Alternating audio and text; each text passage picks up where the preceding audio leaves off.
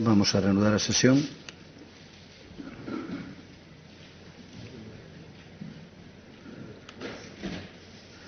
Bo día outra vez. Reanudamos a sesión co punto 7º do orden do día. Preguntas para a resposta oral do presidente da Xunta. Comezamos ca pregunta de don Gonzalo Caballero Míguez, portavoz do Grupo Parlamentario Socialista de Galicia. Cando queira.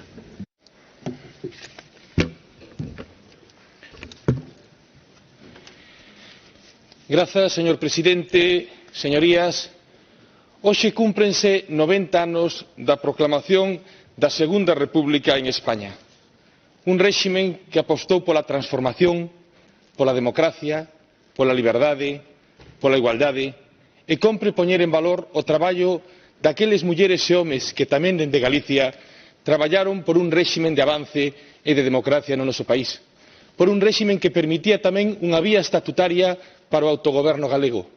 Hoxe debemos poñer en valor as ideas e os valores da República e con todo o respeto ao marco constitucional, con todo o apoio ao marco constitucional estatutario, hoxe queremos poñer en valor aquel feito da Segunda República e dicir viva a República e vivan os valores republicanos. E agora temos unha cuestión para facer unha reflexión. Sente que ao Partido Popular lle causa gracia falar da República, da Segunda República, e vexo os sorrisos de membros do Goberno e da dirección do Grupo Popular, e lle pediría que, por respeto a alcaldes como Emilio Martínez Garrido, como Ángel Casal, como tantas persoas que perderon a vida pola Segunda República, se sumen ao aplauso e ao respeto á Segunda República Española. Señorías, a cuestión que lles queríamos traer hoxe de máxima referencia é a cuestión do proceso de vacinación, porque despois dun ano de pandemia a esperanza da xente é a esperanza no proceso de vacinación. E sabemos que ao longo desta pandemia houbo enormes avances no modelo científico na investigación para dispoñer dun conxunto de vacinas que son a nosa garantía para poder gañarlle a batalla fronte ao virus. Neste proceso o mundo foi moi rápido, adiantamos moito, fomos moi veloces. Todavía no mes de novembro o presidente da Xunta de Galicia dicía que el non creía nos anuncios grandilocuentes do Goberno de España que sinalaba que no mes de xaneiro empezaría a haber vacinas. Dicía o presidente que ata o segundo trimestre non sería así. Errou e a verdade é que o proceso de vacinación é unha garantía para todos, que o sistema e o proceso de vacinación que está abordando España, Europa e Galicia é a mellor forza que todos podemos ter. Pero é evidente que a vez que poñemos en valor o proceso de vacinación, temos que facer un balance de cales son as medidas para garantir a defensa da saúde fronte aos contaxios e tamén para ver as eivas que ten o proceso de vacinación en España e tamén aquí en Galicia. O Goberno de España gastou máis de 1.000 millóns de euros en mercar vacinas que as comunidades teñen que administrar de forma áxil e eficiente. E é certo que cos balances dos números dos datos do primeiro trimestre deste ano ou cos datos inda publicados onte mesmo, en Galicia se están administrando moitas vacinas e ese é un proceso de éxito, pero hai eivas que hai que corrixir. Por exemplo, seguimos tendo na franxa de idade das persoas de máis de 80 anos un retraso relativo con respecto a outras comunidades.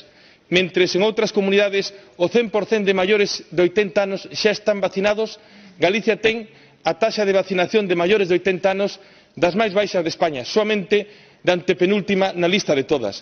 Hai 17.000 galegos e galegas de máis de 80 anos que están todavía esperando pola súa vacina, mentres noutras comunidades esas vacinas xa foron administradas a todos os maiores de 80 anos.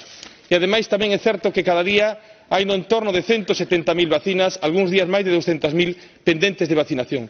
Lle quero tender a man ao presidente da Xunta de Galicia para fortalecer o sistema de vacinación. Ten que ser un gran acordo de país. A vacinación é urxente agora, pero vai ser unha necesidade permanente ao longo dos próximos anos. E na loita contra o virus e na defensa do proceso de vacinación temos que ter un gran acordo. Un acordo que fortaleza a atención primaria, que está desbordada, e a xestión de tantos profesionais sanitarios que ven que na medida en que no entorno de máis de 1000 profesionais poidan estar no proceso de vacinación, a sanidade pública e a atención primaria queda descapitalizada sin persoal. Asumamos a necesidade de fortalecer o sistema sanitario, de fortalecer o sistema de vacinación para agora e para os próximos anos. E fagámolo defendendo aos galegos e as galegas fronte ao virus, porque esa é a tarefa que ten o Goberno e o Presidente, é a tarefa que temos todos os representantes públicos. Moitas grazas, señor Caballero.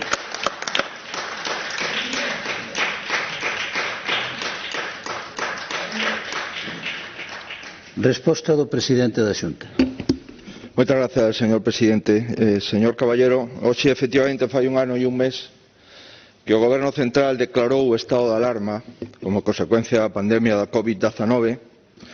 Declarouno como mínimo un mes máis tarde do que sería prudente, dado que o sistema de alerta epidemiolóxica en España fallou.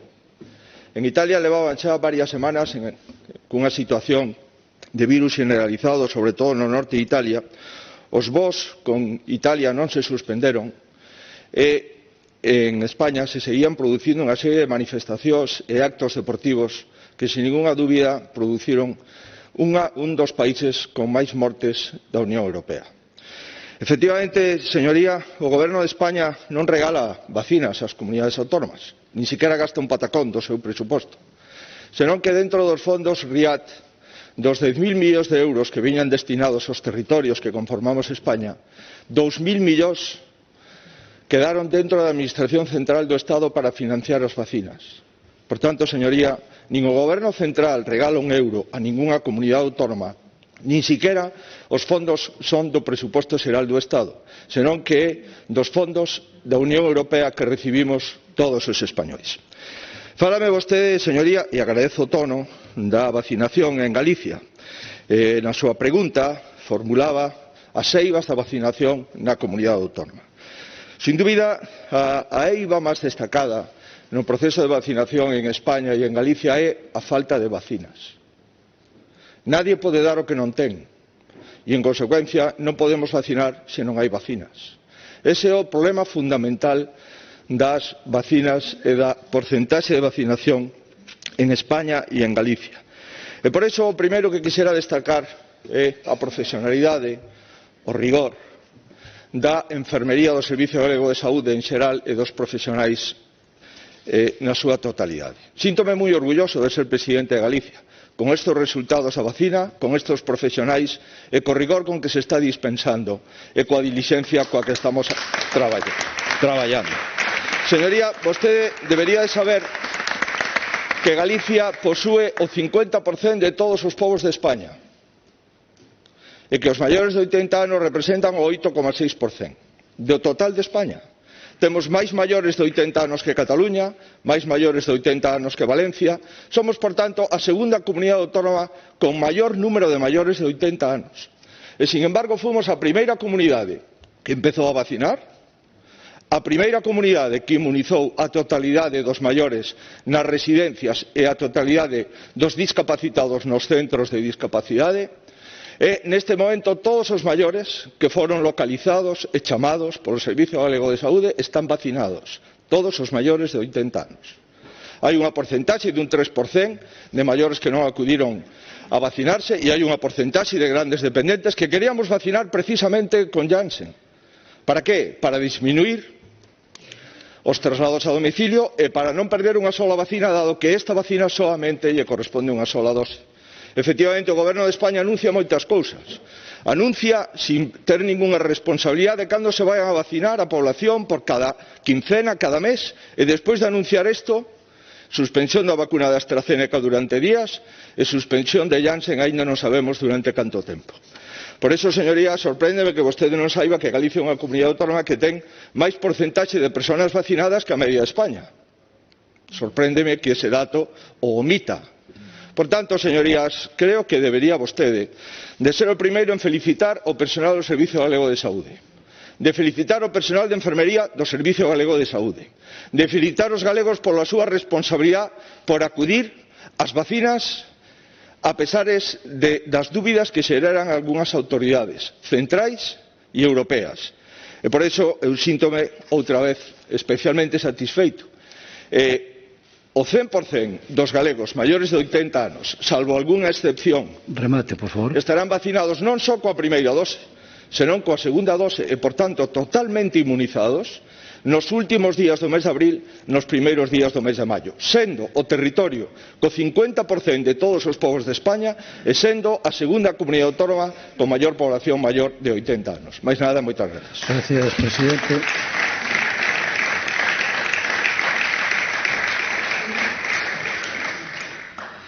Réplica, señor Caballero.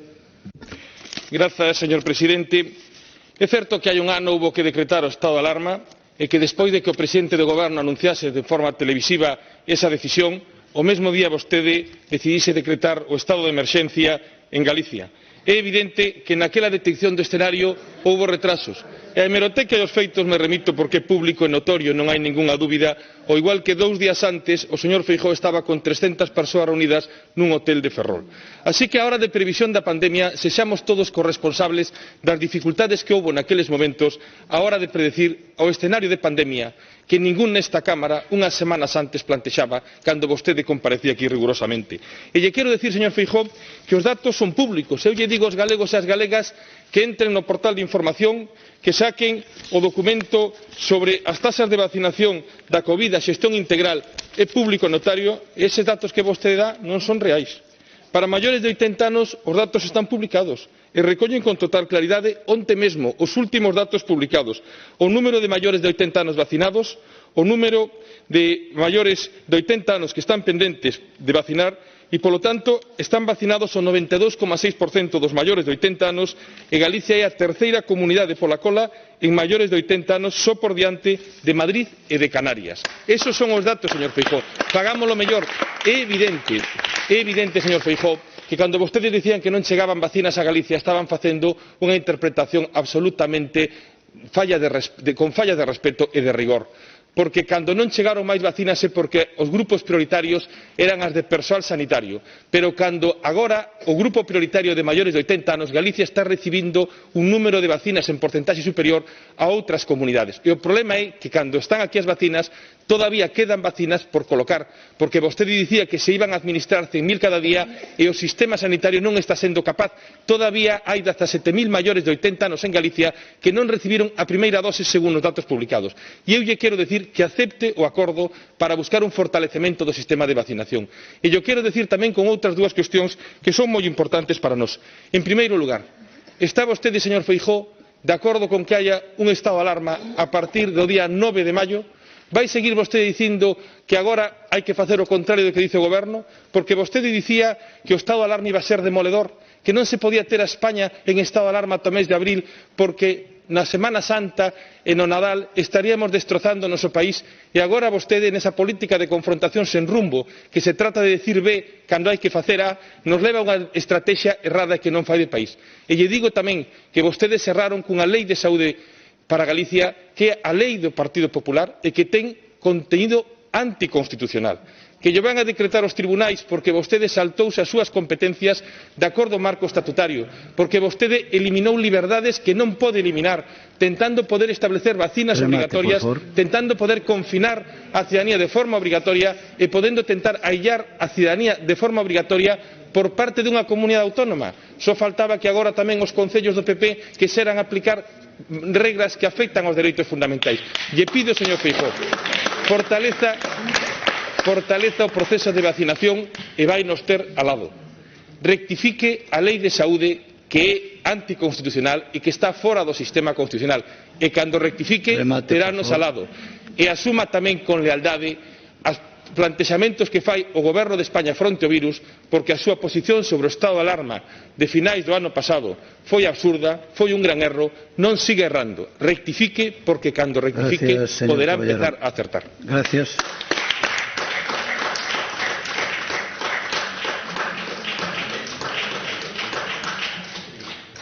Peche da pregunta, presidente da Xunta. Moitas grazas, señor presidente. Cando un deputado desta Cámara é capaz de dicir que o estado de alarma por parte do Consello de Ministros se decretou antes que o estado de emerxencia en Galicia, creo que non é necesario seguir debatindo, señor Caballero. Si ni siquiera vostede sabe realmente o que pasa en Galicia, canto vai a saber as porcentaxes de vacinación que o mezcla todo e non ten nada que ver a realidade co que estamos a falar. Señor Caballero, con todos os respetos, vostede é o presidente do Tribunal Constitucional? Vostede xa sabe o que vai dicir o Tribunal Constitucional? Persoas que se sentaban nese banco presentaron recursos de inconstitucionalidade contra leis en materia sanitaria que aprobou este goberno e este grupo parlamentario. E o Tribunal Constitucional nos deu a razón. O decreto de lista positiva de medicamentos, vostedes o impugnaron ante o Tribunal Constitucional. E o Tribunal Constitucional non quedou máis remedio que suspender a lei como consecuencia da decisión do goberno de España e despois deixou sin efecto a suspensión e lle deu razón á Comunidade Autónoma Galega. Podemos estar ante a mesma situación. Señor Caballero, vostede que respeta tanto a Comunidade Autónoma, non lle parece razonable que antes de presentar un recurso de inconstitucionalidade o lóxico é sentarnos e falar? Non? Vostedes que practican aquí, señoría? Vostedes creen no Estado das Autonomías?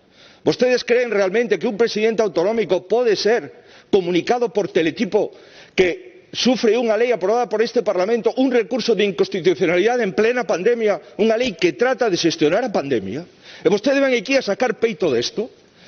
Mire, unha cousa é que lea vostedes os parágrafos que lle mandan de Ferraz e outra cousa é que sexa un deputado inútil para defender os intereses de Galicia, señoría. É lamentable o que estamos escoitando esta mañá do Partido Socialista. Ven aquí a botar peito porque nos funden unha lei en plena pandemia e non temos ningún respaldo legal para xestionar a pandemia. E non o digo eu, señoría, o dice o Consello de Estado, que en relación coa lei de Galicia lle recorda ao Goberno que está necesitado dunha legislación adecuada, en orden a proporcionar a las autoridades sanitarias competentes el mejor marco jurídico posible para afrontar las situaciones presentes y futuras del riesgo grave de salud pública. Señorías, desde abril, desde marzo do ano 2020 non tiveron vostedes ningún interés en xestionar a pandemia. E non solamente non o tiveron, sino que se apartaron. E nin siquiera nos deixan ferramentas xurídicas. O Parlamento de Euskadi está aprobando unha lei. O Parlamento de Aragón está aprobando unha lei, e a primeira lei que se aprobou en España é a lei galega, do cual me sinto moi orgulloso. Exercín todas as miñas competencias como presidente dun goberno autonómico para protexer os galegos. Señoría, o número de persoas vacinadas na primeira dose en Galicia a data de onte era o 23,4% e en España o 19,8%. E en relación cos 80 anos acabo de referir, e somos a segunda comunidade autónoma con maior población, maiores de 80 anos, e todas as persoas que estuveron localizadas por o Servicio Galego de Saúde están vacinadas, todas, o 100%. Hai un 3% de persoas que rexeitaron, están rechamándose neste momento, e hai unha porcentaxe de persoas dependentes nos seus domicilios, os que vamos a practicarlle a vacina a domicilio, un a un, e non os citamos nos grandes estadios, non, señoría, nos centros de saúde, en proximidade, preto das súas casas. O problema, señoría, é que non temos vacinas.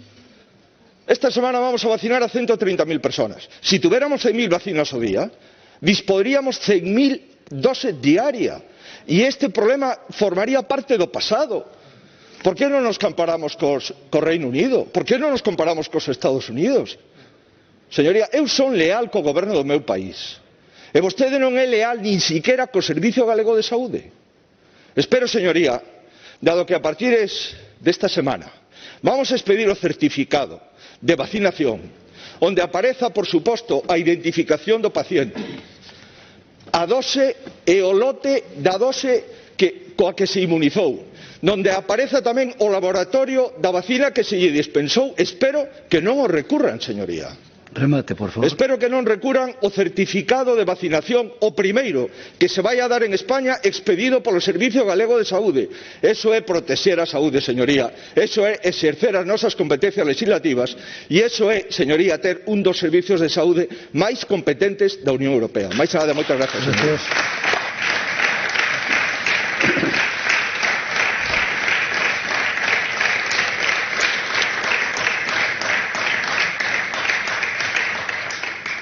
Pregunta de doña Ana Belén Pontón Mondelo, portavoz do Grupo Parlamentario do Bloque Nacionalista Galego. Moi bo día, señorías. Pois hoxe neste 14 de abril a mí me gustaría facer unha lembranza e unha reflexión. Unha lembranza a Castelao e a todos os que naquela altura loitaron para que puidéramos ter o Estatuto do 36 e unha reflexión, non? Pois que é difícil de entender que hoxe escoitemos ao señor Sánchez defender os valores republicanos no mismo Congreso no que veta unha investigación da corrupción do rei emérito e da monarquía.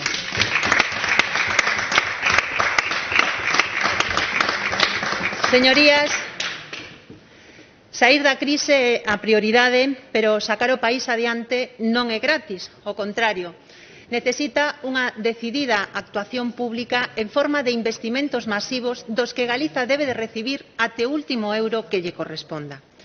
Unha parte sustancial destes recursos van vir dos fondos europeos, dos Next Generation, que xa digo que non son a panacea nin poden supoñer novos recortes sociais, pero que é evidente que van ser os únicos recursos extraordinarios para enfrontar o impacto da pandemia sobre a economía, as PEMES, as persoas autónomas e a clase traballadora.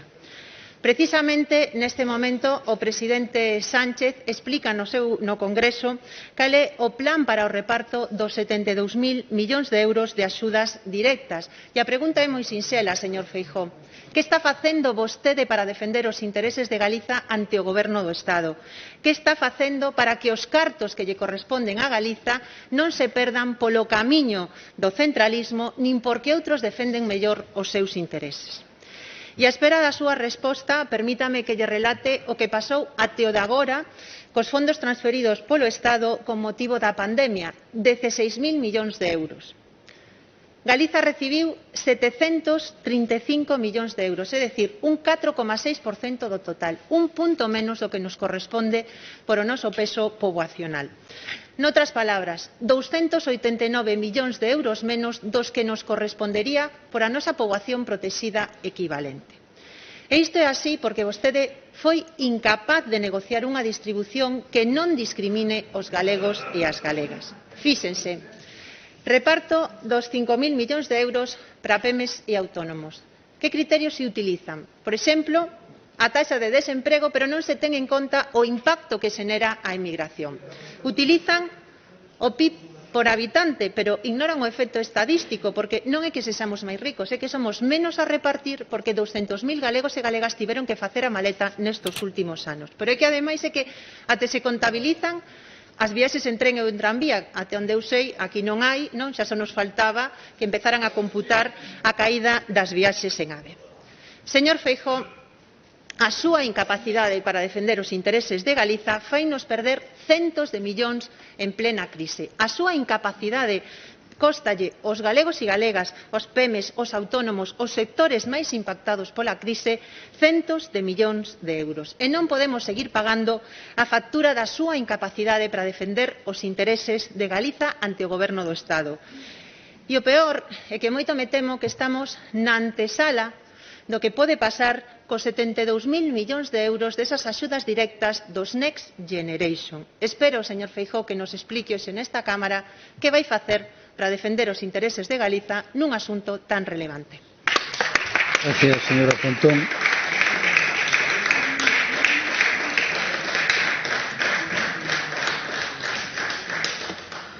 Resposta do presidente da Xunta.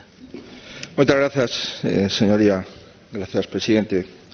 Señora Pontón, a miña forma de traballar como presidente de Galicia nos últimos 12 anos en relación cos gobernos centrais e cos distintos equipos que estuveron gobernando España foi sempre a mesma.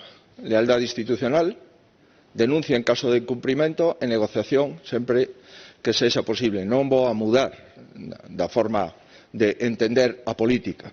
Primeiro, porque son o representante ordinario do Estado en Galicia, aínda que vostede non saiba o que isto significa. E segundo, porque só me debo aos galegos, exclusivamente. Por iso, despois de escoitar a intervención do señor Caballero, poñendo en valor que o Goberno Central presenta un recurso de inconstitucionalidade contra unha lei aprobada nesta Cámara, ven vostede a decir que non defendo axeitadamente os intereses de Galicia.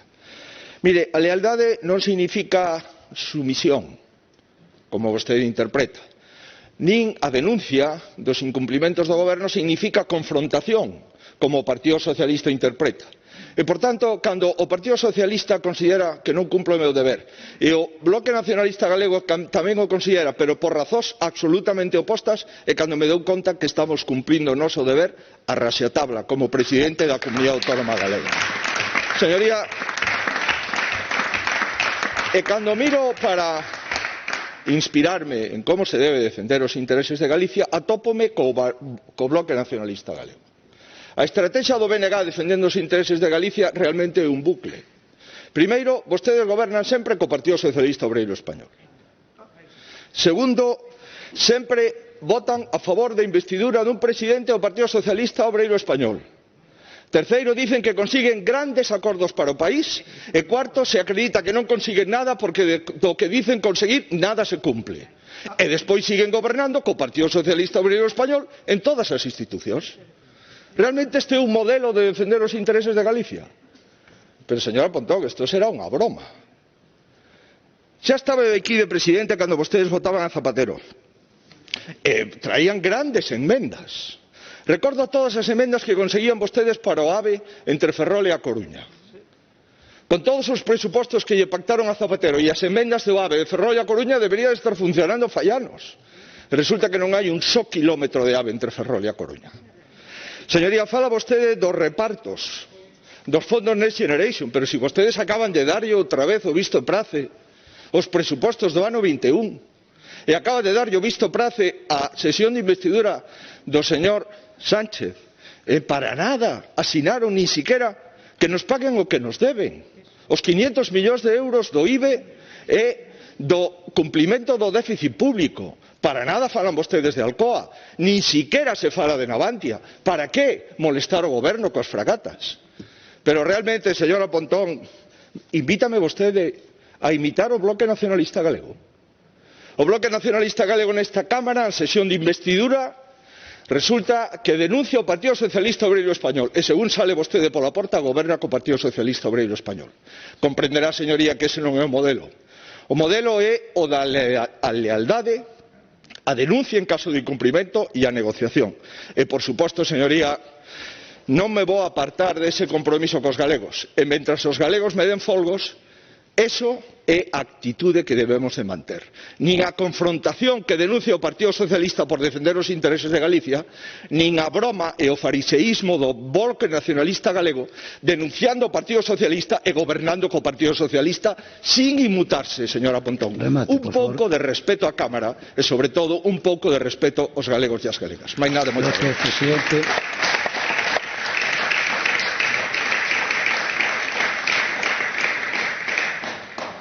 Réplica, señora Pontón. Ben, señor Feijóo, empeza vostede a súa intervención con paternalismo para xustificar, sí, a súa incapacidade para poder defender os intereses de Galiza ante o Estado. Eu creo que estaría ben que puidéramos ter un debate no que non houbera unha descualificación personal. Creo que o agradecería esta Cámara e o agradecerían os galegos e as galegas, señor Feijóo. En todo caso, alégrome que o BNG lle sirva de inspiración. En fin, está ben. E tamén me gustaría aclararlle algunhas cuestións. A primeira, claro que o BNG votou a favor da investidura de Pedro Sánchez. Sabe por qué? Porque a alternativa eran o Partido Popular e Vox, que é así de sincero, señor Feijóo. E claro que deberíamos servirlle de inspiración. E claro que deberíamos de servirlle de inspiración porque gracias ao BNG os galegos e galegas van ter unha rebaixa histórica das peaxes da AP9. Claro, alégrome que lle sirvamos de inspiración. Pero mire, quen está cómodo, quen está encantado con vostede na presidencia da Xunta é o goberno de Sánchez. Está encantado. Sabe por qué? Porque é que con vostede saenlle gratis todas as discriminacións con Galiza. E vostede... Eso sí, bueno, o señor Feijóo ponse gallito cando se trata de defender a ENCE, aínda que siga contaminando a ría de Pontevedra. Pero cando se trata de defender os intereses de Galiza, vostede é cómodo para o goberno central. E mire, o que está claro é a súa incapacidade para poder defender os intereses de Galiza nun asunto crucial como vai ser o futuro deste país en relación con en que posición imos quedar nos Next Generation, que creo que é unha das cuestións máis claves.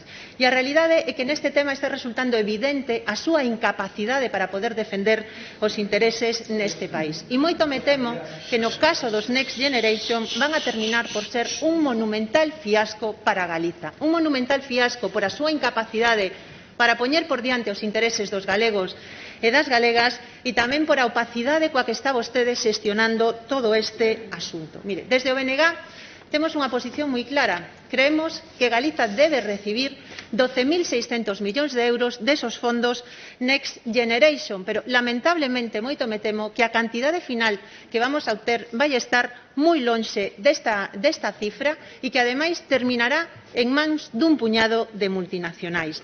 E vemos como Galiza perderá unha oportunidade para poder sentar as bases dun cambio de modelo que nos leve cara a sustentabilidade, cara a apostar a ciencia e innovación, para poñer en marcha unha defensa dos servizos públicos ou a igualdade de xénero. Eu, señor Feijóo, creo que vostede se equivoca de adversario. Non se trata de vir á sesión de control a descualificar a portavoz do BNG.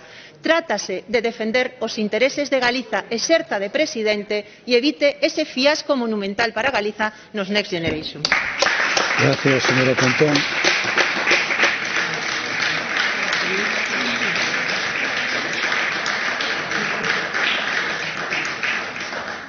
Peche da pregunta, señor presidente. Do que se trata, señora Pontón, é dicirlle aos galegos a verdade. Do que se trata non é aparentar o seu rexeitamento ao Partido Socialista Obreiro Español e gobernar con el incluso hasta na Diputación de Lugo. Do que se trata, señora Pontón, é non de tomarlle o pelo a xente. Do que se trata é de falar en serio dos asuntos serios. Do que se trata, señoría, de facer os deberes. Do que se trata é de non ver a decir aquí que nós non queremos pactar con ninguén e vostedes votan en contra de calquera proposta do grupo parlamentario maioritario. Do que se trata é que cando nos poñemos de acordo votamos a favor, como onte votamos a favor das súas propostas, se non é a primeira.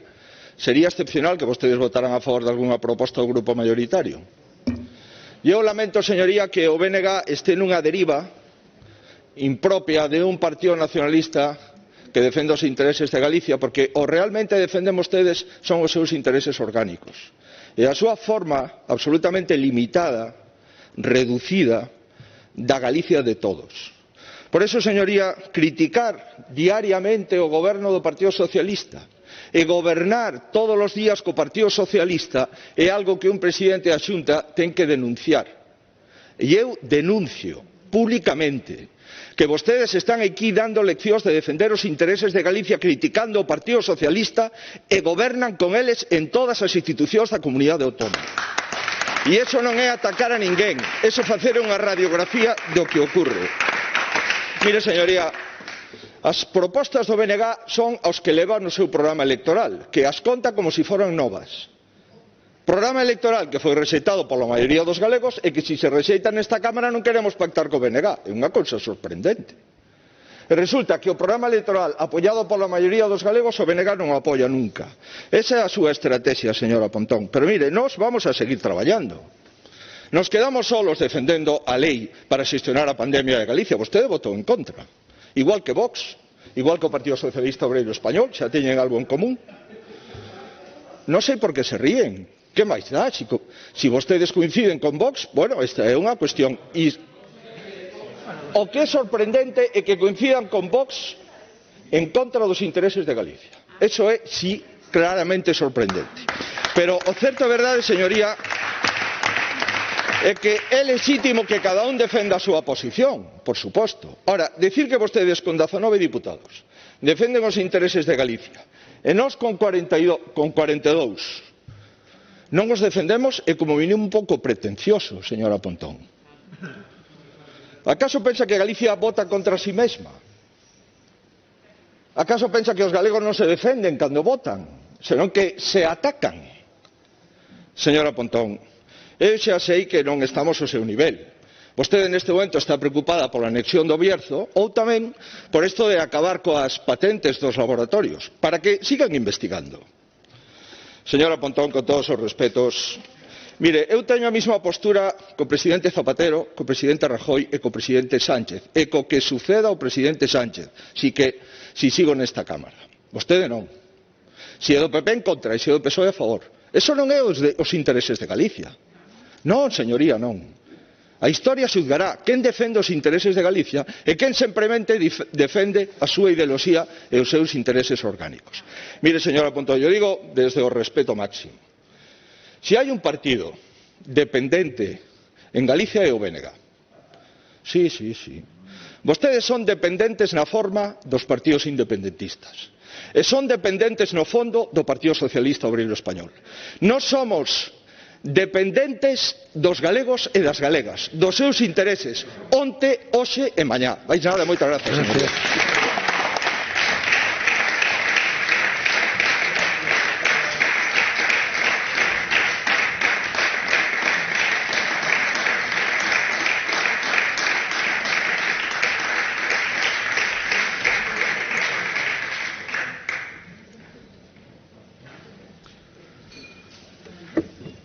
Continuamos coa orden de día, proposicións non de lei, neste caso do Grupo Parlamentario Popular, iniciativa de don Diego Calvo, sobre a demanda por o Goberno galego ao Goberno central da encomenda da construción dun buque de acción marítima para a Armada Española nos asteleiros de Navantia, na ría de Ferrol.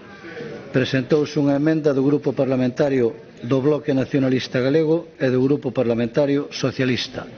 Para formular a proposición non de lei ten a palabra o señor Calvo.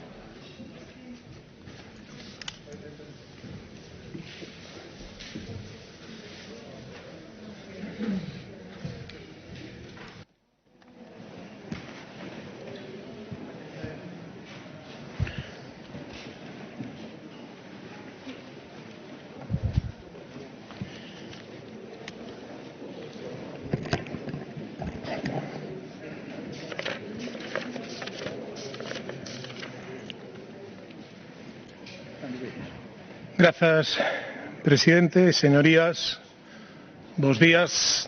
De novo, o Grupo Parlamentario Popular ven a esta Cámara, como nos comprometimos, a demandar o que é xusto e o que é noso, a demandar o que o Goberno de España nos nega e durante máis de 3 anos non fai absolutamente nada. Nós solicitamos unha vez máis o apoio desta Cámara para que o Goberno aprobe a construción do buque ponte en Ferrol, sexa un van, sexa unha OR ou outro tipo de buque, mentras non comeza a construción das fragatas F-110. Como ven, non é nada novo, ou iso parece. A situación en Ferrol xa a comentamos nas outras ocasións que esta iniciativa foi demandada.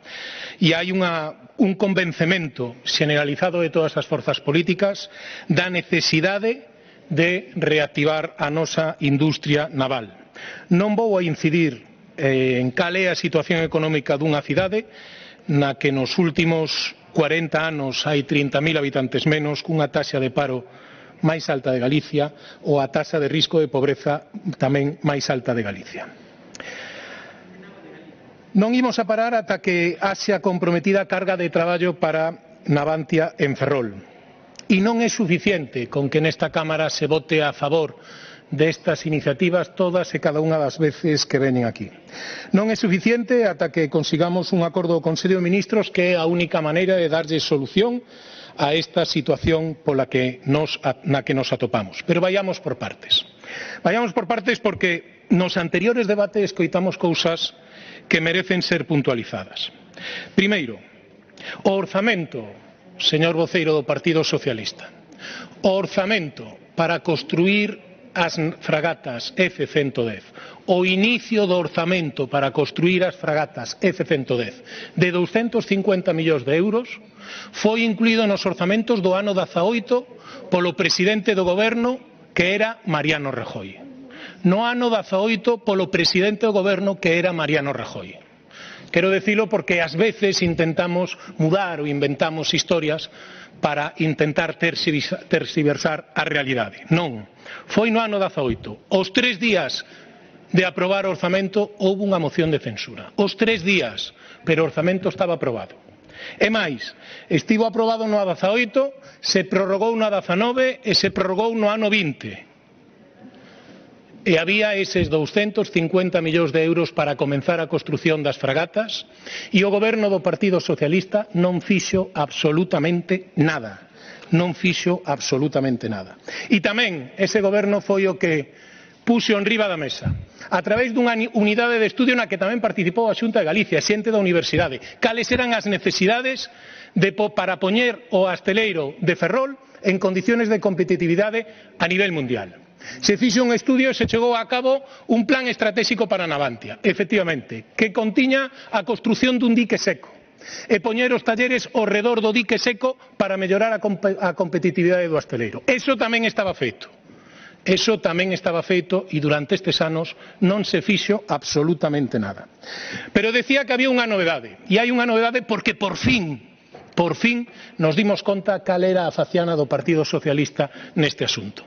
A semana pasada esta mesma iniciativa se debateu no Senado. E pode que igual non me creen o que eu vou a contar aquí ahora, pero os invito a ver o vídeo que colgarei en redes sociales cando acabe a intervención para que comproben cal é a desidia do Partido Socialista falando sobre este asunto. Esta mesma iniciativa unha senadora de Ferrol a levaba ao plenario do Senado. Cando tocaba intervir a un deputado ou representante do Partido Socialista, primeiro os senadores galegos que había na sala se foron. Primeiro os senadores galegos que había na sala se foron. Segundo, cando lle dá a palabra ao representante do Partido Socialista, ninguén contesta, porque non estaba. Nadie sabía o que había que posicionarse neste asunto. Ningún dos representantes do Partido Socialista. Finalmente, un di que non ten a postura e que non pode intervir. E aparece outro senador do Partido Socialista e di, e vou a ler a acta do diario de sesións para non equivocarme. El Grupo Socialista, o señor Blanco Ángel. Gracias, señoría. El Grupo Socialista no puede apoyar esta moción. Entendemos que no es competencia del Senado aprobar el encargo de barcos militares para empresas como Navantia. Creo que este tipo de mociones tan específicas exceden claramente la finalidad de esta Cámara y, sobre todo, obvian los presupuestos generales del Estado. ¡Hombre! Pero si había 250 millóns de euros durante 3 anos nos orzamentos e non fixo nada. Y non fixo nada, pero sigue. Obvian los presupuestos generales del Estado y los planes que ya existen para Navantia. Existen una serie de proyectos de empresa, efectivamente. A construción das fragatas, 3 anos, 250 millóns. Un plan estratégico de Navantia, o dique seco, todos os talleres ao redor do dique seco. 3 anos e pico olvidados polo Partido Socialista. Dentro de los cuales no tiene cabida. Entendemos que estos planes son suficientes y ese es el que se ha aprobado para Navantia. Esta moción, por lo tanto, no tiene cabida y la rechazamos. Intervención importantísima do Partido Socialista defendendo a Galicia, defendendo a Ferrol e defendendo a Navantia. Mais aínda, cando todos sabemos, inda que o neguemos, que a situación que atravesa hoxe Ferrol ten orixe na reconversión que o Partido Socialista fixo en Ferrol. Houbo 2 reconversións, as 2 protagonizadas polo Partido Socialista. E hoxe, casi 40 anos máis tarde, este é o interés que ten o Partido Socialista en Ferrol, en Navantia e en Galicia. Pero eu diría máis, este é o interés que ten o Partido Socialista de Galicia para defender estas iniciativas ou para posicionar o seu partido estas iniciativas en Madrid. Este é o interés. Este é o diario de sesións. Si non o creen, o poño a disposición e, ademais, como dicen, o vídeo estará para que podan ver absolutamente todos. Pero claro, isto pode algún pensar que é unha posición do PP que ven ali medio enfadado a decir cal é a postura do Partido Socialista. Vexamos o que dixeron esta semana os sindicatos, que ningún é susceptible de poder ser considerado amigo do PP, non? Pois os sindicatos din que a situación é moi preocupante. Din que, entre outras cousas, Comisiones Obreras en Navantia Ferrol ha acusado al Gobierno de tratar a los astilleros públicos como un chiringuito privado. al colocar a políticos con salarios desorbitados que nada conocen. Así lo señala la sección sindical en un comunicado remitido a los medios que traslada su más profunda decepción e indignación. Se refire a que en estes últimos 3 anos o goberno socialista nombrou a 3 presidentes distintos de Navantia. En 3 anos 3, isto poucas veces se ve. Pero di, las personas que trabajamos en Navantia hemos hecho un gran esfuerzo por negociar un plan industrial en el año 2018 que garantizara el futuro de nuestra empresa y de nuestras comarcas. Pero sin un cambio de rumbo como el que se planteaba en aquel momento, se refiere a época anterior, a de Mariano Rajoy e ao anterior director de Navantia, Esteban Vila Sánchez, un home da casa, como pediron toda a vida todos os sindicatos, e que foi o que máis fixo por poñer enriba da mesa todos estes proxectos. Pois non tardaremos en volver a la situación catastrófica, señala Comisiones Obreras. Non é o Partido Popular. Pero claro, algún pode pensar que isto é unha exageración máis. Pero mire, 3 presidentes en 3 anos. O actual, Ricardo Domínguez, é un ingeniero agrónomo. Antes era un forestal. Bueno, en SAES, unha das empresas especializadas en electrónica acústica e submarina, puxeron a Joaquín López, un abogado. En Sainsel, a Susana Hernández, enfermera. É unha empresa que ten soluciones de ingeniería de defensa, vigilancia e seguridade. En Enusa, que é a que se ocupa do suministro de uranio enriquecido, puxeron a un licenciado en filosofía. Isto me alegro que entre o señor portavoz do voceiro socialista, porque onte falaba desto. En Renfe puxeron a un licenciado en Historia. Claro, como non vamos a dudar do AVE. En Correos contrata cunha empresa que está radicada en Panamá. Estas cousas non lle preocupan aos representantes do Partido Socialista. Non lle preocupan. Entenden por que nós estamos preocupados por Navantia? Porque en 3 anos levan 3 presidentes e cada un que ven sabe menos do naval, sabe menos desta industria e sabe menos de barcos co anterior. E claro, ese comité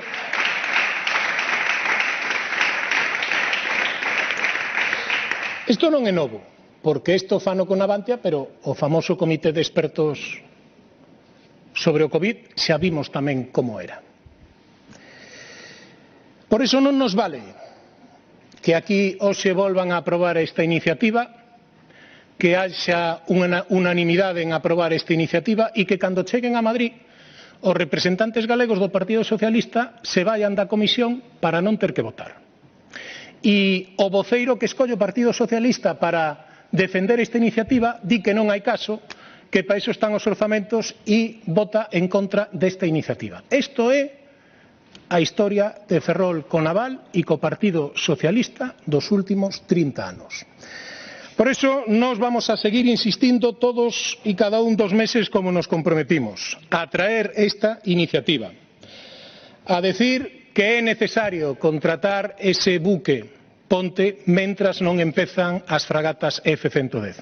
E ollo, porque tamén no Senado, deberían de controlar o Senado, tamén no Senado, a secretaria de Estado de Defensa, a unha pregunta dun voceiro do Grupo Popular, dixo que non facían falta facer un buque ponte e que as fragatas F-110 comenzarían a partir de mediados do ano que ven.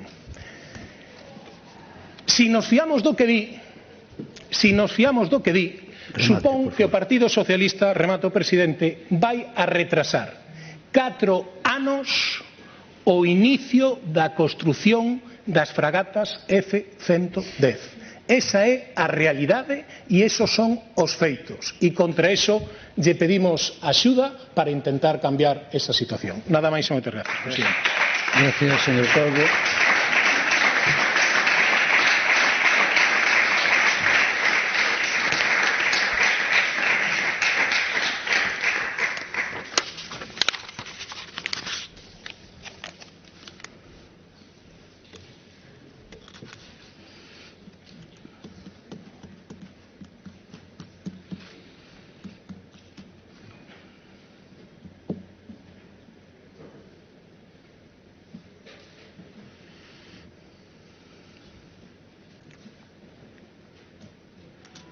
Grupo Parlamentario Socialista, señor Seco García.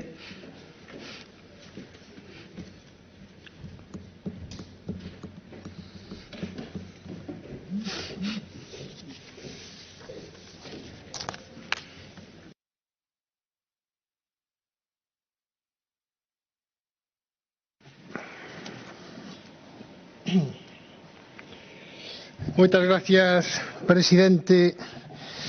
Mire, cando non se dice toda a verdade, se minte, señor Calvo. Entonces, partindo da base que é certo que nese debate hubo un erro por parte do Grupo Socialista e non estaba presente ningún dos senadores galegos que pudera defender esa proposición e, polo tanto, é certo que admitimos ese erro e pedimos disculpas á cidadanía. O que non se pode utilizar é dicindo que os senadores galegos escaparon. Eso é unha mentira, señor Calvo. Vostede o sabe, minte aquí sabendo que eso é falso. E, por outra parte, dá a sensación moitas veces de que vostedes queren dar leccións xustamente do que non fan, porque eu non sei se o representante da Autoridade Portuaria de Coruña, que é arquitecto, ou de Vigo, que é médico, son xente especializada en tema de portos, ou se o subdirector da Gader que enchufaron o ex diputado que é profesor está tamén nun posto que debería de estar, se o conselleiro de Medio Rural que é inspector da Hacienda tamén ten a preparación, ou vostedes mesmos que veñen a debatir de industria, vostede, o señor Tellado, cando non teñen ningún tipo de estudios en tema industrial. Eu creo que confunden o que é a xestión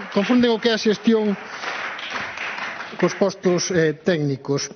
Mire, vostedes traen unha vez máis esta iniciativa a pleno porque saben que non se resolvería a falla de carga de traballo do hosteleiro Ferrolá ata o comezo da construción das F-110 co que están propoñendo, porque non ten un trámite suficientemente corto para poder ser de utilidade, pero eso lle dá exactamente igual ao Partido Popular, que ante esta situación o único que se lle ocurre nada máis e nada menos que ao goberno, que ao partido que sustenta o goberno galego, seguramente sexa estas cuestións porque teñen mala conciencia do que fixeron anteriormente en Navantia por un problema xerado polo seu abandono de Navantia durante os 7 anos de goberno e pola falla absoluta de ter claras as súas competencias para poder paliar este tipo de valles de carga de traballo para as empresas contratistas con axudas e con formación para elas das que teñen competencias na Xunta de Galicia e non sei a que esperan para poñelas en marcha, señores do Partido Popular, se isto lles preocupa tanto.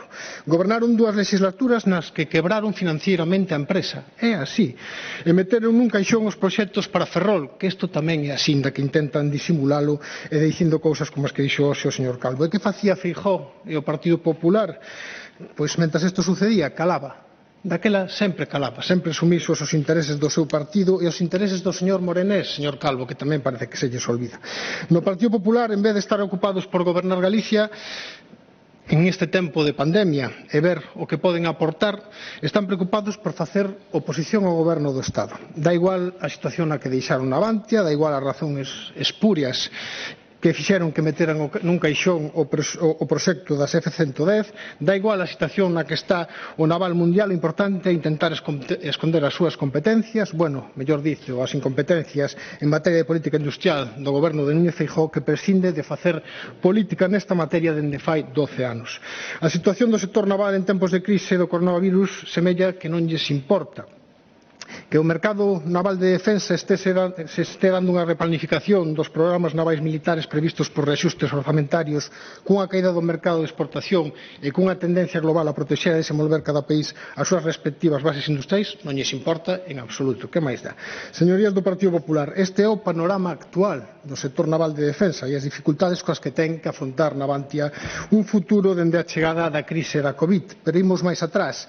Vamos a falar, como sempre, xa que vostedes siguen traendo insistentemente esta iniciativa da situación na que deixaron Navantia no ano 2018, co seu goberno, ese que poñía en valor e que deixou un presuposto que dice vostede que iba a executar. Se executar o que decía que iba a facer, noutra situación estaría Galicia.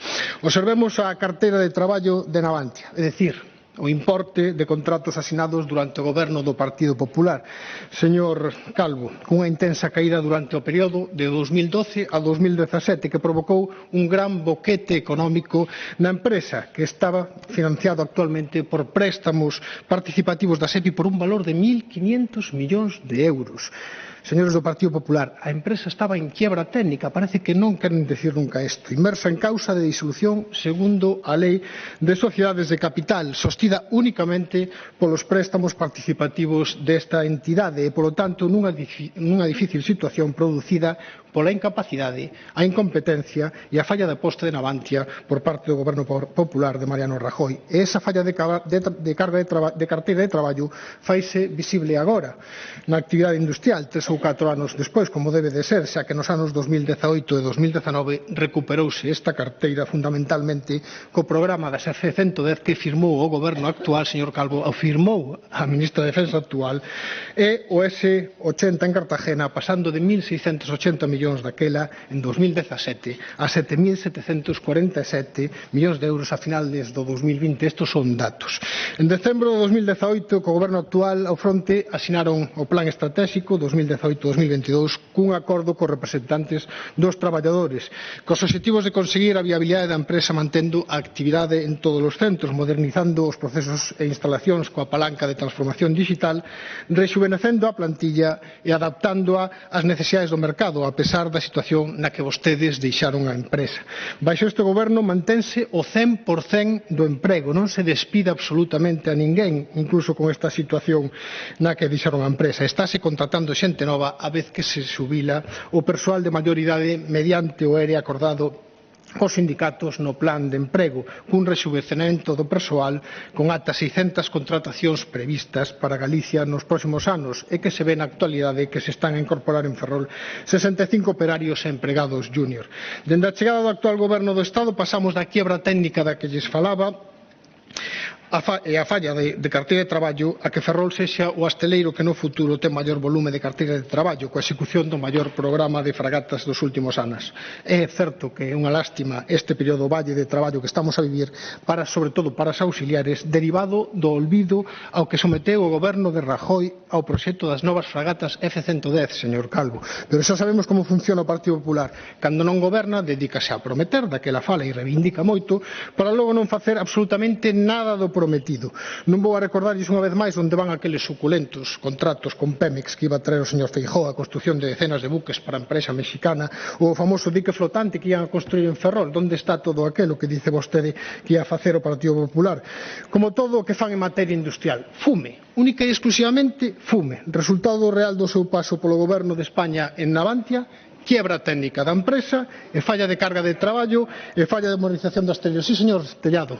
Sí, señor Tellado, aínda que lle moleste, xa que desexan, pero vostede podía ser tamén presidente de Navantia, igual opta para elo coa súa preparación en materia industrial, que ten unha gran preparación en materia industrial. Ata o inicio... Señor Tellado, silencio, por favor. Deberán explicarlles, señores do Partido Popular, por que tiveron 2 anos nun caixón o proxecto das F-110 ata a chegada do goberno socialista, que firmou os contratos que van a supoñer a inversión de máis de 4.000 millóns de euros, garantizando 10 anos de carga de traballo e a creación de ata 7.000 empregos. Sí, señor Tellado, ainda que lle moleste. Deberán contarlle, debería sentarse vostede cos traballadores auxiliares cada vez que traen este tema ao Parlamento, cales eran os intereses particulares do ministro Morenés para paralizar o proxecto. Por que tiña o goberno do Partido Popular tanto interés en poñerlle os misiles da empresa MBDA ás fragatas contra o criterio da propia Armada? Contéstelle vostede. E cal era a relación desta empresa con o ministro Morenés do Partido Popular? E logo de contarlle, pedirlles perdón. Deberían pedirlles perdón. Menos mal que chegou o actual goberno para desbloquear esta situación e poder darlle un futuro a Navantia en Ferrol. Segundo informa a propia Navantia, os prazos do programa F-110 están a cumprirse sen retraso. E fai poucas datas cumpriuse un dos fitos de aprobación de enxeñería nun programa que marcha en tempo e forma segundo a planificación e no primeiro trimestre de 2022 estará previsto o inicio da construción das fragatas. O programa das F-110 aínda non colleu o ritmo de produción que ten que ter, porque ten unha enxeñería moi complexa, dado que en todas as cuestións están a desenvolverse tecnoloxías de desembarco digital e inteligencia artificial que supoñen prototipos que hai que deseñar especificamente antes de entrar en construción. Este desenvolvemento tecnolóxico é único neste país, nestes momentos está desenvolvendo en Ferrol, o que supón un investimento en innovación que será exportable ao mundo civil e que ademais permitirá que a F-110 poida ser tamén exportada internacionalmente, revertindo directamente na economía de Ferrol e sostendo o tecido productivo da industria de defensa en Galicia. Galicia. Señores do Partido Popular, digo yo sempre, poden sumar e aportar algo positivo, non simplemente ter esta iniciativa como se fixeran algo con ela. Despois de deixar o Asteleiro como deixaron, poden colaborar dentro da Xunta de Galicia, non estaría mal para darlle un impulso ao proxecto do Asteleiro 4.0 como está recollido no propio plan. Poden poñer máis recursos da Administración autonómica, poden traballar das políticas públicas da Xunta de Galicia para que dito Asteleiro consiga unha maior carga de traballo e novas inversións, ou poden seguir de perfil deixando o Goberno do Estado e, o que é o peor, a todos os cidadáns de Ferrolterra abandonados. Poden seguir coa súa política de propaganda nos medios de comunicación, pero Ferrolterra e Eume Ortegal necesita urgentemente un plan para a súa reindustrialización e non 3 diputados do Partido Popular, porque as empresas auxiliares deberán de ter alternativas de traballo na comarca e vostedes son incapaces de xerar e manter a actividade industrial. Poñan encima da mesa axudas para as empresas auxiliares, poden facelo, e un plan de formación para os traballadores deste sector co fin de fortalecer a competitividade destes traballadores e darlle unha continuidade na actividade a unha man de obra altamente capacitada, porque en vez de traer tantas iniciativas non fan algo dentro da Xunta de Galicia para poder axudarles. Elaboren un plan de captación de actividades industriais ligadas á eólica marina que poida englobar a outros sectores que sexan estratégicos para a comarca, aproveitando as instalacións portuarias, as comunicacións e o solo industrial que temos. Dentro do Partido Socialista saben que vamos a votar a favor desta proposta, porque se se fai, pois estaría ben, pero sabemos que só vale para lavar a cara da súa propia mala conciencia que teñen o señor Tellado, o señor Calvo e o señor Rei, porque son 3 diputados e non fan absolutamente nada para que o Goberno da Xunta de Galicia tome iniciativas nas súas competencias para facer algo, eu xa non digo moito, algo polas comarcas de Ferrol. Moitas gracias. Gracias, señor Seco.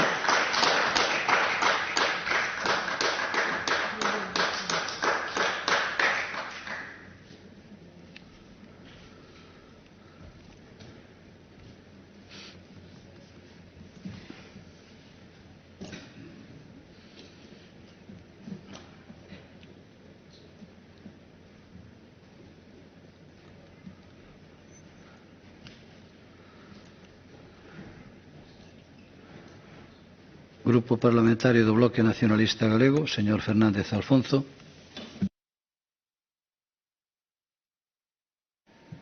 Buen día.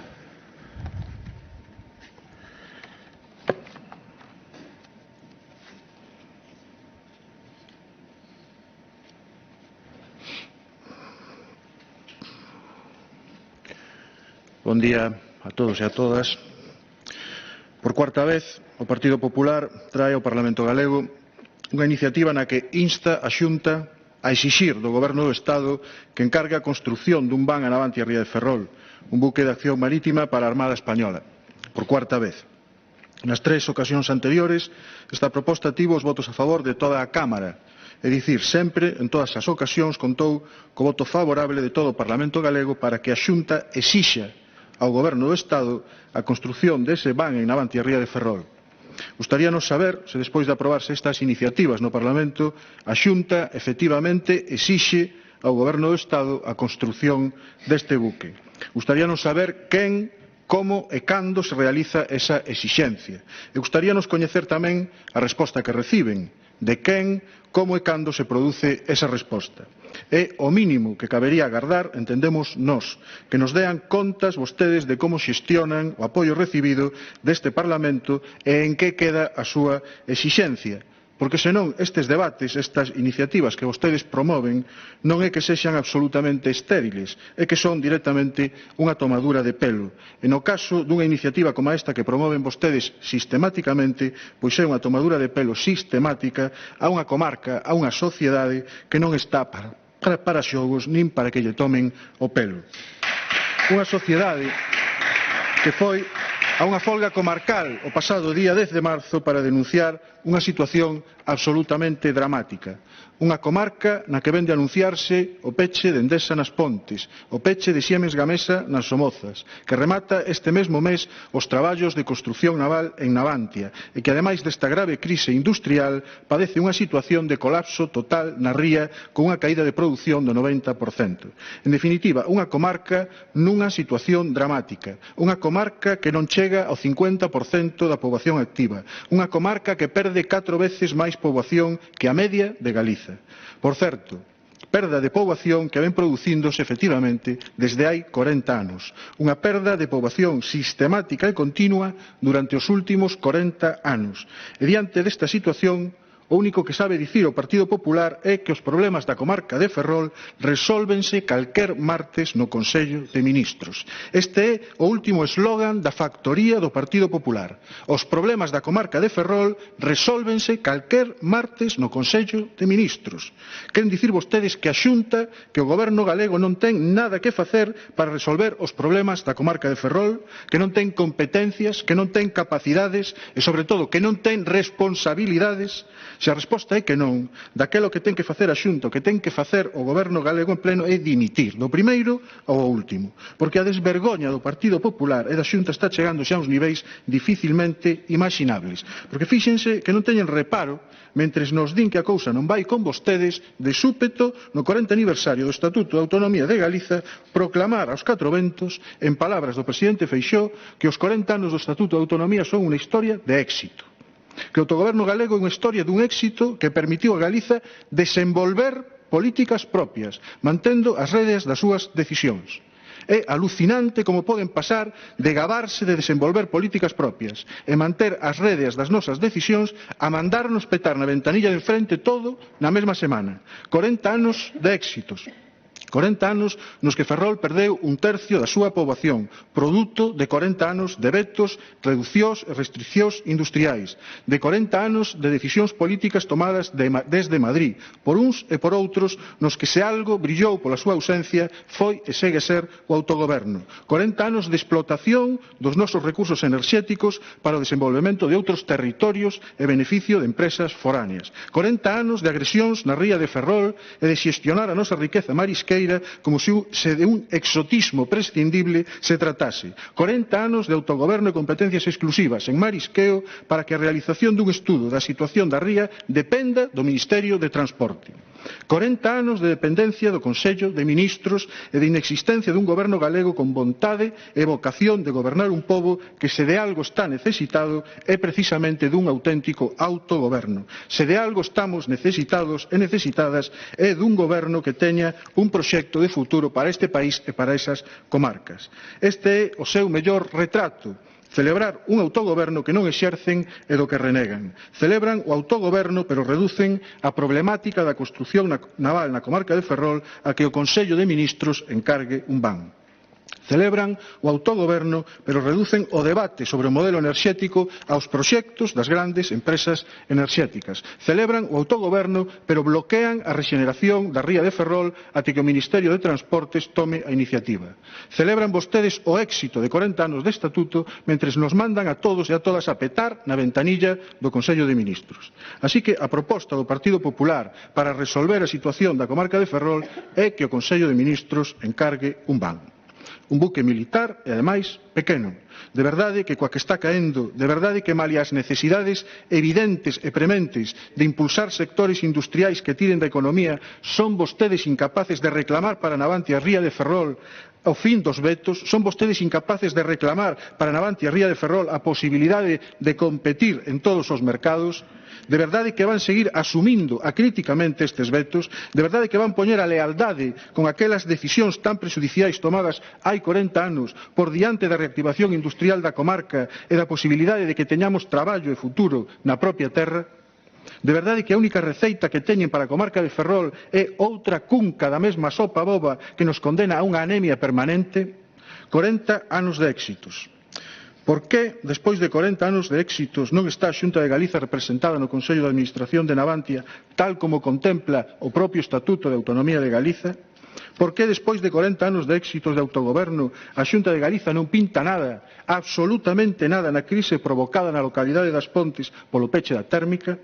Como é posible que despois de 40 anos de éxitos do autogoberno na ría de Ferrol haxa zonas B, zonas C e algunhas sen clasificar, mentres toda a costa do Mediterráneo é zona A? Como é posible que despois de 40 anos de éxitos do autogoberno e as portas dun boom de instalación de parques eólicos na Galiza, Siemens Gamesa deslocaliza a produción da súa fábrica das Somozas para levala a Portugal? Parece, sinceramente, que o único éxito do autogoberno é meter exconselleiros e exconselleiras do PP en Ence ou Grinalia. Explíquennos, por favor, cal é o plan do goberno galego, o proxecto do goberno galego para afrontar a dramática crise que vive a comarca de Ferrol, se o teñen. E se non o teñen, póñanse de inmediato a traballar en colaboración coa sociedade comarcal que está a demandarlo. E, mentres tanto, menos celebración, menos festa e máis traballar.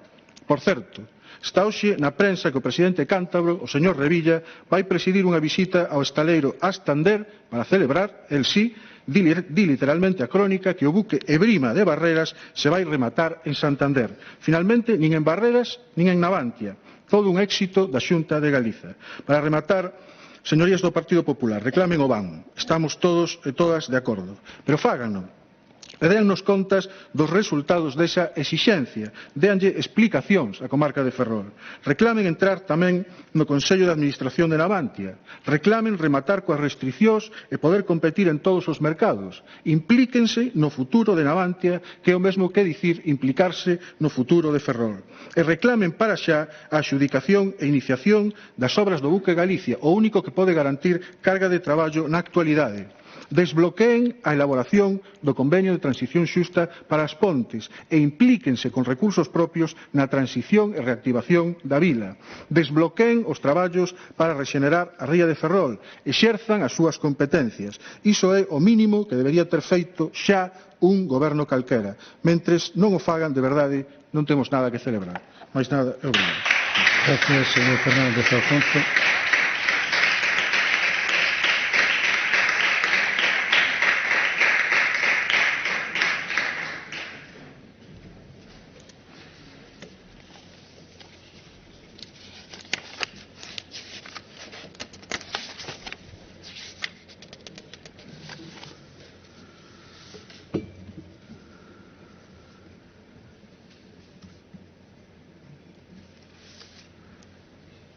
Grupo autor da proposición non de lei, señor Calvo.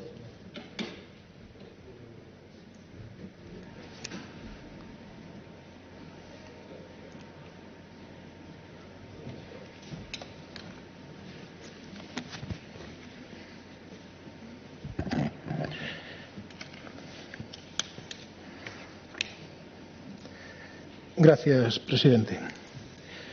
Para lavar a conciencia. Empezou vostede moi ben, pedindo perdón. Eu creo que debía de pedir perdón non só porque os senadores galegos se foran antes de debatir esta moción, sino tamén polo comportamento do Partido Socialista con respecto ao sector naval nos últimos 40 anos. Se o fixera así, nos aplaudiríamos, pero iso non o fixo. Mala conciencia que teñen outros. E no caixón non metimos os proxectos da F-110. Di vostede que non sabemos de industria. Home, vostede non sei se visitou algunha vez Navantia. A mí me gustaría que viñese a unha visita que comprobase o que é un barco e que comprobase como funciona un asteleiro. Para conseguir un contrato hai que traballalo durante anos, xa sexa civil, xa sexa militar, xa sexa da naturaleza que sexa. Hai que traballar durante anos para conseguir ese contrato. E hai que competir con outros astaleiros de outras partes do mundo. Parece que vostede iso non o sabe. As F-110 houbo que traballar tamén en defensa para conseguir sacar adiante ese proxecto e levou moito tempo. Sabe por que saiu? Porque había xente que era do asteleiro, que sabía o que tiña entre as más e puido sair adiante. E por iso se meteu nos orzamentos de Mariano Rajoy. Aos 3 días de aprobar os orzamentos houve unha moción de censura. Claro que non se firmou a orden, pero se non dou tempo. 3 días, señor voceiro do Partido Socialista. Di vostede que cal é a opinión dos sindicatos. O que eu li aquí antes que decían os sindicatos non o di o Partido Popular, o din os sindicatos. E iso que están a decir. O que queda claro é que a Xunta de Galicia durante estes anos estivo a colaborar con Navantia. Todas as peticións que fixo Navantia a Xunta de Galicia foron atendidas. Se fixeron 2 unidades de investigación onde tamén estaba a universidade, onde había outros moitos axentes, tamén os sindicatos tiñan presencia. E se chegou a unha serie de conclusións que despois se viron reflectidas no plan estratégico de Navantia, que o Partido Socialista meteu nun caixón. Nese plan estratégico se estudiaba como tiña que ser o asteleiro de futuro para poder seguir a ser competitivo no mundo. Se visitaron todos os asteleiros que hai no mundo. Se viron cal era a súa forma de traballar e se intentaba modernizar o asteleiro para sacar adiante tamén Navantia. E estaban de acordo os sindicatos. O din eles, non o digo eu. O din eles. E que fixo o goberno socialista cando chegou? Parar. Parar, señor Seco. Parar o Partido Socialista. Non fale do que non sabe. Non fale do que non sabe e non lea o que lle poñen ou o que lle mandan do seu partido. De verdad, lle teño aprecio, pero non faga eso. E o digo por vostede. O que queda claro é que políticamente o Partido Socialista é totalmente inútil para defender os intereses de Galicia e de Ferrol en Madrid. Totalmente inútil. É como se non estuvera para nada, señor Seco. E mire, señor vocero do Grupo Parlamentario do BNG, a situación de Ferrol é dramática, neso coincidimos. Aquí nadie celebra nada, non sei a que se refería vostede, nadie celebra nada. O que sí lle podo decir que vamos a seguir traendo este hemiciclo estas iniciativas, porque non son debates estériles.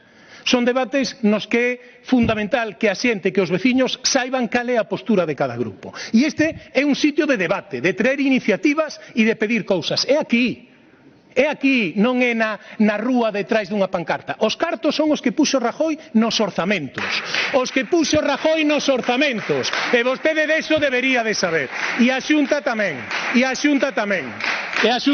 Pero mire, fía que son tomaduras de pelo. Non, o que é tomadura de pelo é o que fai o BNG. Eu sei que o BNG a votar esta iniciativa lle fastidia.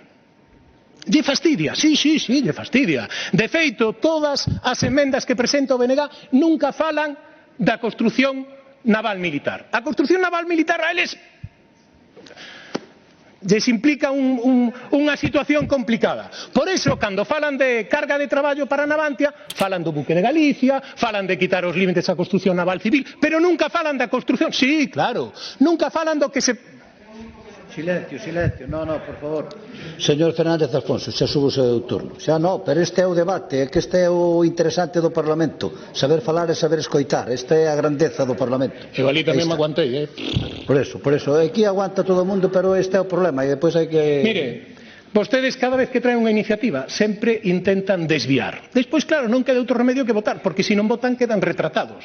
E cando vostede chega a Ferrol, como a min, tos daquela hai que explicar o voto. Por eso sempre intentan diversificar as historias. Non, mire, a situación é extremamente complicada. E o primeiro que se pode facer, o máis fácil que se pode facer para gañar, non sei se semanas, meses ou un ano, o primeiro que se pode facer, non o único, o primeiro que se pode facer é dar carga de traballo aos asteleiros. É fundamental. E quen lle pode dar carga de traballo aos asteleiros de maneira urxente, rápida, é o Ministerio de Defensa e, ao final, o Goberno de España. Son os que lles poden dar a solución inmediata. Para que? Para que moita xente das auxiliares non se siga indo á rúa. E vostede o sabe. Esa é a solución inmediata, non é a única. No resto de solucións temos que implicarnos todos. Tamén a Xunta de Galicia. Claro que sí. Aquí non estamos a negar eso. Non estamos a negar absolutamente eso. O que sí estamos a decir é que neste momento, nesta situación, hai que dar ese buque ponte. Por certo, a Armada necesita eses buques. Nos últimos anos se retiraron moitos máis buques dos que se deron de alta. Hoxe mesmo hai unha nova acerca do buque Patiño na prensa, que parece ser que a Armada portuguesa lle podería interesar. Perfecto, construíase outro buque Patiño inmediatamente. En Ferrol poden empezar con un buque como Patiño ou un Ahor ou un Van en 2 semanas, ou un 3, cando chego ferro. Remate, por favor. Cando chego ferro. Por eso, aquí o que vamos a facer e o que estamos facendo é decir que nesta situación dramática que vimos, remato, presidente, nesta situación dramática hai que darlle solución. Que esa solución ya ten que dar o partido que foi o culpable da reconversión e que, en definitiva, foi o que nos trouxe hasta aquí. E vostedes deixen xa de ter esa condescendencia. O decía moi ben o presidente no turno de preguntas. Oiga, aquí criticamos o PSOE, criticamos todo e despois gobernamos en todos os sitios con eles. Pero de que estamos a falar? Xa o dixo a señora Pontón, o que se trata é que o PP non goberne. O resto, dalles igual. E iso que hai. Sobre as emendas... Non as aceptamos. Gracias.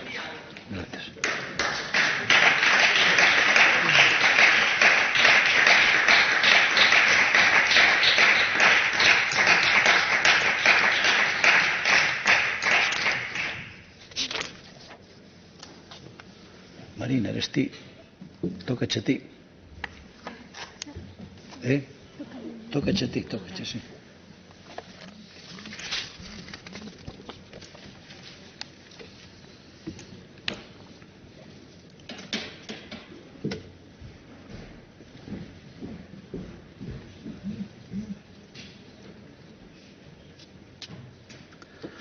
Proposición non de lei do Grupo Parlamentario Socialista, iniciativa de doña Marina Ortega, sobre as actuacións que debe levar a cabo o Goberno galego en relación co recoñecemento do grao de discapacidade revisados nos anos 2019 e 2020 e as valoracións telefónicas que se están a realizar para a súa obtención. Hai unha emenda do Grupo Parlamentario do Bloque Nacionalista Galego para formular a proposición non de lei. Ten a palabra a señora Ortega. Presidente, señorías, a porcentaxe do grado de discapacidade non é só un número, senón que se trata do que determinará o acceso a moitos dos dereitos que pertencen á parte da cidadanía que ten ou terá no futuro unha discapacidade ou diversidade. O proceso que unha persoa pasa para recibir a resolución de grado de discapacidade é longo e duro. Aquelas persoas que o solicitan por problemas de saúde adquiridos veñen en moitas ocasións de procesos duros e longos, pendentes de diagnósticos que en ocasións teñen unha dificultade evidente de aceptación e adaptación que a propia persoa ten que afrontar en momentos complexos de asumir dentro do propio ciclo vital dunha persoa que adquire unha discapacidade. Pero todo elo é necesario para conseguir a resolución de grado de discapacidade, ese papel que é o cordón umbilical que dá lugar ao nacemento de certos dereitos aos cales unha persoa con discapacidade ou diversidade ten acceso. A solicitude de recoñecemento do grado de discapacidade é a fórmula precisa para obter o certificado de grado de discapacidade que encamiña as persoas en tales circunstancias ao acceso a dereitos ou prestacións. As pautas de valoración, segundo a propia Administración competente, fundamentanse sobre todo nos efectos para a capacidade de realizar as actividades básicas da vida diaria da persoa en cuestión. Este recoñecemento efectúase a través dos EVOs, equipos de valoración de orientación, dependentes da Xunta, e, en concreto, da Consellería de Política Social. As persoas afectadas, así como as propias profesionais da materia, saben perfectamente que os números nese papel condicionan en moitas ocasións o acceso a certos dereitos ou prestacións, que esas resolucións, o feito de alcanzar un 33%, por exemplo, ou un 65%, son cifras claves que determinarán o acceso a unha serie de beneficios fiscais, laborais, económicos, educativos ou sociais. Os EVOs son equipos multidisciplinares, formados por persoal médico do ámbito da psicoloxía e do traballo social, que executan actuacións específicas á valoración e cualificación da discapacidade, así como da orientación para a habilitación, rehabilitación e medidas destinadas a favorecer as persoas con discapacidade. E aquí ven o problema. Actualmente, as valoracións para obter o recoñecemento de grado de discapacidade estánse a facer en gran medida mediante valoracións telefónicas. Dada a casuística a tratar, dende o Grupo Parlamentario Socialista consideramos que de xeito inmediato e con todas as precaucións e cumprindo a normativa sanitaria débense retomar as valoracións presenciais por parte dos equipos de valoración de orientación da Xunta. É evidente que a valoración dunha cuestión que determinará certos dereitos ás persoas con discapacidade, que condicionará estes dereitos, tense que dar de xeito óptimo, de xeito presencial, con todas as garantías que optimicen a calidade da mesma. Como valorar as capacidades básicas da vida diaria dunha persoa por teléfono? Como valorar, por exemplo, unha discapacidade visual ou unha sordocegueira por teléfono? Isto está acontecendo en Galicia, señorías, e o que é máis grave, estánse resolvendo expedientes con diminución de grao tras as valoracións telefónicas. Pedimos ao Goberno galego que pare isto xa, de inmediato. Outro día na Comisión Quinta o director xeral de Atención Integral Sociosanitaria respondeu unha pregunta por parte do Grupo Socialista e informou que a suspensión de citas presenciais por parte dos equipos de valoración de discapacidade foi total dende o principio da pandemia e recoñeceu así mesmo que na actualidade as valoracións de discapacidade efectúanse preferentemente de xeito telefónico, excepto, segundo indicou o mesmo, cando non sexa posible determinar o grado de discapacidade por estes métodos. Xa nos explicarán se o ven posible, por exemplo, nun caso de sordo-cegueira. Así mesmo facilitou os seguintes datos requeridos polo noso grupo. A porcentaxe de resolucións de grao non presencial, ou seja, telemáticas, que en 2020 elevouse a un 37% do total, e hai que ter en conta que no primeiro trimestre de 2020 todavía non existía a pandemia declarada. E segundo, a porcentaxe de revisións de expedientes diminuíron grao en 2020, que é o ano no que temos datos. Neste 2021 a situación segue a ser a mesma, pero non temos todavía datos. En 2020, dun total de diminución de grado por chamadas telemáticas dun 15,62%. Tan só un punto e medio de diferencia respecto ao ano pre-COVID, o ano 2019. Entendo en conta unha vez máis que o primeiro trimestre de 2020 non conta neste sentido. Tendo en conta estes datos, estamos a falar de que moitas persoas foron revisadas ou valoradas por primeira vez mediante unha chamada telefónica e que este feito determinou unha porcentaxe de discapacidade ou unha diminución para os casos de revisión, sexa de parte ou de oficio, nun 15,62% dos expedientes. Non estamos a falar só de números, señorías, senón das persoas que están detrás, con nomes e apelidos, con circunstancias complexas para o seu día a día, xa que en moitas ocasións presentan incapacidades permanentes para os seus oficios, polo que non poden traballar. E o feito é que se rebaixa a porcentaxe de discapacidade pode acarrear non só unha diminución de dereitos, senón unha diminución de ingresos, de prestacións económicas. Para humanizar os datos é preciso exemplificar o contexto, polo que hoxe trai un exemplo dos moitos que existen neste sentido. Unha muller que coñecín persoalmente, trátase dunha muller nova, naceu o 15 de xaneiro do ano 1987, ten diagnosticado o síndrome de Usher, un dos principais trastornos degenerativos causantes da sordocegueira, que na actualidade non ten cura. Esta galega ten recoñecida unha incapacidade permanente dende finais do 2019 cunha resolución da Seguridade Social dependente do Ministerio. Así mesmo, o equipo de valoración de orientación dependente da Xunta de Galicia resolveu no ano 2017 para ela un grao de discapacidade do 53%. E mediante unha revisión telefónica neste ano, baixáronlle ese mismo equipo de valoración de orientación dependente da Xunta de Galicia a un grao 39%. Ela ten nomes e apelidos e unha vida por diante e forma parte dese 37% de galegos e galegas que tiveron que ser valorados telemáticamente durante o ano 2020 e que neste presente 2021 segue sen que o goberno galego rectifique. Como é posible acudir a tomar algo, poder facer reunións de non convivintes, ir ao gimnasio, ir ao cine e non poder recibir o recoñecemento de valoración de grado de discapacidade de xeito presencial, señorías? Cal é o impedimento? Cal é o motivo? Os equipos de valoración de orientación están formados por equipos multidisciplinares con profesionais dos cales non nos cabe dúbida algunha da súa gran profesionalidade, xa que é evidente que as pautas obedecen a criterios políticos. Por iso, hoxe, aquí, solicitamos, dende o Partido Socialista a esta Cámara, instar ao Goberno galego a que de inmediato faga as valoracións de persoas con discapacidade ou dependencia de xeito presencial e con todas as garantías que logren avaliar as capacidades das persoas en canto ás actividades básicas da vida diaria. do xeito máis xusto posible e tendo en conta que o que está en xogo son os dereitos e as prestacións destas persoas en moitos casos. O Goberno galego debe retomar ao 100% a presencialidade das valoracións, salvo excepción, e así mesmo tamén pedímoslle que revisen aqueles expedientes de inicio e mesmo os de revisión de parte e oficio que diminuíron a porcentaxe de grao baixo criterios de valoracións telemáticas. Revisen estes expedientes e estas resolucións, por favor.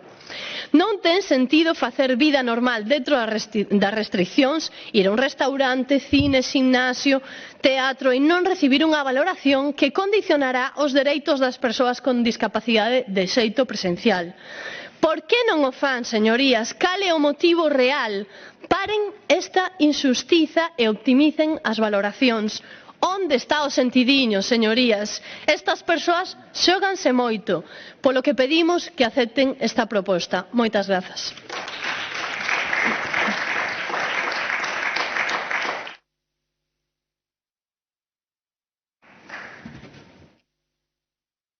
Gracias, señor Ortega.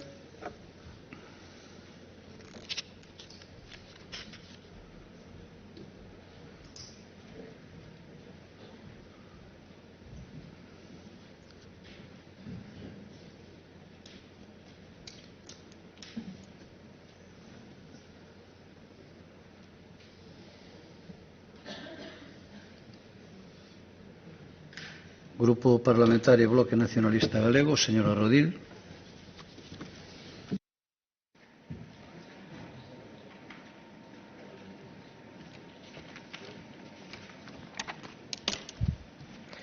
Grazas, presidente. Bon día a todas e a todos. Hoxe pola mañá facíase referencia que hoxe mesmo se cumpre un ano e un mes da declaración do estado de alarma, que hai máis dun ano que levamos intentando combater a maior crise sanitaria, unha pandemia global que quizáis probablemente un dos maiores retos non só en termos sanitarios sino sociais e económicos da historia recente, por suposto, pero do último século no noso país. E efectivamente, dicía a señora Ortega na súa intervención, que progresivamente, desde que se iniciou o proceso de desconfinamento, con moitas limitacións, con moitas restricións, con idas e vidas nas limitacións aos movementos das persoas, foron progresivamente recuperándose a actividade presencial en moitos ámbitos. Facía referencia a señor Ortega pois a posibilidade, con moitísimas restricións e limitacións, por suposto, pois de ir ao bar, de ir ao gimnasio.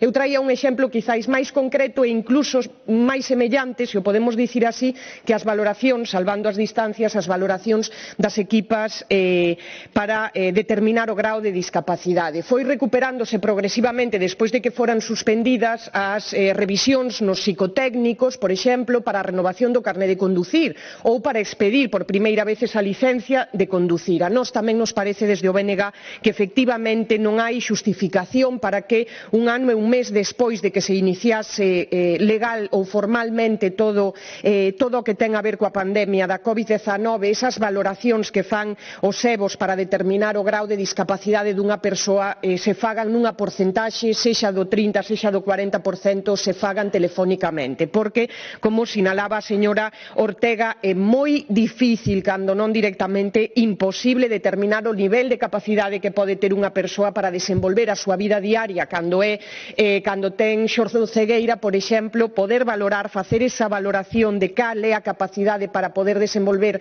de maneira autónoma a súa vida diaria a través dunha chamada telefónica. Por iso, como dicía tamén a señora Ortega, nos coincidimos a importancia, ademais desas valoracións, de que sexa o máis correcta posible esa valoración, porque determinará o grao de discapacidade, con el os dereitos ou a posibilidade de acceso desas persoas con discapacidade a axudas ou servizos, insisto, as que teñen dereitos tal e como recolle a legislación vixente. Nós desde o BNG o que fixemos coa emenda que presentamos, que é unha emenda de modificación e outra de engádega, o que pretendemos é acrecentar, enriquecer e actualizar, se mo permite a señora Ortega, na medida das nosas posibilidades a parte resolutiva desta iniciativa, que como ela mesma sinalaba foi debatida non hai moito tempo, apenas uns 15 días supoño, pouco máis como moito na Comisión Quinta, na Comisión de Sanidade. Nós o que introducimos desde o BNG na emenda de modificación é precisamente na parte que se refire a que se proporcione á Cámara os datos desas valoracións feitas de maneira non presencial ou telematicamente e das rebaixas dos graus de discapacidade que se puideran producir en 2020, como ela mesmo indicaba e daba os datos. O que a nós nos parece importante e interesante que se remita un informe a esta Cámara para ter unha visión ampla, unha visión de conxunto das valoracións de grau de discapacidade que se desenvolveron no último ano, coincidindo con esta pandemia da COVID-19, poder determinar que procedemento efectivamente se seguiu en cada unha delas, se foi presencial ou non presencial, pero tamén que tempo de agarda tiveron esas persoas para poder acceder á equipa de valoración e ser valoradas, e tamén que tempo de agarda para poder ver recoñecidos os seus dereitos e todos os servizos ou prestacións vinculados a el, ademais de que se dean os datos tamén ao Parlamento de Galiza respecto da listaxe de agarda que poida haber por provincias para acceder a esas equipas de valoración e orientación. Engadimos nese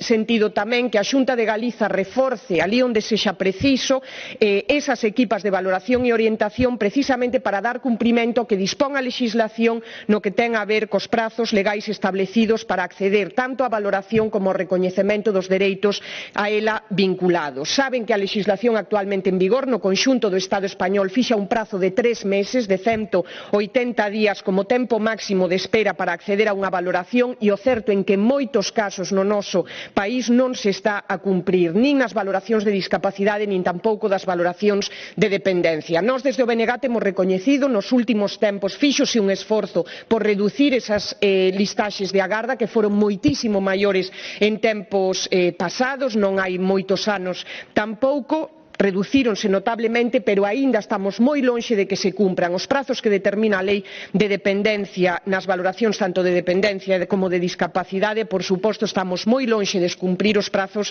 legalmente establecidos para garantir o acceso aos recursos que precisan e, sobre todo, ao que teñen dereito as persoas con discapacidade ou as persoas cun grau de dependencia o que sexa, non dentro do que establece a lei. Eu trouxen os datos do último informe das direccións e xerencias de servizos sociais do conxunto do Estado, saben, relativos ao ano 2020. En Galiza o que rexistra ese informe da Asociación de Direccións e Xerencias de Servizos Sociais é que se reduciron as valoracións vinculadas á dependencia nun 4%, que se valoraron 3.243 persoas menos no noso país a respecto do mesmo período en 2019, evidentemente un ano pandémico, un ano marcado total e absolutamente pola COVID-19, pero esta é unha realidade a que hai que poñerlle hoxe freo e solución. Non podemos seguir alimentando esas listaxes de agarda, haberá que reforzar as equipas e os servizos para que esa redución de valoracións se corrixa, e ademais hai 2.625 persoas menos con dereitos recoñecidos vinculados á Lei de Dependencia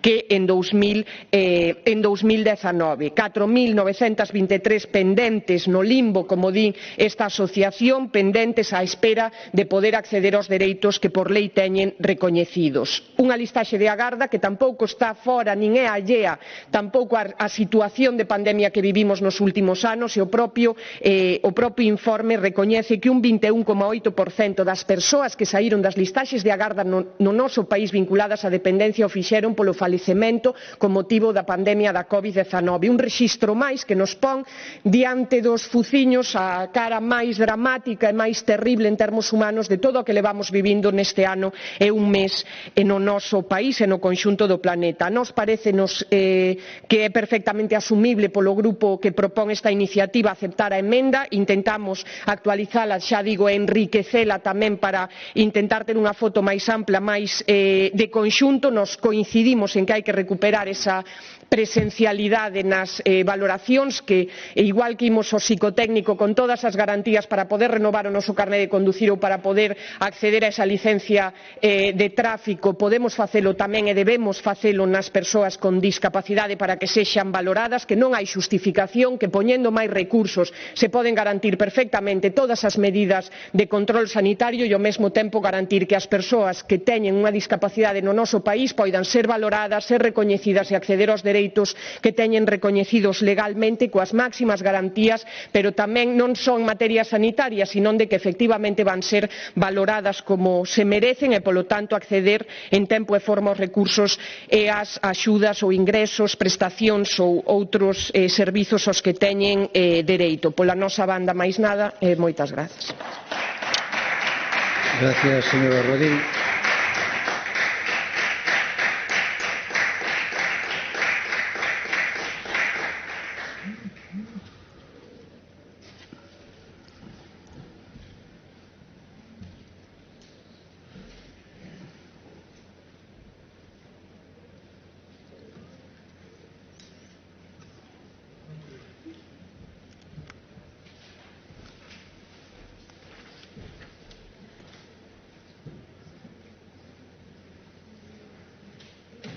Grupo Parlamentario Popular, señora Pérez López.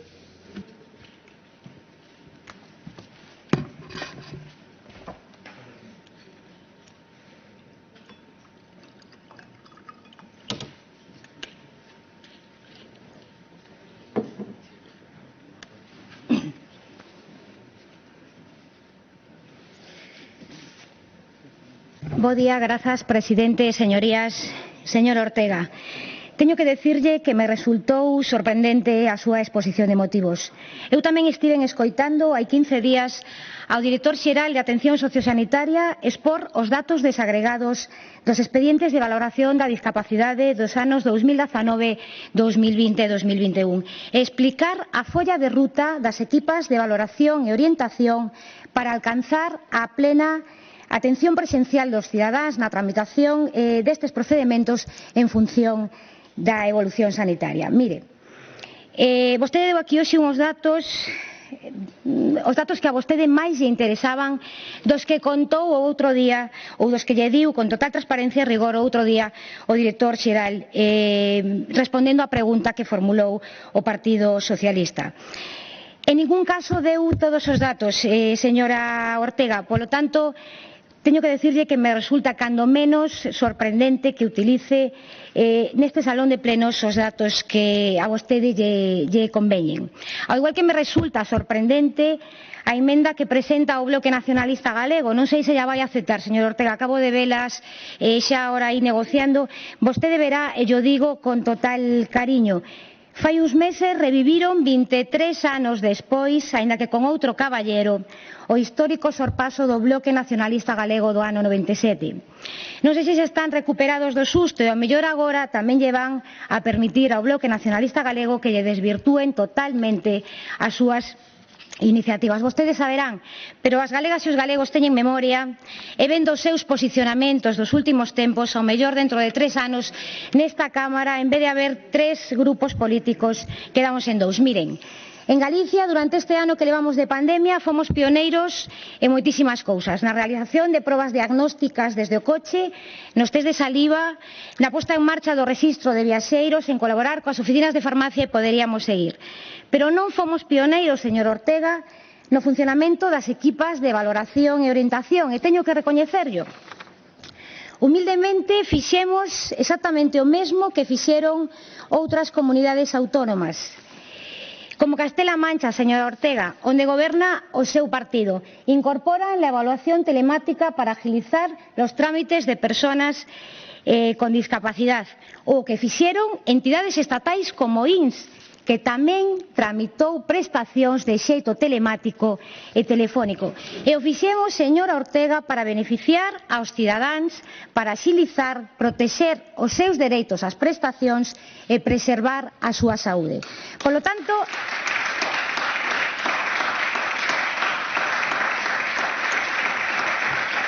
señorías, nos están a recriminar ao goberno galego por un tratamento que se está a facer de xeito xeralizado en todas as administracións, en beneficio sempre da saúde e da seguridade dos cidadáns. Deberían ser máis coherentes nos seus debates. Mire, sobre todo porque vostedes saben que cando unha persoa solicita unha valoración do grado de discapacidade son e seguirán sendo, señora Ortega, un requisito indispensable os informes médicos. Informes que acreditan a súa enfermidade, informes que acreditan as súas limitacións funcionais e que lle impiden ou ben para valorar a imposibilidade de desenvolver a súa actividade profesional ou ben as actividades básicas da vida diaria. Miren, fai un ano, o 13 de marzo, o Goberno galego declarou a emerxencia sanitaria. Un día despois, o Goberno de España o estado de alarma. A excepcionalidade da situación, señora Ortega, e a normativa estatal que se editou deu lugar á suspensión das citacións presenciais programadas para o recoñecemento do grao de discapacidade e a contemplar as citas telefónicas e telemáticas como unha vía para ampliar a información presente no expediente, sempre e cando, señora Ortega, non lle den vostedes a volta, o grao de discapacidade pudese resolverse sen necesidade dunha valoración presencial. Que se perseguía e que beneficios obtivemos? Obtivemos axilizar as valoracións e evitar os desprazamentos innecesarios das persoas máis vulnerables para non sometela, señora Ortega, a un risco maior.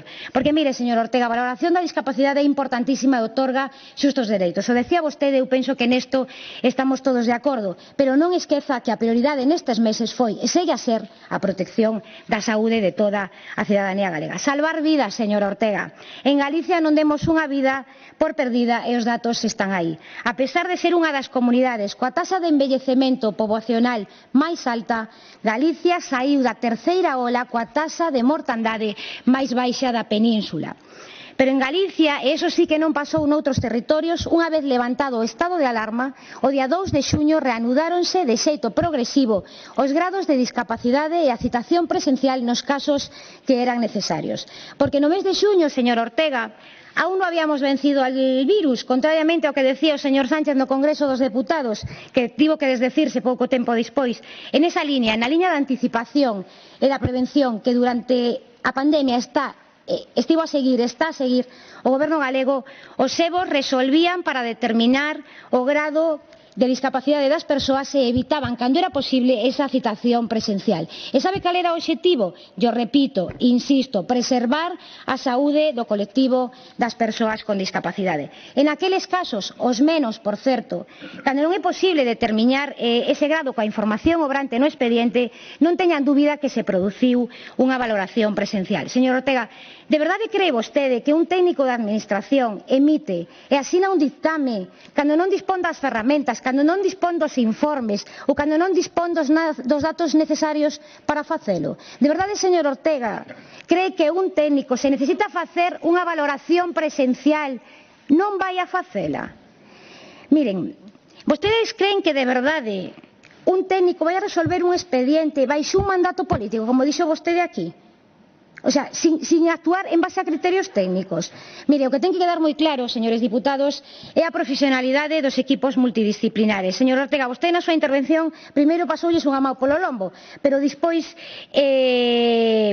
dixo que resolvían en base a criterios técnicos, en base a criterios políticos. Como dixen ao principio, con rigor e con total transparencia, o director xeral hai uns días que lle deu desgregados os datos das valoracións de discapacidade.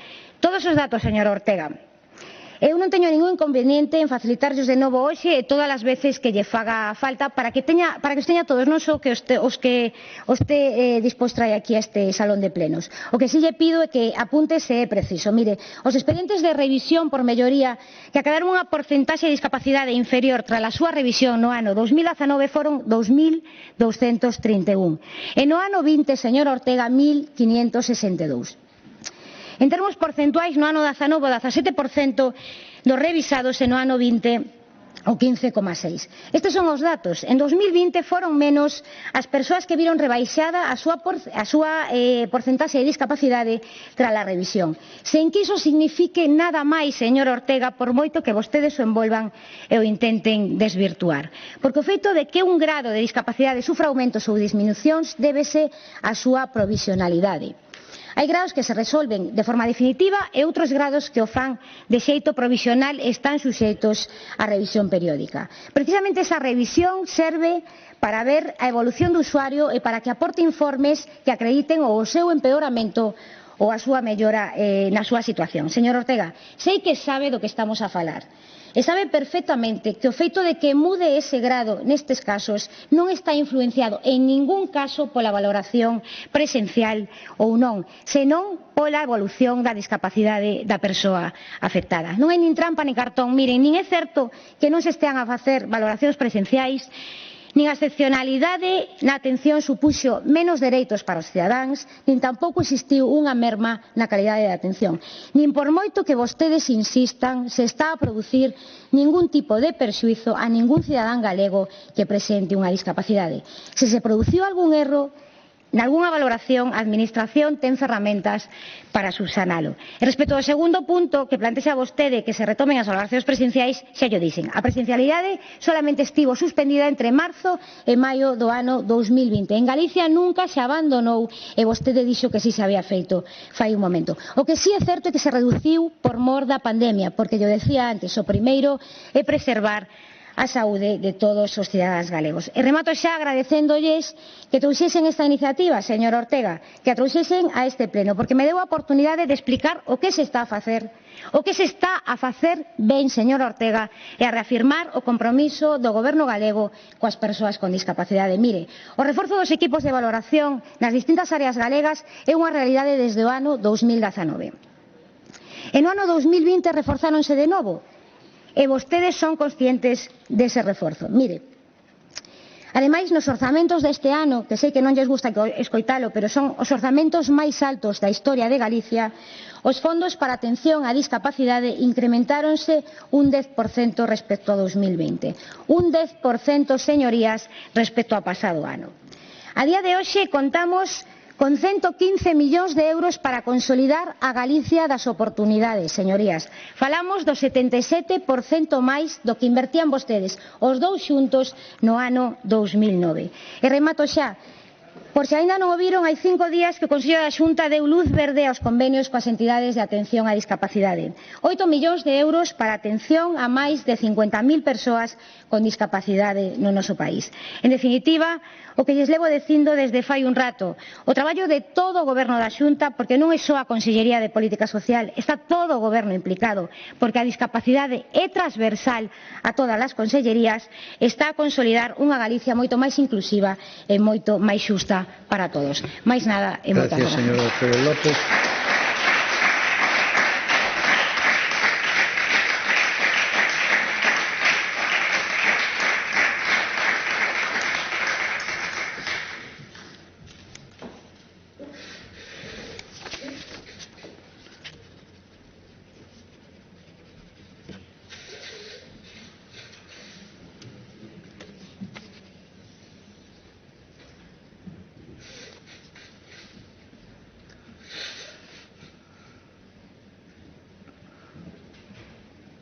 Grupo autor da proposición non de lei, señor Ortega.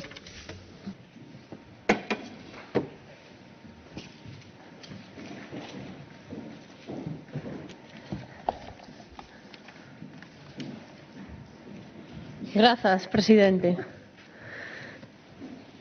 Decía agora a miña querida compañeira Isaura, que sabe moi ben do que fala, neste sentido, que non é o que convén ao Partido Socialista, nin a min, persoalmente, senón o que convén ás persoas con discapacidade que teñen dereito a unha vida digna e con plenos dereitos. A ver que me aclare, señoría representante do Partido Popular, porque falou moito, pero non me contestou. Van retomar a presencialidade de inmediato nas valoracións con discapacidade, sí ou non? Van revisar os expedientes os que baixaron o grao por unha valoración telemática, sí ou non? Eso é a cuestión. Falou aquí de moitas cousas, pero non dixo realmente o que lle interesa ahora mesmo a cidadanía que está baixo estas circunstancias, preocupados. É o que lle interesa a cidadanía nestes momentos, que está pendente desa resolución de discapacidade ou que mesmo tivo unha baixada por medio dunha resolución vía telemática dunha discapacidade.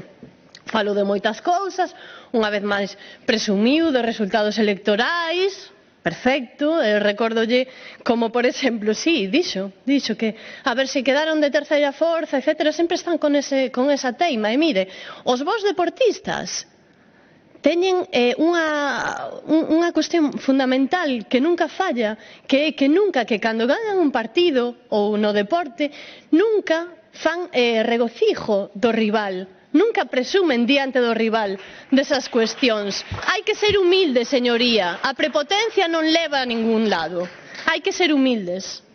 E unha vez máis con ese xogo de desvirtuar as decisións políticas baixo os profesionais técnicos, vamos a ver, repito, xo dicen, non sei se me escoltou, hai que estar atentos cando falan os compañeiros. Repito, por si non o escoitou, os profesionais fan ben o seu traballo, os técnicos fan perfectamente o seu traballo, e así o recoñecemos, pero están baixo as súas ordes, as ordes do goberno do Partido Popular, e teñen que escoitar e tragar moitas queixas e injustizas polas decisións irresponsables que está tomando o seu goberno nesta materia, señoría do Partido Popular. Esa é a cuestión.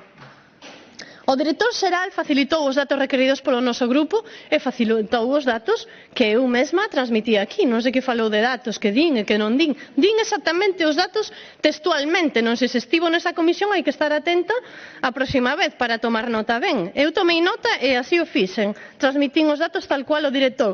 Que, por certo, teño que agradecer ao director xeral os datos. E a verdad é unha paradoxa que eu teña que agradecer sendo o meu dereito como representante lexítima da cidadanía galega.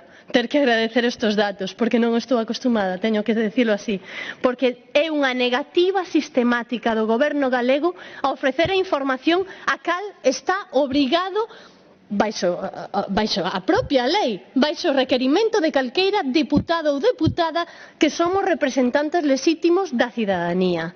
Pero isto forma parte do xogo perigoso en bucle que practica o goberno galego dende fai máis de 12 anos. E fago un símil porque a información condiciona as nosas vidas, como cando, por exemplo, podemos dispoñer de facer a inversión da nosa vida. Por exemplo, unha persoa que queira acceder a un inmueble e teña que facer a inversión da súa vida e teña que acceder a unha hipoteca ou buscar financiación. Pois o nivel de coñecemento que teña esa persoa do asunto marcará a mellor decisión, pero ante a ausencia de coñecemento na materia, o mellor vendedor ou comercial gañará o cliente. E hai dous tipos de vendedores ou comerciais: eses que ofrecen toda a información aos seus clientes e un bo produto, incluída a letra pequena, e se valen do seu propio carisma, e así o cliente accede a esa inversión, a esa hipoteca. E logo están os comerciais que se apropian do cliente indebidamente, omitindo os datos e a letra pequena que non lle interesa.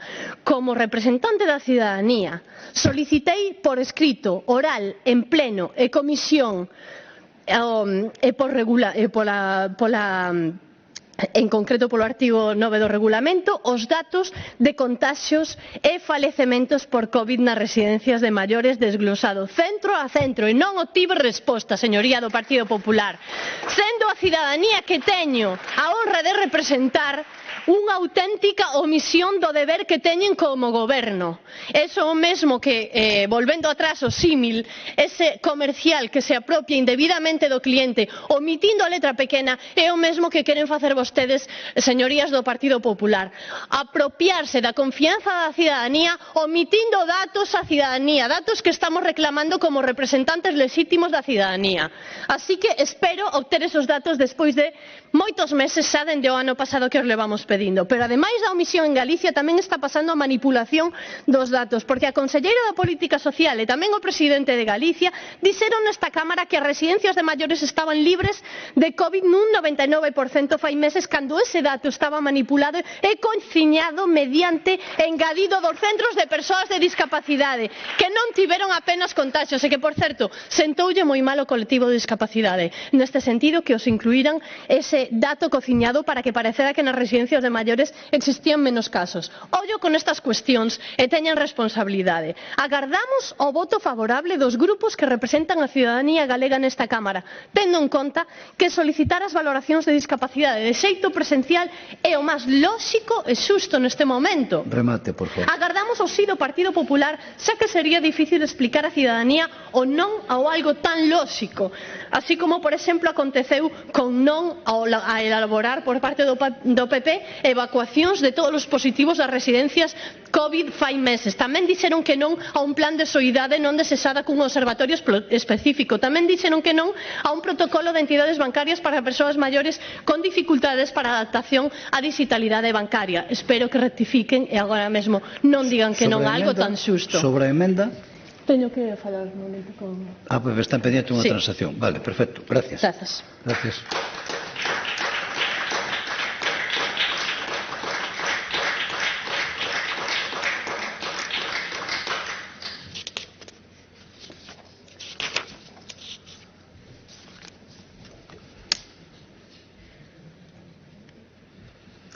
Proposición non de lei do Grupo Parlamentario Bloque Nacionalista Galego, iniciativa de doña María Monserrat Prado Cores, sobre a posición do Parlamento de Galicia e as actuacións que debe levar a cabo o Goberno galego en relación coa proposta de eliminación das patentes dos produtos que hai para a loita contra o COVID-19 e a adquisición das vacinas que superasen os preceptivos controis sanitarios. Hai unha emenda do Grupo Parlamentario Socialista para formular a proposición non de lei. Ten a palabra a señora Cores. Señora Prado, perdón. Prado Cores.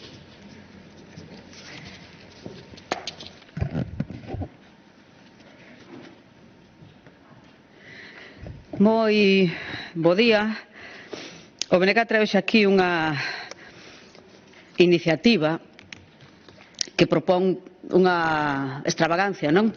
E é que todo o mundo teña acceso aos bens, aos medicamentos, as vacinas, para poder loitar contra a COVID, non? Unha cuestión realmente unha ocurrencia. Desde o inicio da pandemia provocada pola COVID-19 hai máis dun ano, a busca de tratamentos para os doentes ou vacinas ten sendo unha urxente necesidade, non? Que en menos dun ano teñamos vacinas para inmunizar a poboación é froito dun esforzo, pero non só das farmacéuticas, sino un esforzo colectivo sin precedentes. É o resultado de fortes investimentos públicos de xeito directo ou indirecto, que algunhas fontes cifran en máis de 25.000 millóns de euros de recursos públicos directos, financiamento con cartos públicos pola compra anticipada de doses, financiamento en investigación de tecnoloxía, medicamentos e vacinas, o esforzo de reclutar a miles de persoas para os ensaios clínicos, de reducir os trámites para a aprobación de medicamentos e vacinas que en outras condicións tardarían anos en producirse. Por lo tanto, un esforzo colectivo que reduce e moito o risco das farmacéuticas que teñen beneficios millonarios. Propias declaracións de farmacéuticas, por exemplo, Pfizer prevé xerar uns beneficios no 2021 de 12.460 millóns de euros e considera que cada vez é máis probable que o fluxo de ingresos pola vacina da COVID-19 sexa duradeiro pola necesidade de vacinar regularmente, de manter altos niveis de inmunización e pola ameaza de cepas emerxentes. Moderna comunicou tamén que prevé facturar máis de 15.000 millóns de euros no 2021 pola venta de viais. Farmacéuticas que establecen o prezo das doses en función dos seus intereses. Así vemos como Pfizer pon un precio de 33 euros, Moderna 50 euros, AstraZeneca 6 euros. Isto variable, porque o prezo tamén é en función de a quen llo venda, non? Por lo tanto, todo ese esforzo colectivo non pode poñerse ao servizo de negocio das farmacéuticas, senón que hai que garantir toda a capacidade de potencial fabricación, realizar o máximo esforzo para multiplicar a produción de doses. O importante é ter vacinas, por suposto, mais non só porque hai que garantir que esas vacinas teñan accesibilidade e equidade na distribución. En ese obxectivo, a eliminación das patentes que hoxe trae aquí o BNG é fundamental para garantir esa accesibilidade universal. A capacidade de produción actual de vacinas só cubre unha mínima parte das necesidades de vacinación. Se non aceleramos a produción das mesmas, a súa distribución, a administración tardarase anos en chegar a inmunización de grupo a nivel mundial e, polo tanto, non será posible deixar atrás o virus. A pandemia da Covid-19 require medidas excepcionais para dar resposta a esta emerxencia sanitaria. Dende logo no BNG temos moi claro que a lei do mercado, da oferta e demanda, non pode ser a que determine cantas vacinas se producen, como e como se reparten. Temos, polo tanto, dúas opcións: vacinas para todo o mundo ou sálvase quen poida. E, evidentemente, o BNG apúntase a vacinas para todo o mundo. Apuntámonos a vacinas para todo o mundo dun xeito moi claro. E por iso unímonos á iniciativa existente a nivel internacional, unha iniciativa que o que demanda é apoiar a exención dos dereitos de propiedade intelectual relacionadas co comercio, destinadas a fármacos, vacinas, probas diagnósticas, tecnoloxía relacionadas coa Covid-19 mentras dure a pandemia e até que se logre acadar a inmunidade de grupo a nivel mundial. E non é unha ocorrencia do BNG, sino que é unha proposta liderada e presentada por Sudáfrica e a India, presentada na Organización Mundial de Comercio, que está apoiada por máis de 100 países, os 264 que forman a Organización Mundial do Comercio, por máis de 400 organizacións sociais, ONGs, sindicais e pola Organización Mundial do Comercio. É dicir, é unha proposta mayoritaria. Ten un pequeno problema, que é mayoritaria dos que menos teñen, porque a esta proposta mayoritaria quen se opón? Os que máis teñen. A Unión Europea, Estados Unidos, Australia, Xapón, por exemplo. É dicir, non se trata de se é xusta esta iniciativa, senón quen ten o poder de poñer as súas condicións. E a Unión Europea está favorecéndose o sálvase quen poida, tomando toda unha serie de decisións que, na vez de favorecer que o antes posible a poboación conte cos medios para poder facer fronte ao virus e inmunizarse, o que semella é que responde a intereses xeopolíticos moi afastados das necesidades e da saúde da poboación. O Estado español partillou a decisión de centralizar na Unión Europea todo o referente á adquisición de vacinas e, polo tanto, é cómplice de toda a actuación da Unión Europea que, dende logo no BNG, calificamos de escandalosa, neglixente e levada a cabo con total oscurantismo. Ocultación das condicións concretas dos contratos pagados con fondos públicos coas farmacéuticas. Foi imposible saber cal é a letra pequena deses contratos. Incapacidade para exixir das multinacionais o cumprimento dos acordos asinados e, nunha parte moi importante, pagados. Non houbo preocupación por facer seguimento dos procesos de produción, por verificar se estaban funcionando, se a capacidade de producir das farmacéuticas, polo contra, todo parece que se sentaron a agardar a que as vacinas chegaran, deixando que as propias farmacéuticas foran xestionando ao seu aire. Non houbo reacción ningunha, solo unha morna reacción cando se veu que os acordos de doses que tiñan que ir chegando non estaban realizándose no segundo o acordado.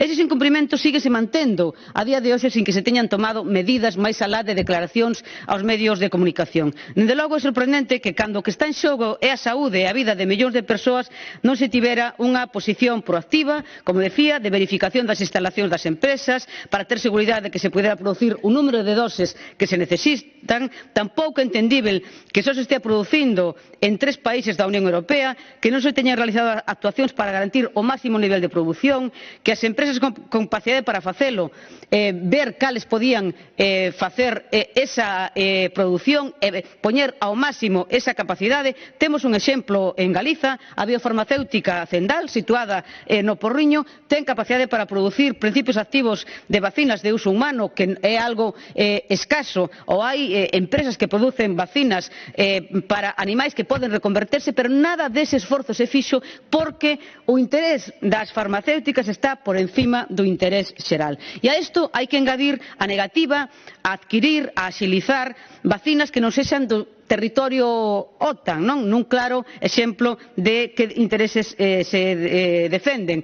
Podemos falar da vacina rusa, verificada como de unha alta eficiencia, ou da China, ou de outras que a Unión Europea non quere negociar con elas e, polo tanto, non quere aumentar o número de doses que pode chegar á poboación.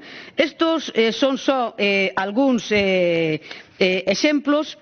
E por iso a iniciativa que presenta o BNG tamén demandamos a non limitación de ningunha vacina que teña superado os preceptivos controis sanitarios e que, polo tanto, se incorporen todas as que estén aprobadas aos procesos de adquisición.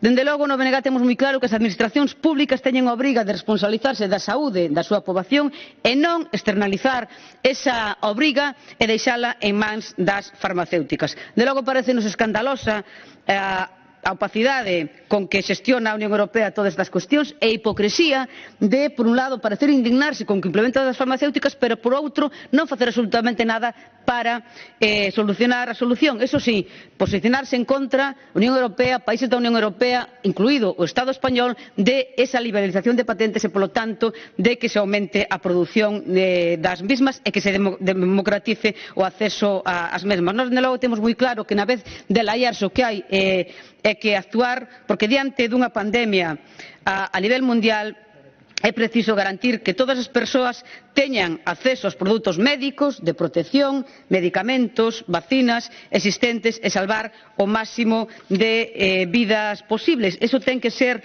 o obxectivo e a ocupación e preocupación do bloque nacionalista galego, porque o que tiña que ser unha prioridade sanitaria absoluta tense convertido nunha pura transacción económica, tense convertido nunha cuestión de coste-beneficio e non de primar dun xeito claro, nidio e transparente o interés xeral, o interés da maioría da poboación de acceder canto antes a vacinas para poder rematar ca pandemia e, polo tanto, para poder canto antes recuperar a situación social e económica que tanto precisamos. De momento, nada máis e moitas grazas.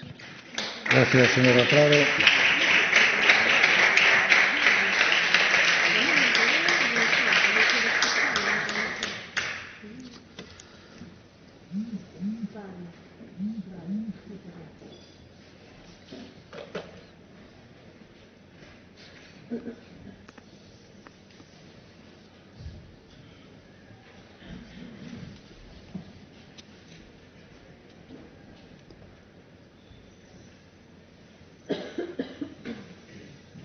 Grupo Parlamentario Socialista, señor Torrado.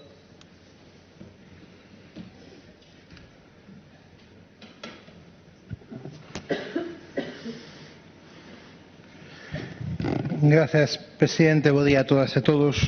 Se me permite a señora Prado, vou dedicar uns segundos. Unha cousa non ten que ver con iniciativa. Hoxe pola mañá, o señor Feijóo decía isto de que presumía do certificado vacinal, que vamos a ser os primeiros. Nesta cousa de ser os primeiros sempre. Por non entrar moito en debate. 1 de marzo, Andalucía, certificado vacinal. Febreiro, Castela e León, certificado vacinal. Pero por se non se creen os periódicos que dixo Feijóo que seríamos os primeiros. Ou non se entera ou se entera aí un mentiroso compulsivo. Hai un certificado vacinal de Castela e León 12 de febreiro. Que resulta tan desesperante para alguén que cree nas institucións ver a un presidente mentir con máis facilidade a que respira, que é espectacular. O que pasa é que despois, ademais, como minte e hai que aplaudirlle as graciñas, pois algún ata creerá que di verdades. Certificado vacinal de Castela e León 12 de febreiro. E hoxe dixo aquí que éramos os primeiros. En fin, somos os primeiros salvo algunha cousa que dixo aquel. En fin, vamos ao debate, que é tremendamente interesante. Ben, o que plantea hoxe a BNG, que é unha iniciativa, como dixo a señora Prado, que ten que ver con unha reivindicación clara, notoria, que é un debate profundo. Se non lles importa, vou seguir falando da iniciativa. Outro xa quedou claro que Feijóo é un mentiroso. Sobre a vacinación e a liberación das patentes, creemos que nesta iniciativa hai dúas cousas. Teñen que ver, evidentemente, que teñen a súa relación e que teñen que ver unha coa validación e outra coa liberalización das patentes. Nós presentamos unha emenda que ten a ver coa nosa matiz de posición. Sobre a validación, nós o que defendemos é que o criterio científico que debe validar as vacinas, en Europa, por lo menos, é a EMA. Será a FNA en Estados Unidos, pero en Europa a Ciencia Europea do Medicamento. Dixo a señora Prado que a vacina rusa ou a china están validadas. eu non teño por que discutir das autoridades sanitarias rusas ou chinesas, non teño a capacidade para saber se a súa validación é suficiente, pero non é así na ciencia do medicamento. A vacina rusa está en rolling review todavía, a chinesa, por moito que se lles preguntou, creo que non aportaron aínda datos para eso. Por onde nos na emenda, aínda que entendemos que iba por aí a pensamento do BNG, especificamos que a validación sexa pola ciencia do medicamento. A partir de aí, nós non entramos, non compartimos o discurso de que existan vacinas OTAN e non OTAN, non entendemos. Si están validadas pola ciencia, sí. Si non están validadas pola ciencia, non. Ese é o noso criterio e agardamos que se comparta. Sobre a liberalización das patentes, sobre esta cuestión creemos que ten que ver con dúas cuestións esenciais. Na primeira, o obxectivo que se plantexa, o obxectivo último que todas as organizacións, os gobernos e os colectivos que a defenden teñen. Entendemos que o obxectivo é vacinar máis, elaborar máis vacinas, distribuir máis, distribuir mellor e garantir a equidade. Non hai ningún pero que poñerlle a tal obxectivo. Si non nos vacinamos todas e todos neste mundo, non solventaremos o problema. Non hai outra maneira. A min esta é unha das cousas que me viña á cabeza cando escoitaba eses delirios da obrigación a vacinar. A ver se vai ser que vamos a obrigarnos a vacinar todos en Galicia, pero como os demais nos obrigan a vacinar non podemos deixar entrar a ninguén. Non vai a ser. Bueno, seremos os primeiros en facer o certificado vacinal de Galicia, aínda que os demais xa o fagan antes tamén, pero quero dicir que tomar medidas localistas neste caso pois non o compartimos. Por lo tanto, este obxectivo é absolutamente loable, plenamente compartido, non hai discusión e creemos que isto é o que move, é evidente que é o que move esta iniciativa que trae o XBNG e que, como ben di, inician varios países. Sobre o mecanismo, creemos que é un mecanismo perfectamente legal, está recollido nos acordos de Marrakech da Organización Internacional do Comercio, nos acordos das propias vacinas, nos acordos xerais da EMA coas empresas coas que a Xina, é legal, hai cláusulas que o permiten e, por tanto, hai unha vía para facelo. Nós creemos que hai que ir tamén á rigurosidade do asunto para ser capaces de facelo ben. E por que plantexamos isto?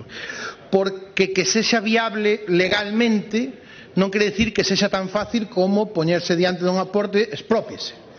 Non é ese o mecanismo, que tampouco é o que entendemos que está poñendo o BNG. Hai algunhas cuestións a favor, sí. 25.000 millóns de euros se calculan de diñeiro público investido en vacinas, unha razón bastante potente para que os estados, defensores do interese público, poidan ter algún criterio sobre como se están facendo cousas e como se deben facer nun espazo, ademais, no que necesitamos ter ou ter en control moitas variables, ou por lo menos as máis dos posibles. E existen 100 gobernos, ou algo máis de 100 gobernos, 100 gobernos que o plantexan, iniciados por Sudáfrica e India, efectivamente, como plantexou a señora Prado. O que nós vemos tamén que existen cuestións en contra, porque creemos que este é un perigo que neste debate o propoñamos en termos de bos ou malos. Eu teño para min a miña impresión de como traballan as farmacéuticas e o meu concepto da súa visión da ética colectiva e do ben común, e estou seguro que é compartido por moita xente, e por outra non, pero creo que é razonable. A min non me gusta como funciona, pero eso non as invalida. Eu non teño capacidade de delimitar. Entón, creemos que hai que ir a unha cuestión de fondo para ser rigurosos neste asunto, porque hai cuestións en contra. Primeiro, é un proceso lento. Se o obxectivo é vacinar e vacinar rápido, con seguridade e rápido non o faríamos, un proceso lento, porque as farmacéuticas teñen o seu dereito legal tamén de recurrir, de ir a tribunais, de defender o seu dereito, porque somos estados garantistas en termo global e, por tanto, tamén nese sentido hai que recoñecerlo.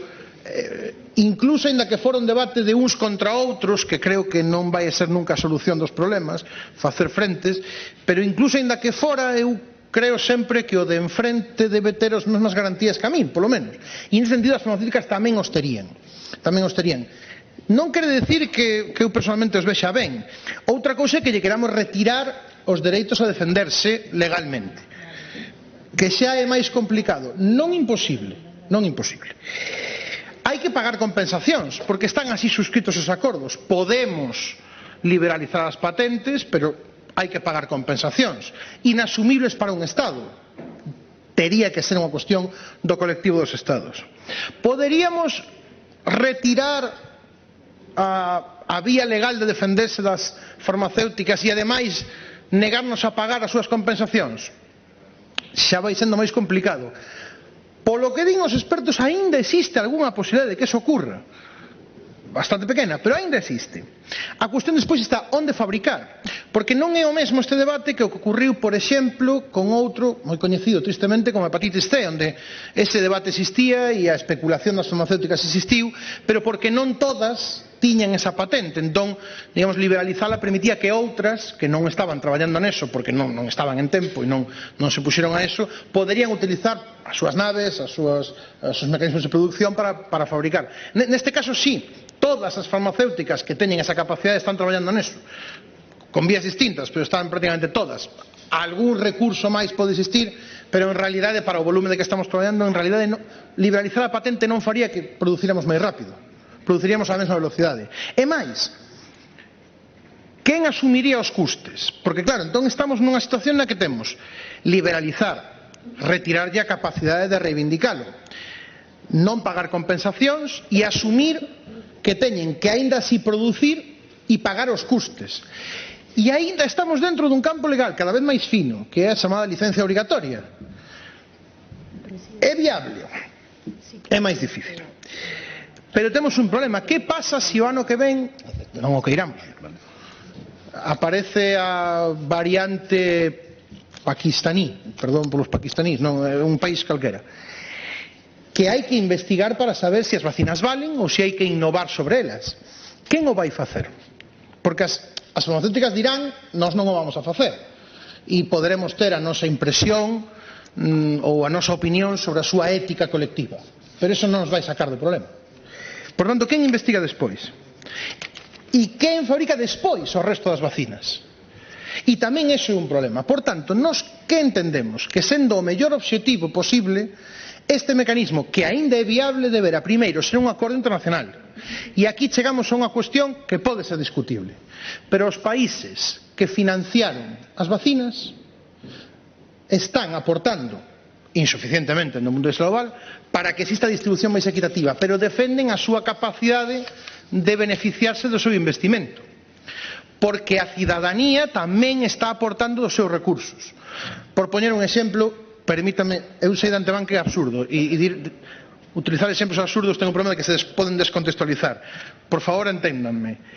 Algún cidadán pode decir, por que vamos a pagar as vacinas de países que en vez de investigar en ciencia poñen diñeiro para ter un arma nuclear? Corea do Norte.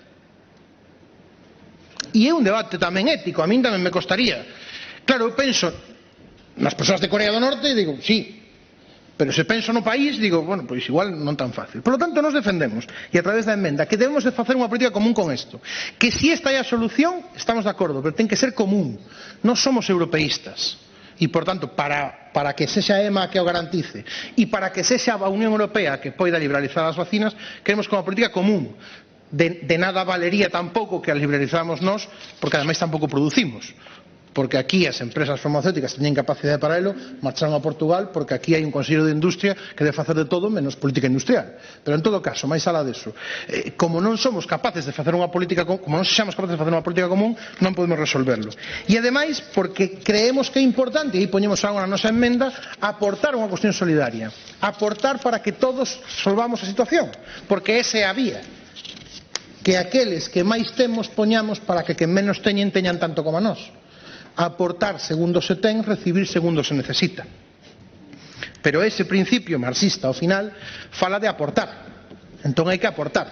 A cuestión está, estamos dispostos a aportar? Porque vai costar diñeiro. Estamos dispostos a aportar para todos. Nós defendemos que é viable, pero esa é a solución. Non, liberalizar a patente non cambia nada ao día seguinte. Hai que seguir aportando e aportando moito para facer. Nós o que defendemos é, está ben o debate, pero a rigurosidade do tema é aportemos. Si queremos liberalizar as patentes, fagámoslo, hai vías legais, pero sexamos solidarios como hai que serlo, porque é moi fácil ser comunista co diñeiro dos demais. Pero vamos a aportar, e esa é a nosa proposta. Sexamos ambiciosos nos plans conxuntos, sexamos ambiciosos na defensa de que a equidade debe de ser o principio fundamental, porque se non saímos todos, non sai ninguén, e fagámoslo a través dos mecanismos que temos. pero non creemos un mundo de bos e malos, porque non é certo, e porque, aínda que teñamos a peor opinión do que están facendo as farmacéuticas, necesitamos que alguén produza a solución. E, por tanto, estamos nun xogo que non é de suma cero, sino é colaborativo, aínda que non nos gusta aquel co que teñamos que colaborar. Para outro mundo será discutirse se vamos ter unha farmacéutica pública que fabrique as vacinas, pero como agora non a temos, non é a posibilidade que temos diante. Igual era unha boa maneira de poder entrar nese debate noutra ocasión. Espero ter contribuído a definir a nosa posición. Presentamos a nosa emenda coa voluntade de que sexa entendida que é para construir no mesmo sentido e no mesmo objetivo, e a través deso intentar aprobar unha idea común, porque o objetivo é plenamente lóxico, lexítimo, ético e digno. Moitas gracias.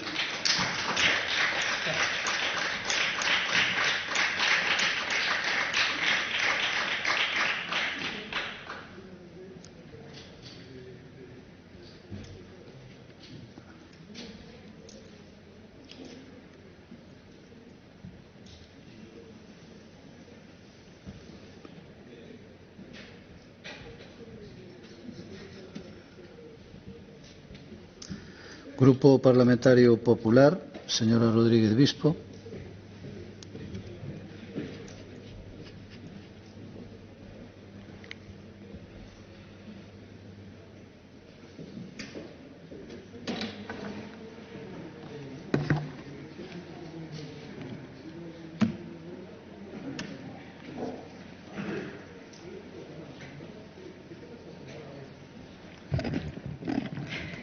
Grazas, señor presidente. Bo día, señores e señores diputados. Señor Torrado, non sei quen minte. Dende logo, o presidente Feijóo non minte. Eu aquí non dispoño de cobertura no meu teléfono, pero si fixen unha foto, unha noticia que acabo de buscar no ordenador e que di: polémica entre el Gobierno de Galicia por el certificado de vacunación local que Feijóo quiere implantar en abril. Noticia do 6 de abril. Reyes Maroto pide al presidente de la Xunta que se coordine con España y no anuncie medidas que no puede aplicar. Implantar el certificado meramente informativo este mes non sería vinculante para la movilidad. Explíqueme vostede, entón, se hai máis comunidades autónomas que dispoñen deste certificado de vacinación. Que problema ten a ministra Reyes Maroto con Galicia? Que problema ten? Por que lle proíbe ao señor Feijóo facer o certificado de vacinación? Nós non entendemos. Bueno, e indo a iniciativa, que é certo que é moi importante, pois falamos moitas veces desta pandemia neste hemiciclo. Recordarán, señorías, fai un ano o desconcerto que produzo este virus, do que descoñecíamos case todo. Desconcerto en todos nós e desconcerto tamén nos círculos científicos. Se descoñecía o mecanismo de transmisión, a patoxenicidade, o período de incubación. A primeira onda rematou con moitas mortes e con moitas persoas que todavía a día de hoxe siguen padecendo secuelas desta enfermidade, os pacientes que hoy conocemos como long COVID. A vacina chegou e grazas a ela, pois en Galicia xa están inmunizadas preto dun 29% da poboación. Nin as previsións máis optimistas contarían con elo fai un ano. É certo que o ritmo de vacinación é irregular. As boas noticias, como son a reducción das mortes, pois vense salpicadas por malas noticias, como son os atrasos no suministro, primeiro por parte de Pfizer, por parte de AstraZeneca e agora de Janssen, e complican os plans de vacinación de todos os países europeos.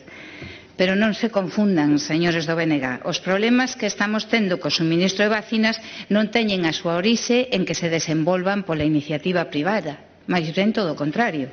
Esta iniciativa privada, ademais das colaboraciones público-privadas, son as que permiten que en boa medida se desenvolvan proxectos a escala global para obter vacinas en tempo récord. É verdade que hai vacinas como Moderna que tiveron un financiamento fundamentalmente público, outras como as de Pfizer proveñen dunha inversión maioritariamente privada e co respaldo público que está garantido polos contratos firmados con ela. E destinou todos estes recursos a acelerar o proceso de investigación e ensaios clínicos dunha vacina con resultados espectaculares. O coñecíamos onte co estudio nas residencias en Cataluña publicado pola revista The Lancet. España se adheriu á compra centralizada de vacinas de Europa.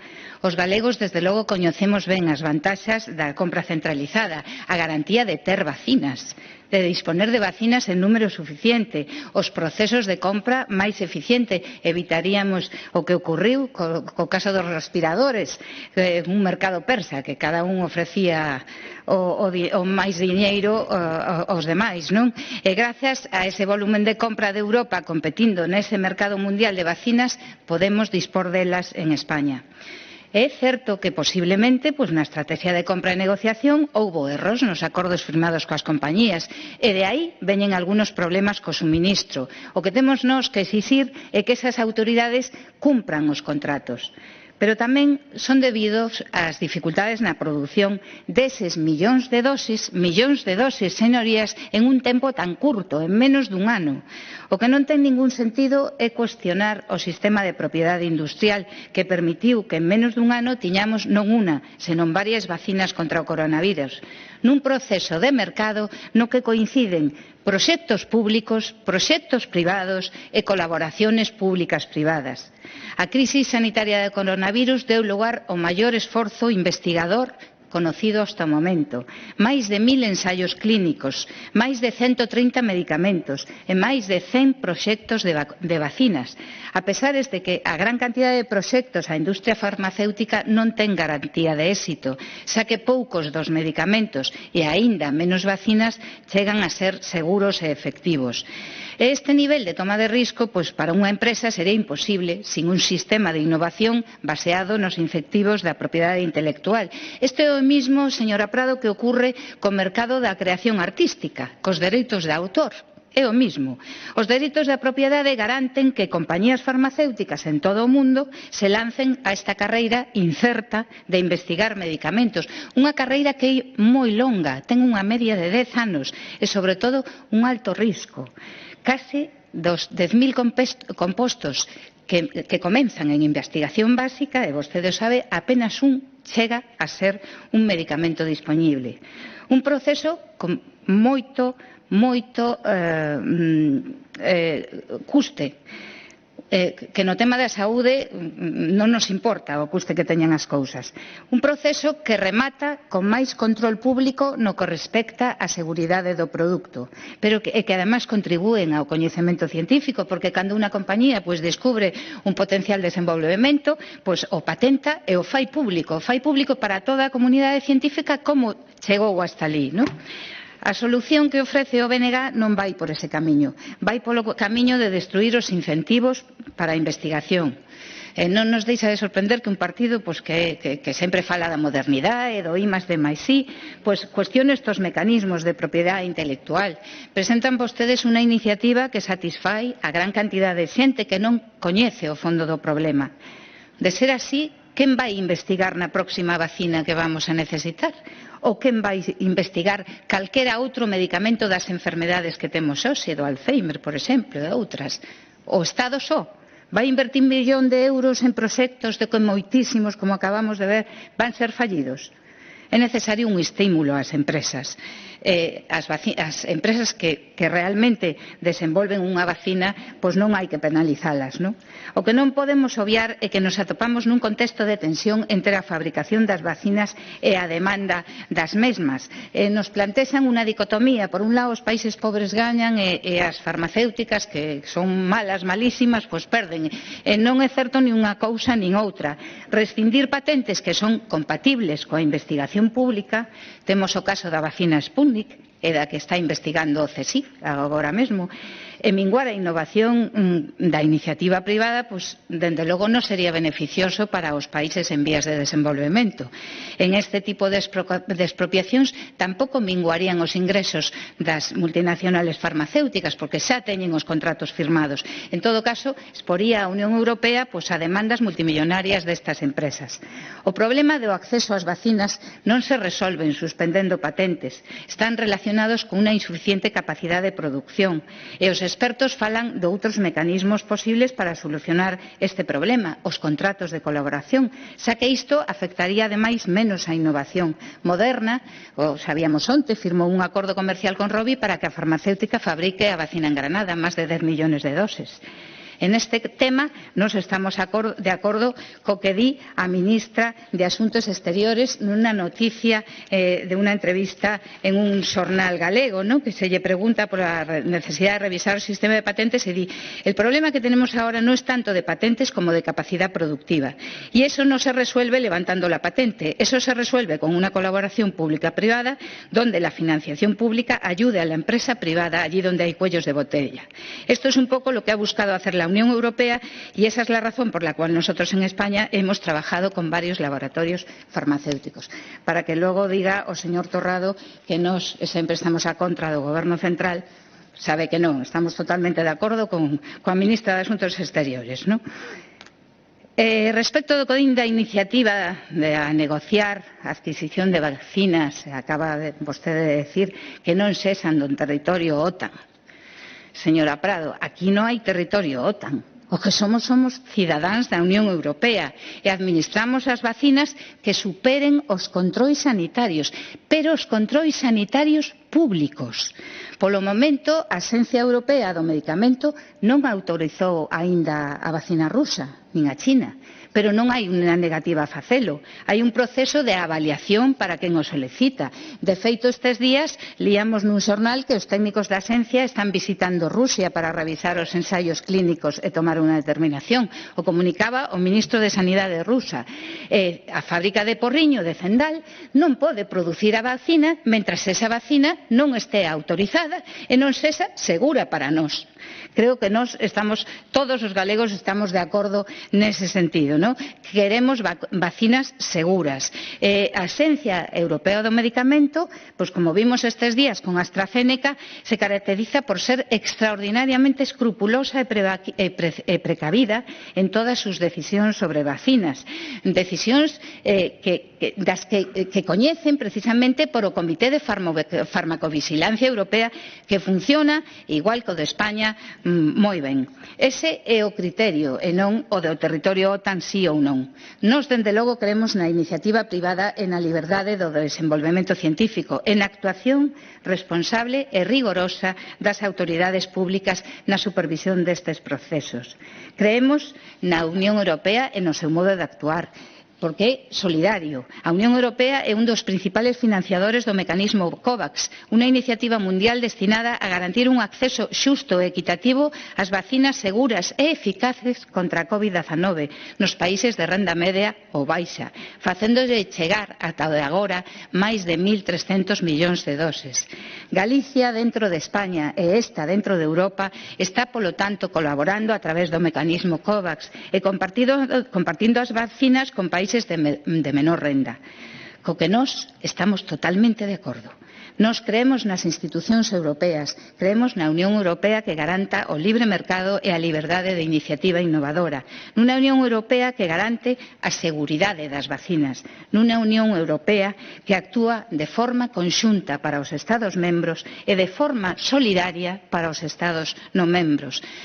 É unha maravilla que hoxe, grazas a estar na Unión Europea, esa compra de vacinas e esas axudas que nos deu Europa, pois podamos ter en toda España as maiores de 80 anos, os maiores das residencias, a todas as persoas que están nas residencias sanitarias con recursos, sen recurso, a todas elas vacinadas. E iso é o que a nosotros nos parece o máis doado, non?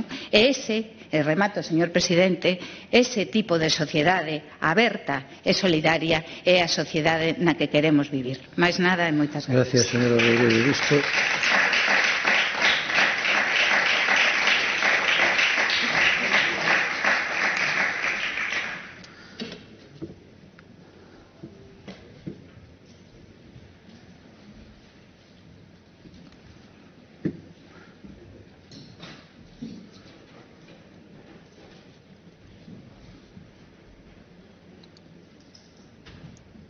Grupo autor da proposición non de lei, señora Prado.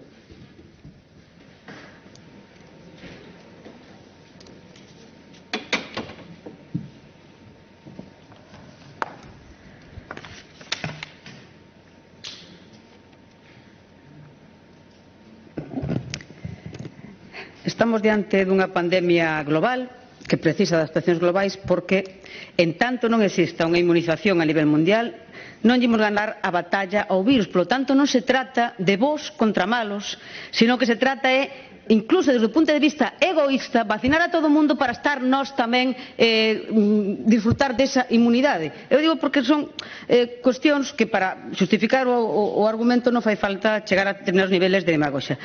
Hai unha cousa moi clara, a liberalización das patentes destinadas aos fármacos, vacinas, probas diagnósticas, tecnoloxías relacionadas con COVID-19 é precisa, é posible, é legal e existen precedentes. Eso é a realidade que vostedes non queren oír. O que fai falta é vontade política para poñela en marcha. O que fai falta é vontade política para que todo o mundo teña acceso a eses beneficios. E hai precedentes. En 2001, efectivamente, a declaración de Doha dentro da Organización Mundial do Comercio permitiu puxo en marcha a liberalización das patentes para fármacos para combatir aquela altura toda a epidemia do VIH, da SIDA. Entón, hai precedentes, pode facerse, o que hai é que querer facelo. Eu, dende logo, escoitei aquí cuestións de que non é fácil, que é moi complicado, que hai que respetar a liberdade de mercado. Resulta que para loitar contra a pandemia teñense tomado medidas que supuxeron a eliminación de dereitos fundamentais, o confinamento de millóns de persoas, prohibeuse a liberdade de circulación, de reunión e demais, e resulta que non se lle poden eliminar as patentes ás multinacionais porque eso é moito pecado. Eso é moito pecado. Aí non se pode tocar.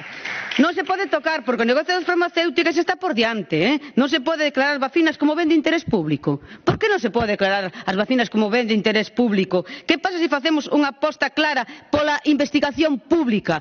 Porque eu de verdade lamento, non lamento, tiño claro, non, que Partido Popular e Partido Socialista se sumen aos intereses e ao discurso das multinacionais. Son as propias industrias farmacéuticas a que din que se agora se eliminan as patentes, quen vai investigar no futuro? Que lles parecería apostar pola investigación pública? Deixar de ter na precariedade aos investigadores, meter recursos na investigación pública en vez de meterlle miles de millóns de euros ás farmacéuticas privadas que logo solo quitan beneficio con esa cuestión. Como mínimo 25.000 millóns de euros, como mínimo, porque logo está o directo, o indirecto, todos os adiantos. Por lo tanto, resarcir en caso de liberación das patentes, pero en base a xustificación clara de a custa de que se chegou a esa investigación e a eses resultados, que porque aí non queremos entrar para nada.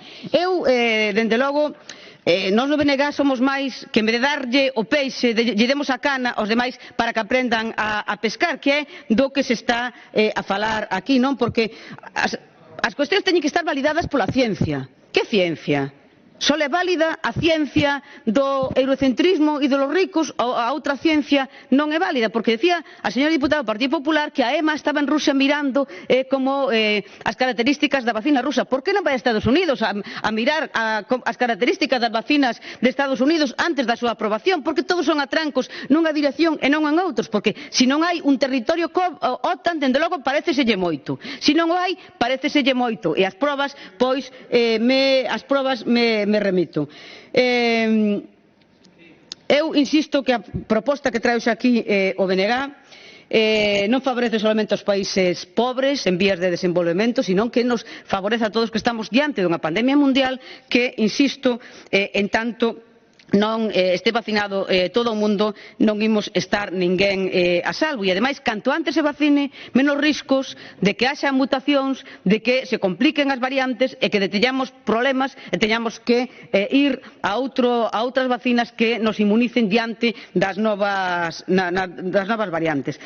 Esta iniciativa o que pretende, basicamente, que todo o mundo poida producir vacinas, cada Estado, cada nación, en función das súas capacidades ou dos acordos ao que poida chegar, e non da esmola que poidamos darlle desde os países ricos, non? Porque diante desta proposta, insisto, avalada por 100 países, 264 da Organización Mundial do Comercio, 400 organizacións non gubernamentais, a Organización Mundial da Saúde, é dicir, todo isto avalan e apoian esta iniciativa. Xa sei cales son as posicións, a da farmacéutica, que se non se quitan as patentes, logo a ver quen investiga, como se non houbera máis opcións investigacións e como se en esa investigación privada non houbera sempre cantidade de recursos públicos, ou a dos países ricos que propoñen fondos, destinar X recursos. Falaba a diputada do proxecto COVAS. O proxecto COVAS, o obxectivo da Organización Mundial da Saúde era que nos primeiros 100 días do ano 2021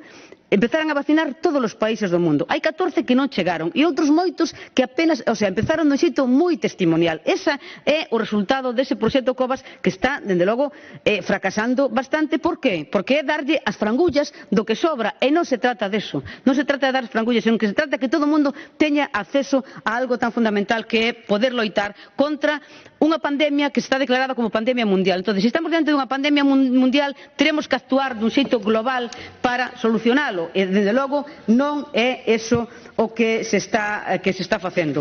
Eu, polo tanto, lamento que na vez de PP e Partido Socialista, na vez de poñerse do lado da maioría, máis unha vez se poña do lado dos intereses das farmacéuticas. Non podemos aceptar a emenda do Partido Socialista porque o que propón é un fondito para comprarlle vacinas e nós o que propoñemos é que todo o mundo teña acceso e logo a segunda parte podíamos aceptarla sen ningún problema, pero non imos aceptar a votación por puntos e me temo que non aceptará votar globalmente toda a iniciativa. Moitas grazas, señora Prado.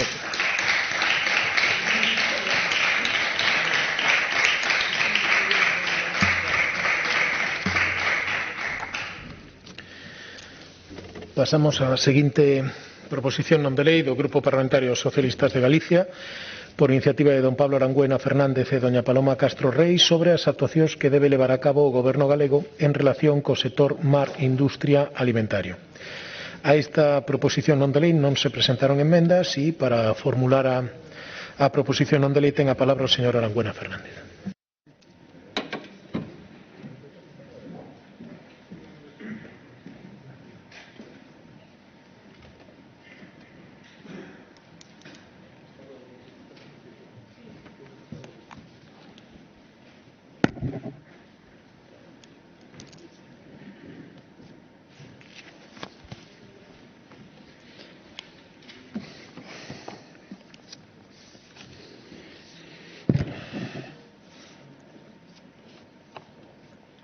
Grazas, señor presidente. A iniciativa que presentamos hoxe ten por obxecto a defensa da nosa costa e da economía da nosa costa. Onte mesmo coñecemos que un informe interno de ENCE, obtido pola prensa, alerta de vertidos de mercurio á ría de Pontevedra procedentes dunha antigua filial da propia ENCE e advirte do risco para a saúde de traballadores e da poboación xeral, mentres que a Xunta, que parece ser que coñece o informe, asegura que a presencia dun elemento no chan nunha concentración superior ao nivel de referencia non ten por que supoñer un problema. Pero o caso é que non se trata dun elemento calquera, como parece suxerir despreocupada e alegremente a Xunta, senón dun dos elementos máis tóxicos que existe, como é o mercurio. Así que sería importante que a Xunta informe urxentemente deste tema.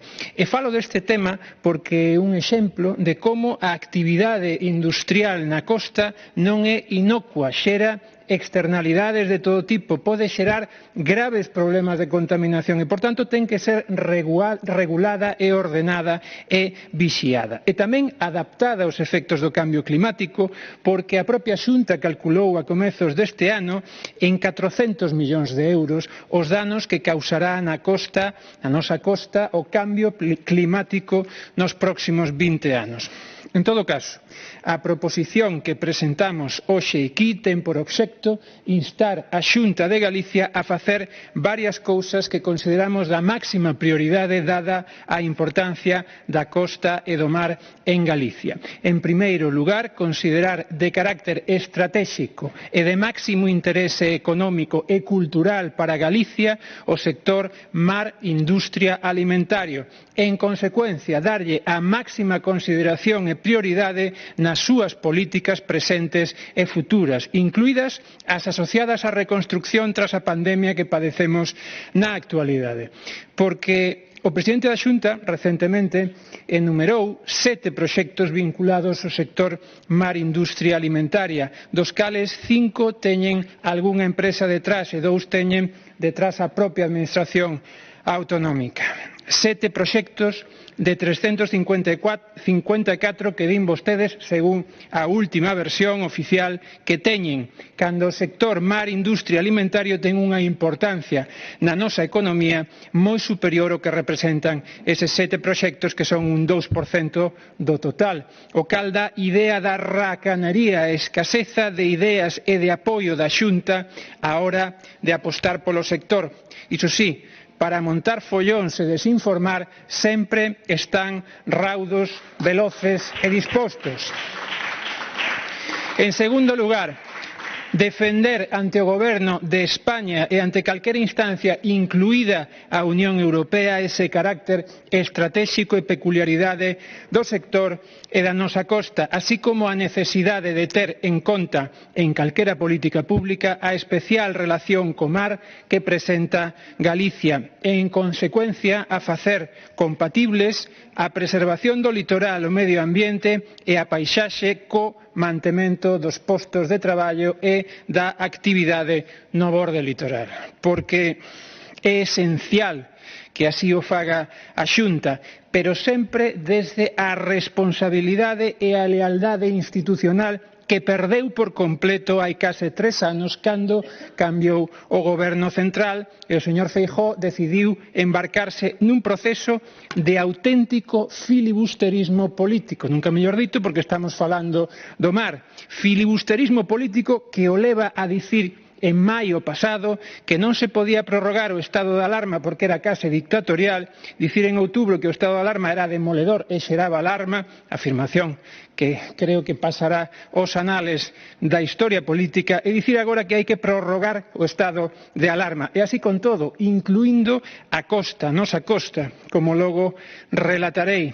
En terceiro lugar, defender que calquera modificación normativa que poda afectar particularmente o sector, en especial calquera modificación da normativa de costas, se faga en diálogo aberto e fluído coas entidades representativas, así como coas administracións locais e autonómicas, acadando o máximo nivel de consenso posible, porque necesitamos que haxa diálogo na medida en que Galicia ten a maior superficie de costa de España e a economía costeira de Galicia é a máis importante de España e, ademais, ten certamente as súas peculiaridades que deben ser tidas en conta en calquera modificación da legislación costeira. En cuarto lugar, defender que a aplicación concreta da normativa presente e de calquera modificación futura se faga tendo en conta a importancia, carácter estratégico, especificidade, singularidade e peculiaridade da costa galega, porque esas singularidades existen, comezando pola peculiaridade xeográfica das nosas rías e a súa privilexiada productividade. En quinto lugar, deixar un ámbito económico tan importante como o sector mar-industria alimentario fora de calquer confrontación partidista e, polo tanto, informar veraz, transparente e obxectivamente de todo o que afecte a ese sector, evitando sementar dúbidas que poidan desincentivar o investimento e intranquilizar as persoas e familias que dependen do mar en Galicia.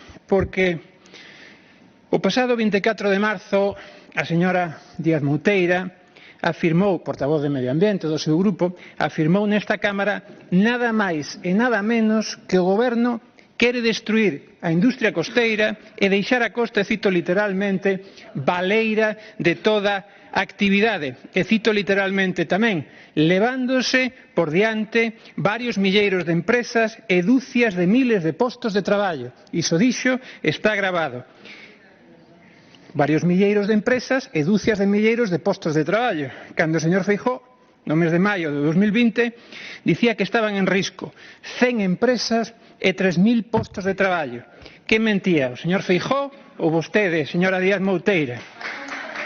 Porque a señora Díaz Mouteira, en menos dun ano, di que non son 100 empresas, senón varios milleiros, non 100, varios milleiros, e que non son 3.000 empregos, senón dúcias de milleiros, é dicir, multiplica o que xa era unha falsedade de orixe por 100. Que máis dá? Vostedes consideran que poden dicir calquera cousa aquí gratuitamente, pero non é gratis, non é gratis. Non dá igual, porque dicir esas cousas é unha completa irresponsabilidade, unha total e absoluta irresponsabilidade. Isto é así, está grabado, está todo, hemerotecas, grabación. Entón, claro, ou minte a señora Díaz Mouteira ou minte o señor Feijóo. Neste caso, minten os dous. Tanto o que di a Xunta como o que di a señora Díaz Mouteira é unha auténtica irresponsabilidade. Porque se o Goberno de Galicia di que o Goberno central quere destruir, nada máis e nada menos, quere destruir o sector mar industria alimentaria, o normal é que o sector crea que é así. Se pronostican vostedes o apocalipse dun sector, provocan o apocalipse dese sector, non sei se o entenden.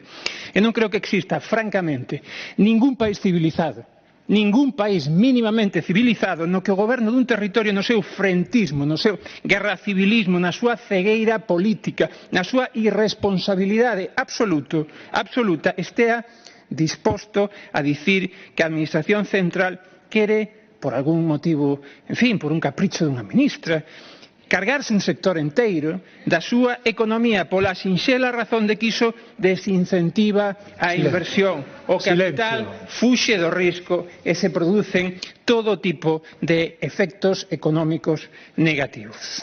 E se vostedes din que hai un goberno central que quere liquidar milleiros de empresas e dúcias de milleiros de postos de traballo, o normal é que o capital fuxa despavorido, pero non do goberno central, das súas prediccións, o cal sería un exemplo de profecía autocumplida. Últimamente consiste en que se van deslocalizar 100 empresas a Portugal. O que pasa é que nos últimos anos deslocalizáronse aproximadamente 600 empresas a Portugal. Entón, parece ser que vostedes din que van ser 100 máis, neste caso provocadas por unha ministra que parece ser moi intranxixente. Por iso pídolles que reconsideren a súa actitude, que se senten co Ministerio para dicirlle que a futura reforma da normativa de costas, se produce, ten que contar co máximo consenso posible. Hai que escoitar coa máxima atención e apertura mental o sector mar industria alimentario e tomar en consideración a especificidade da nosa costa. E non hai mellor aval para a Xunta que ter o respaldo deste Parlamento que representa o pobo galego para buscar o máximo diálogo e o máximo consenso. E iso é xustamente o que propoñemos hoxe e aquí, que quede claro o compromiso de todas as forzas políticas do Parlamento de Galicia coa costa galega e a súa economía. Nada máis. Moitas grazas, enhorabuena.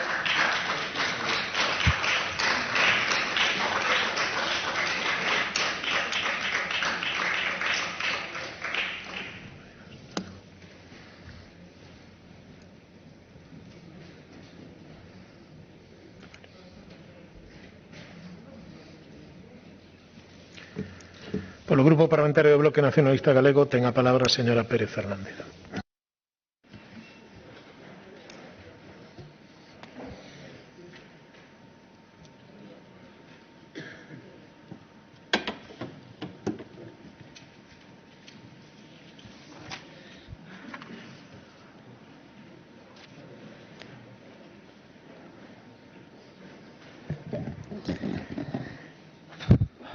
Moitas grazas, señor presidente. Señorías, bo día. Decía onte o señor Arangüena, por certo, nunha disertación sobre o dereito a decidir dos bercianos en particular e de calquera pobo en xeral, unha disertación que xa fica para o estudo e investigación dos expertos na materia, decía que a historia está para aprender. Pois ben, parafraseando a vostede, eu repito, efectivamente, que a historia está para aprender. E engado, ademais, que a historia está para contala toda, e non por cachiños. A historia non está para borrala e facela desaparecer cando nos interesa. tal, señora Arangüena, tal é como fai vostede nesta PNL. A PNL do PSOE fálanos textual dos milleiros de postos de traballo vinculados de xeito directo ou indirecto ao sector mar industria alimentar. É da súa defensa. E os seus principais problemas, os deste sector, limítaos vostede á modificación da Lei de Costas do ano 2013 e ao seu regulamento do ano 2014 e incluso á Lei de Patrimonio das Administracións Públicas do ano 2003. Toda esa legislación que acabamos de citar efectivamente leva o selo do Partido Popular. Pero a continuación dinos que vistos os problemas que causa esa legislación nas industrias galegas ubicadas na costa, o Goberno do Estado no ano 2019 do PSOE e Unidas Podemos decide, textual, abordar un novo regulamento de costas e finalmente desiste desa tramitación. Desestimento, por certo, nos di tamén na PNL o señor Arangüena, e cito tamén textual, no que se tivo moi en conta a posición do PSDG. Noraboa, señor Arangüena, porque debe ser o único no que tiveron en conta a posición do PSDG dende Madrid. E ata aquí chega a historia para o Partido Socialista. Punto. Aquí acaba a historia no ano 2019 e no seu grande éxito de que lle fixeran caso en Madrid para non abordar unha nova legislación de costa. Quérennos facer ver, señora Arangüena, que non ocorreu absolutamente máis nada e que a día de hoxe, 14 de abril, propóñennos vostedes 5 acordos que podemos apoiar porque, entre outras cousas, nós aínda seguimos reclamando efectivamente que se modifique a situación dos núcleos tradicionais costeiros galegos, cousa que non interesa en Madrid, pero queren vostedes parar a historia no ano 2019. E nós, dos 5 acordos que nos propoñen, queremos pararnos especialmente no último. O último dice, xo leu vostede, pero para refrescar a memoria, deixar un ámbito económico tan importante como o sector marindustria alimentario fora de calquera confrontación partidista e, polo tanto, informar veraz, transparente e obxectivamente de todo o que afecte a este sector, evitando sementar dúbidas que poidan desincentivar o investimento, etc., etc., etc. Si de verdade, señora Arangüena, queren informar veraz, transparente, obxectivamente, evitando sementar dúbidas, comecen por recoñecer que a historia non rematou no ano 2019, e moito menos a historia referida ao sector mar industria alimentar galego, que entre 2019 e 2021 anunciouse, publicouse e aprobouse un proxecto de lei de cambio climático que vostede borra do mapa, que sitúa xurídicamente a cadea mar industria no peor momento da súa historia, señora Arangüena, que entre 2019 e 2021 o Goberno de Madrid desprezou, e agora vennos a falar vostede aquí de diálogo, desprezou as aportacións do sector, ampliou 3 veces o prazo de presentación de emendas xusto hasta o día anterior do seu remate, desesperando ao resto dos grupos políticos da Cámara e ao propio sector, que entre 2019 e 2021 o Partido Socialista de Madrid e de Galiza mantiveron un discurso absolutamente torticeiro e opaco, un discurso e unha posición que mesmo aquí, señora Arangüena, foi rexeitada por alcaldes e por alcaldesas do Partido Socialista, do seu propio partido, que aprobaron esos alcaldes e esas alcaldesas do Partido Socialista nos seus concellos, verdad, rexeitar así clarísimamente nos seus concellos, rexeitar o artigo 18 do proxecto de lei e remitir unha nova proposta a Madrid que, por certo, esa proposta dos alcaldes e alcaldesas socialistas rematou no caldeiro do lixo do Ministerio de Transición Ecolóxica de Madrid. Un posicionamento absolutamente incomprensível que mantiveron incluso mesmo en contra do ditame do Consello de Estado, que claramente estimou que o artigo 18.3 e 18.4 eran de facto, e leo textualmente, unha modificación da Lei de Costas e ofrecían dúbidas contrarias á seguridade xurídica. Do 2019 ao 2021, nesta cerimonia da confusión, lamentablemente non estiveron vostedes sós. Contaron coa inestimável colaboración da súa media laranxa política, verdad? O Partido Popular. Ainda o dixo o señor Ábalos esta fin de semana. O Partido Popular que aproveitou, como non podía ser de outro xeito neles, verdad? Aquelo de a río revolto. E atreveuse incluso a suplantar o propio Consello de Administración de Ence na defensa acérrima desta bomba de reloxería na ría de Pontevedra. Mesmo encargou a elaboración dun vídeo que era do principio hasta o final unha burla e unha burda e paifoca manipulación da realidade. Unha mentira monumental. O Partido Popular, na defensa, efectivamente, desa bomba de reloxería na ría de Pontevedra, ata chegou a anunciar que ian reclamar as competencias sobre a costa. Mágoa que só lle acorden neses momentos, cando hai que defender a industrias absolutamente contaminantes nas nosas rías. Pero non parou aí a campaña do Partido Popular. A mismísima conselleira do Mar,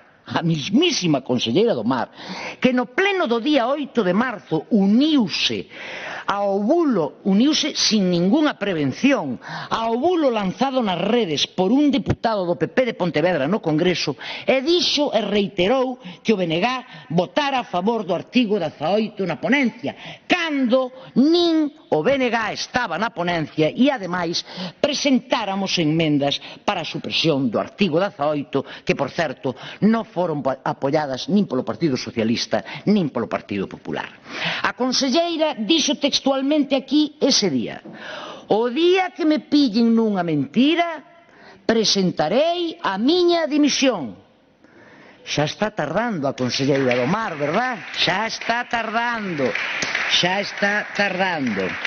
Señora Arangüena, do 2019 ao 2021 hai historia, esa que vostedes queren facer desaparecer. E nesa historia do 19 ao 21 o BNG mantivo sempre a mesma postura. Sempre mantivemos que o artigo 18 da Lei de Cambio Climático é unha modificación descarada da Lei de Costas pola porta de atrás. Presentamos enmenda para a supresión do artigo, que ambos os dous rexeitaron.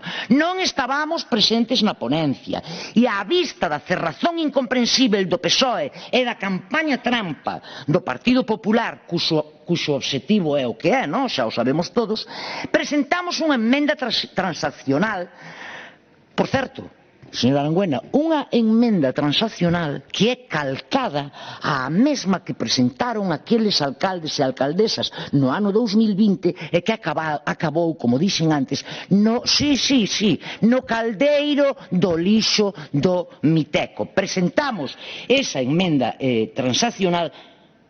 Non sei, señora Arangüena, pregúntelles alcalde da Illa, alcaldesa de Cambados, alcaldes e alcaldesas de Musía, de Camariñas, en fin, pregúntelle alcaldes socialistas absolutamente desairados e humillados polo empecinamento e pola soberbia do PSOE en Madrid.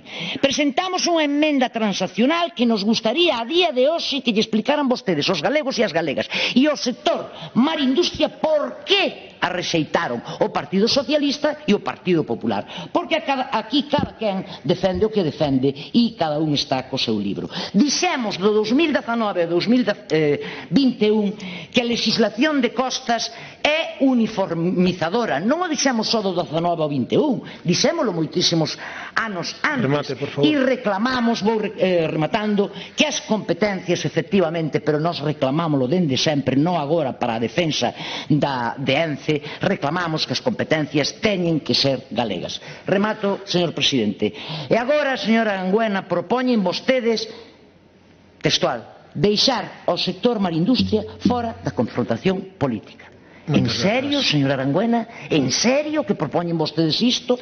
Propoñen considerar de carácter estratégico, estou lendo textual, e de máximo interese económico e cultural para Galiza o sector marindustria. En serio, señora Arangüena? Remato, decía vostede onte nese discurso xa inesquecível a respeito do dereito a decidir que os experimentos con gaseosa. Aplique o conto, señora Arangüena. Moitas grazas.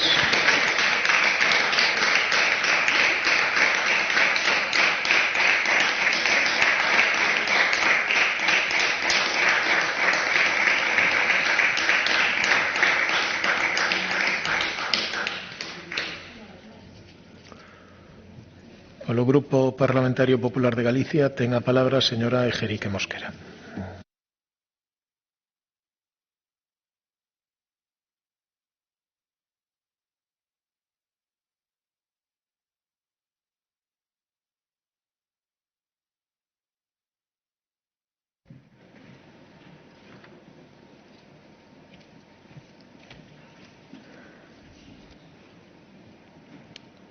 Ben, bos días, grazas, presidente. Señora Arangüena, vostede esconde esta PNL como defensa da cadea marindustria, pero ven vostede aquí atacar a ENCE, e xa o dixo nos 5 primeiros minutos da súa intervención. A Xunta manifestou a súa vontade de recorrer ante o Tribunal Constitucional a Lei de Cambio Climático do Estado, pola parte contida nela sobre a Lei de Costas. Se aproba de xeito definitivo coa redacción actual. O recurso está justificado por 2 informes que a tachan de inconstitucional, informe da Asesoría Xurídica da Xunta e do Consello Consultivo. Tachan de inconstitucional polos artigos 18.3 e 18.4. Lamentamos que o Executivo Central e os deputados que votaron a favor dela menosprecen eses ditames. O seu voto foi emitido logo de que a propia ministra para a Transición Ecolóxica recoñecese as cuestións que este grupo parlamentario e o sector en Galicia denunciou nos últimos meses. En primeiro lugar, que a norma prescinde da actual regulación da prórroga extraordinaria das concesións, co que os 75 anos desta extensión contarían desde a data inicial da concesión e non desde a solicitude da prórroga. En segundo lugar, isto vai en contra do que prevé a Lei de Costas para todas as concesións anteriores a 2013, deixas cunha inseguridade xurídica absoluta, que as concesións, tanto as que xa teñen a prórroga extraordinaria concedida como as que aínda poden solicitala, verán reducido o seu tempo. E isto vai en contra da literalidade da Lei de Costas de 2013 e do sinalado tanto polo Tribunal Constitucional como polo Tribunal Supremo. Nós apoiamos a vontade da Xunta de recorrer este texto logo da súa aprobación definitiva, aínda lle queda a tramitación do Senado. Se mantén, como digo, a súa redacción actual. Dito isto, esta PNL que presenta vostede hoxe é un intento hipócrita de salvar a cara e branquear unha postura cínica do PSOE ante a cadea marindustria, ante o ataque sectario e dogmático máis intenso que recibiu nos últimos anos. E si, digo, sectario e dogmático no xeito de legislar, e digo hipócrita e cínica esta PNL, porque estes 5 puntos vostede pode solucionalos rapidísimamente facendo unha chamada e dicíndolle a súa ministra e o seu grupo en Madrid que retiren o artigo 18 da Lei de Cambio Climático. Mire, o Partido Popular no Congreso abstívose en orde a recoñecer que é necesario avanzar no eido da loita contra o cambio climático. E facemos o mesmo no Grupo Parlamentario de Galicia que no Grupo Parlamentario en Madrid. Alí manteñen a súa oposición á redacción do artigo 18 e seguirán a defender no Senado enmendas que fren este desaguisado xurídico e o seu impacto na cadea marindustria. Onte lía na prensa algún afectado que aínda ten a esperanza de que no Senado vostedes recapaciten e se poida retirar ese artigo. O BNG atacou o Partido Popular despois da tramitación da lei por non apoiar a súa emenda transaccional, tamén dixose aquí a señora Pérez, pero que a emenda do BNG era unha continuidade e fai total seguidismo da arbitrariedade que o Goberno de España plasma no texto inicial, porque realmente ese é o problema, a arbitrariedade que se plasma no texto inicial.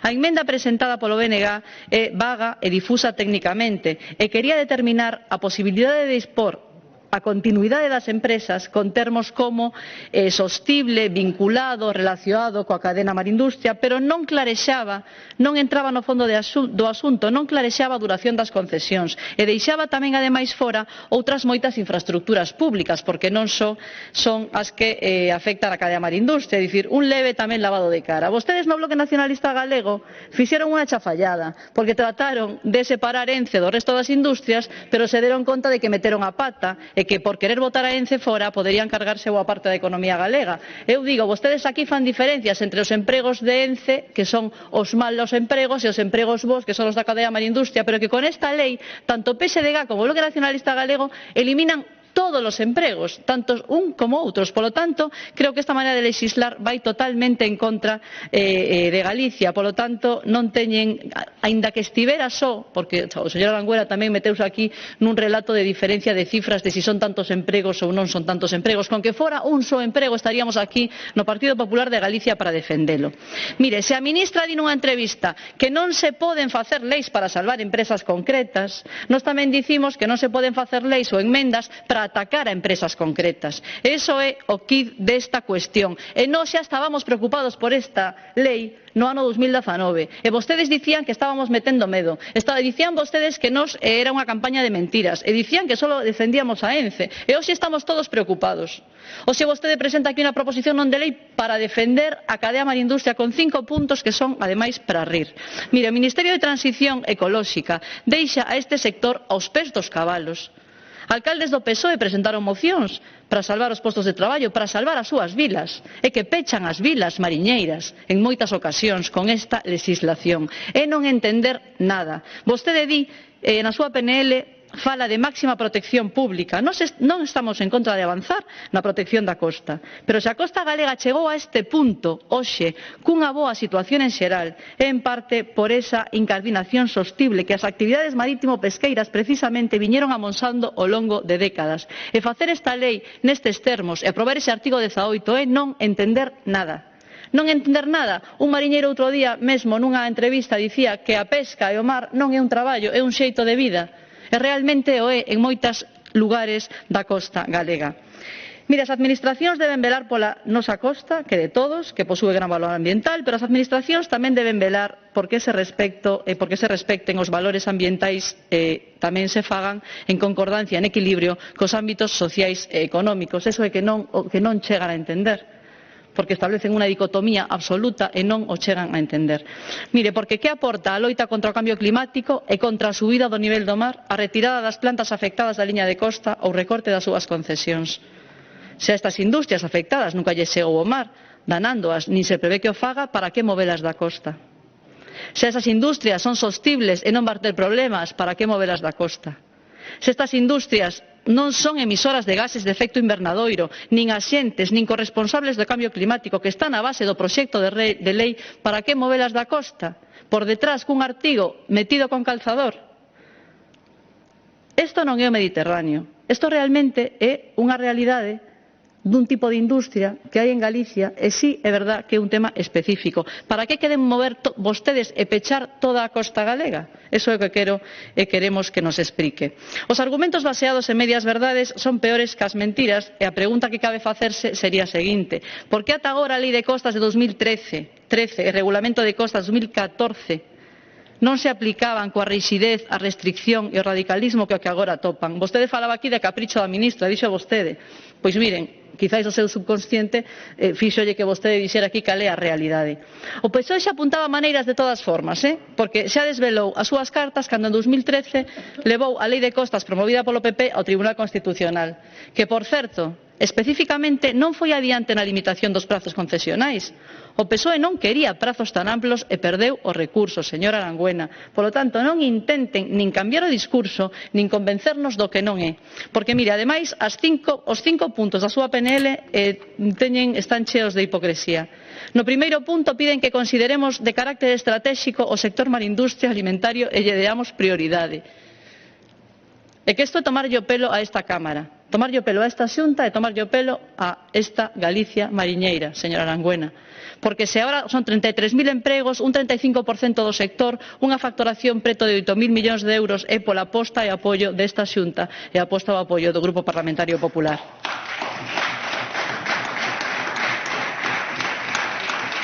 Poden vostedes, este punto soluciona vostede cunha acción únicamente, retirar o artigo 18 da lei. Punto segundo, defender ante o Goberno de España e a Unión Europea ese carácter estratégico. E iso pareceme máis insultante aínda, porque vostede está pedindo que defendamos nós ou defenda a Xunta algo que a vostedes non lles fan ni caso entón, os seus socios en Europa, o propio Ministerio. Este segundo punto, sabe como se soluciona tamén? Retirando o artigo 18 da lei. O punto terceiro, este de risa xa, defender calquera modificación normativa que poda afectar particularmente ao sector, en especial calquera modificación da normativa de costas. Pide diálogo, algo que os afectados non atoparon no Ministerio, non atoparon ese diálogo. Mira, hai unha solución para este punto terceiro, señora Arangüena, retirar o artigo 18 da lei de cambio climático. O cuarto punto pide defender a aplicación concreta da normativa presente e de calquera modificación tendo en conta a singularidade da costa galega. É que non o tiveron en conta a hora de legislar, señora Arangüena. Todo o contrario que fixeron vostedes. Polo tanto, isto ten unha solución este punto tamén. Sabe cal é? Retirar o artigo 18 da lei de cambio climático. E o último punto, deixar ao sector marindustria alimentario fora de calquera confrontación partidista e informar veraz, transparente e obxectivamente de todo o que afecte ao sector. Mire, o sector informou no 2019 veraz, transparente e obxectivamente á Xunta, ao Ministerio e aos políticos desta Cámara para que non legislásemos neses termos e vostedes fixeron todo o contrario. Polo tanto, ten outra solución este punto quinto, retirar o artigo 18 da lei. Polo tanto, señora Arangüena, con esa acción soluciona vostedes estes 5 puntos que está solicitando. E ademais, montan o lío con esta lei e agora intentan agochalo pedíndolle unha serie de accións á Xunta de Galicia que non ten nin pés nin cabeza. Mire, eu xa vou rematar dicindo que o Observatorio del Litoral da Universidade da Coruña manifestou tamén a súa disconformidade co artigo 18. Hai un artículo do director do Observatorio na Voz de Galicia do luns que recomendo a súa lectura, imparcial e non partidista, señora Arangüena. E mire, teño que dicirlle que foi a propia ministra que recoñeceu que a finalidade do artigo 18.4 da futura lei de cambio climático é a de eliminar a prórroga extraordinaria de todas as concesións na costa. Quen minte, por tanto, se a propia ministra acaba dándonos a razón? Nós defendemos a cadea marindustria, as vilas costeiras, os postos de traballo, todos e noso estilo de vida. Polo tanto, non aceptamos o artigo 18 desta lei e como nesta PNL non o cambia, non apoiaremos esta PNL, señora Arangüena, chea de cinismo. Moitas grazas, señora Felipe.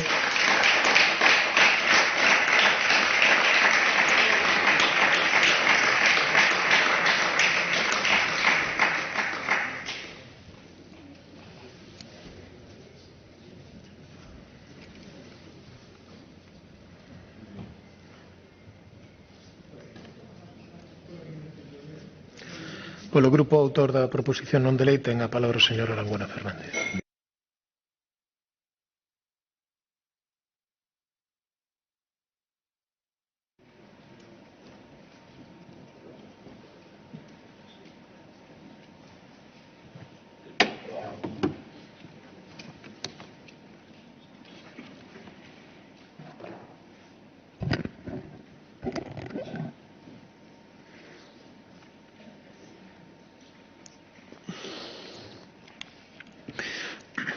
Grazas, señor presidente. Señora Pérez, alégrome de que lle resulte, como dixo vostede, inesquecível a miña reflexión sobre o dereito a decidir de onte. Falaremos en calquera momento, se quere que falemos máis do dereito a decidir, falamos do dereito a decidir, pero hoxe falamos da nosa costa. E fago miñas as súas verbas cando dixo e falou da burda e paifoca manipulación da realidade que fai o grupo que está á miña dereita, porque efectivamente é burda e paifoca. Eu non falei hoxe do artigo 18 da Lei de Cambio Climático, pero teño que dicirlles que o que di o artigo 18 da Lei de Cambio Climático é que o límite das concesións son 75 anos. Se o ano 1988 tanto, data da Lei de Costas lle sumamos 75 anos, danos 2063. Por tanto, no 2063 é a data que fixa na práctica, pola vía de ese plazo que establecen leis anteriores confirmalo, 2063 é a data na que, en teoría, terían que comezar a preocuparse, según ese artigo, non segundo o resto da legislación, que é do que eu falo aquí, terían, en todo caso, que empezar a preocuparse as nosas concesións. E di a señora Pérez que os nosos alcaldes presentaron unha emenda.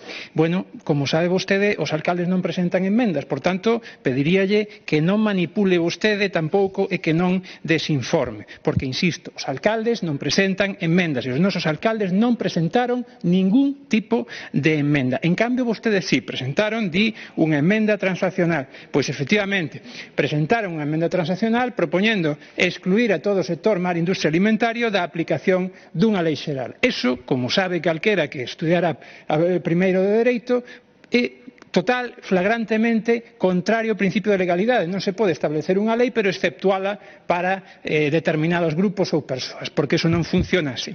A partir de aí, unha emenda que está moi ben, pero que é directamente ilegal, contrario ao principio de legalidade. E vostede di que ataco a ENCE. Eu a única reflexión que fixen foi que hai un informe da propia ENCE que di que se está producindo un vertido de mercurio á ría de Pontevedra. Se por eso vostede considera que eu ataco a ENCE, entón o que ataco a ENCE son eu, e non vostedes, o mercurio que vostedes parece ser que permiten que se verta a ría de Pontevedra, eso non ataca a ninguén, pero eu ataco a ENCE por dicir que ENCE ten un informe que di que hai mercurio na ría de Pontevedra. Bueno, e din vostedes que teñen un informe da asesoría da Xunta. O día 24 de marzo, a conselleira de Medio Ambiente ofreceu aquí os grupos parlamentarios, os grupos da oposición, ese informe. Eu pedinllo especificamente saindo pola porta a conselleira. Hai 3 semanas exactamente. Sigo esperando a que nos faciliten ese informe da asesoría da Xunta.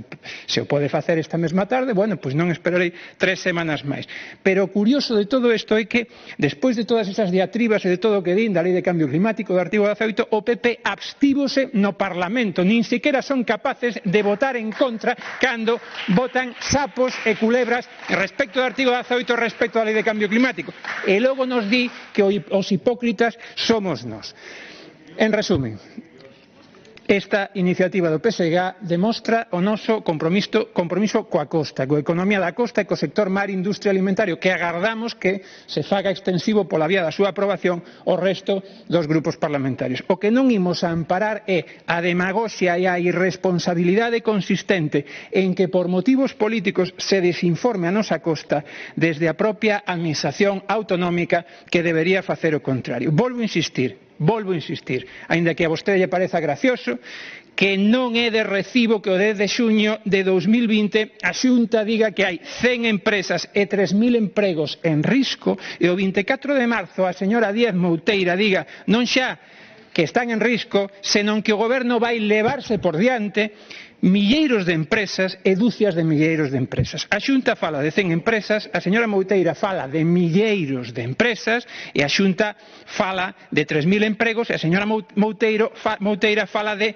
dúcias de milleiros de empregos. A vostede dalle igual, porque di que con un posto que estivese en risco, é dicir, a partir dese momento dá igual todo o que vostedes digan. Eso é unha irresponsabilidade absoluta e un goberno non pode facer eso. É de república bananeira. Unha burla á intelixencia da cidadanía, unha irresponsabilidade máxima por parte dun goberno que tería que sementar confianza en troques de sembrar alarmismo na nosa economía. É inaudito que teñamos un goberno autonómico que, en lugar de dedicarse a apagar incendios, se dedique a incendiar. Como lle dixen, o único que establece o artigo 18 é un plazo de 75 anos que xa estaba na legislación. Se aplicamos ese plazo a partir do ano 88, o resultante desa suma, desa cifra, é o ano 2063. Xa veremos onde estamos todos no 2063. Incluso no ano 2063 as empresas poden voltar a solicitar unha nova concesión. E o mesmo se aplica a todas as concesións no sector mar, industria e alimentario na nosa costa, no dominio público marítimo terrestre. Por tanto, deixen vostedes de desinformar, fagan ben as cousas, póñanse a traballar e, se queren, aproben esta proposta e demostren que teñen algo máis que hipocresía. Moitas grazas, señora Anguena.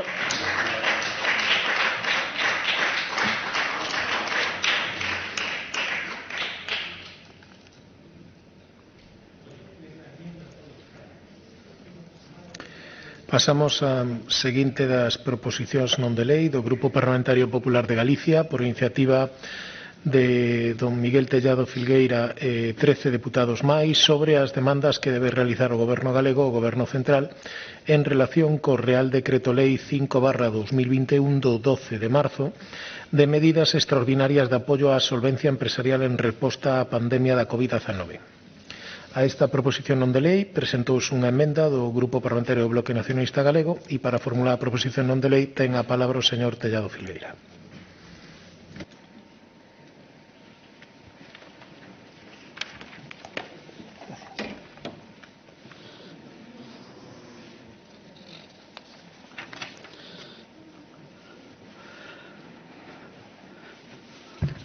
Gracias, presidente. Bo día a todos. Un ano e un mes. Hoxe cúmprese exactamente un ano e un mes da entrada en vigor do primeiro estado de alarma que deu comezo á xestión da pandemia da COVID por parte do Goberno de España. Un ano e un mes levan exactamente esperando as empresas e os profesionais deste país polo apoio do Goberno de Pedro Sánchez. E agora que finalmente chega a resposta do Goberno central un ano e un mes despois, atopámonos con un plan absolutamente insuficiente, infradotado e que non beneficia a algúns dos sectores máis afectados por esta crise sanitaria, como é o caso do sector pesqueiro, as librerías, concesionarios, talleres, salóns de peiteado, salóns de estética, estacións de servicio e un longo etcétera. E por se isto non fora suficiente, o Goberno de Pedro Sánchez, unha vez máis, aproveita a ocasión para discriminar, como non podía ser de outra forma, a Galicia cun reparto injusto destes fondos que supón e representa unha pérdida de 110 millóns de euros que lle corresponderían a Galicia e que o Goberno de España lle exixa de forma interesada. Por suposto que isto non é nada novo. Galicia sempre sae perxudicada nos repartos territoriais que fai o Goberno de España, o Goberno socialista. Galicia perdeu no reparto dos fondos territorializados dos orzamentos xerais do Estado para este ano. Galicia perdeu no reparto dos fondos COVID. Galicia perdeu no reparto dos fondos europeos dos REAC-EU. Galicia perdeu nos primeiros repartos de vacinas e Galicia volveu a perder agora no reparto destas axudas para autónomos e pequenas e medianas empresas. Todos estes repartos fixéronse con criterios diferentes, pero que casualmente sempre, absolutamente sempre, perxudicaban a Galicia. A nosa comunidade recibiría casi 700 millóns de euros máis de aplicarse os criterios comuns do sistema de financiamento autonómico dos últimos repartos que ten feito o Goberno socialista. Non 280 millóns máis, como decía a señora Ana Pontón esta mañán, tratando de blanquear o castigo socialista a Galicia. Non, 700 millóns que perdemos por ese reparto caprichoso e sempre discriminatorio do Goberno socialista. Pero é que os criterios de reparto que usa o Estado nunca son obxecto de negociación cas comunidades autónomas. Non son os criterios de financiamento consensuados no Consello de Política Fiscal e Financiera, sempre se definen, sempre, en todo caso, de forma continuada e reiterada, sempre se definen discrecionalmente, son cambiantes e sempre son moi pouco equitativos. E incrementan, hai que dicilo, a fenda entre as rexións máis e menos dinámicas, fomentando unha España de dúas velocidades. En definitiva, criterios os que aplica o Goberno socialista que sempre castigan e sempre discriminan, coa complicidade do BNG, hai que dicilo, sempre castigan e sempre discriminan a Galicia. Lamentablemente, os agravios comparativos nos repartos de fondos son só a punta do iceberg do maltrato do Goberno socialista a nosa comunidade. Pedro Sánchez é o presidente do Goberno de España que peor tratou a Galicia na historia autonómica. Vive instalado nun ataque permanente á nosa comunidade, un ataque ademais xustificado de forma continuada e reiterada polo PSDG-PSOE. viven instalados nun ataque permanente á nosa comunidade, atacando os orzamentos, aprobando os peores orzamentos para Galicia dos últimos 15 anos, no que se refire aos investimentos territorializados, superando, por certo, o seu propio récord de agravio que xa establecera nos orzamentos fallidos do ano 2019. Atacando a industria galega, diga o que diga o señor Arangüena, desmantelando o tecido industrial de Galicia, obrigando a pechar e a marcharse a Alcoa, Siemens Gamesa, Alu Ibérica, Ferroatlántica e agora tamén a ENCE. O dixo verbalizou perfectamente. Atacando o naval, retrasando sine die a construción das fragatas F-110, perdendo contratos millonarios para o noso sector naval e negándose a construir un barco puente por parte do Ministerio de Defensa. Atacando a enerxía, propoñendo unha transición ecolóxica que nin é ecolóxica, nin é transición de ningún tipo, destruindo o modelo actual sin propoñer solucións de futuro. E aí está o peche da central térmica das Pontes 20 anos antes de cando tería que pechar. Atacando as infraestructuras, esquecendo os grandes investimentos que Galicia precisa. Atacando o sector do mar e a industria, acabamos de falar agora mesmo dese tema. Atacando a nosa cultura e o noso turismo, e aí está como o Goberno de España lle deu a espalda ao Xacobeo 21-22. Sen dúbida, Pedro Sánchez é o presidente que peor tratou a Galicia na nosa historia autonómica.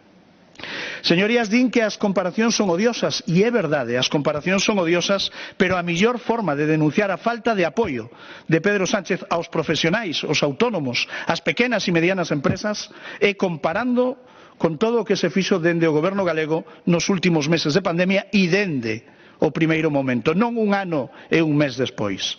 Apenas un mes despois do inicio da pandemia, a Xunta de Galicia puso en marcha un plan de reactivación económica que mobilizou máis de 3.000 millóns de euros e que xa contiña as primeiras axudas para autónomos e empresas, como a liña de créditos sen intereses ou o cheque para a digitalización. Pero é que durante este tempo puxéronse en marcha e en tempo récord 2 plans de rescate para autónomos e pequenas empresas que en total sumaban 160 millóns de euros. 2 plans que, ademais de contar con investimentos que representan aproximadamente o mesmo orzamento anual da Consellería do Mar ou o que suporía a construción dun hospital comarcal, contaron con axudas directas que se pagaron con axilidade, con rapidez, cunha tramitación simplificada e complementaria con outros tipos de axudas. Ademais destes 2 plans, a Xunta xa está a perfilar no seo do diálogo social e na mesa de emprego autónomo o terceiro plan de rescate que se activará cos cartos que o Goberno central achegue ás comunidades autónomas. Estas foron as principais liñas de axudas, pero podo enumerar unha longa lista de medidas que se desenvolveron dende o primeiro momento. Axudas para apoiar o acontecemento de terrazas e servicios de domicilio, 3 millóns de euros. Axudas específicas para o establecemento de ocio nocturno, 650.000 euros. Liñas de crédito para achegar liquidez, máis de 10 millóns de euros. Plan Galicia Destino Seguro para apoiar o acondicionamento e o equipamento de establecementos turísticos e hosteleiros. Plataforma Comercio Seguro, programas de apoio ao pequeno comercio e campañas de dinamización, programas de formación e asesoramento a través do IGAPE. Lei de reactivación e simplificación administrativa que vostedes lle deron as costas. É un longo etcétera. Ante esta situación, señorías, presentamos hoxe esta iniciativa que ten 3 obxectivos fundamentais. O primeiro, exixir maior rapidez e axilidade na chegada desas axudas, ademais de facilitar os requisitos de xustificación dos gastos. En segundo lugar, exixir un reparto xusto entre comunidades autónomas e que non se volva a perxudicar a Galicia. O que propón o Goberno de España supón restarlle 110 millóns de euros aos autónomos e ás pequenas e medianas empresas de Galicia. E, en terceiro lugar, ampliar os sectores beneficiados para que as axudas cheguen a máis profesionais. Queremos facer unha chamada á responsabilidade dos partidos que conforman a oposición en Galicia e que son, ademais, goberno e socios de goberno en Madrid no Goberno de España. Teñen que decidir. O PSDG ten que decidir se sigue aplaudindo ao seu partido en Madrid e o BNG ten que decidir se sigue apoiando de forma cómplice ao presidente que puxeron ao frente do Goberno de España. Teñen que elixir si siguen aplaudindo a Madrid ou si por unha vez se poñen do lado dos galegos que son os que nos votan, os que nos votaron. Teñen que tomar esa decisión. Non pedimos para o goberno galego.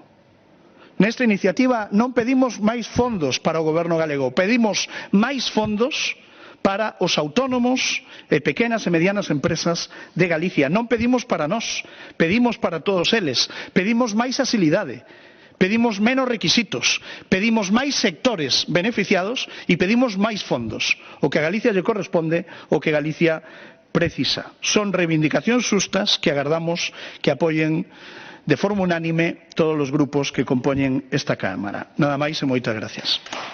Gracias, señor Tellado.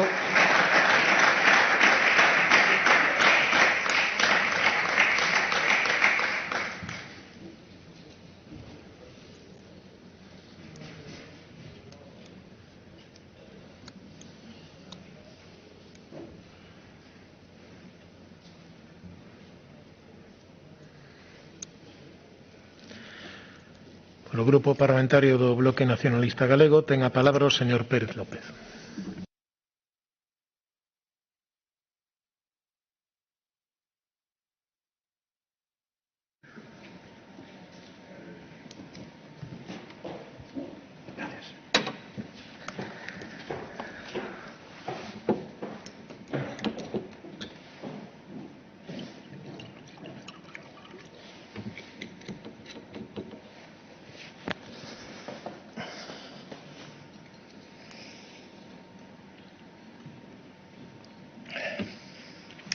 Presidente. Gracias.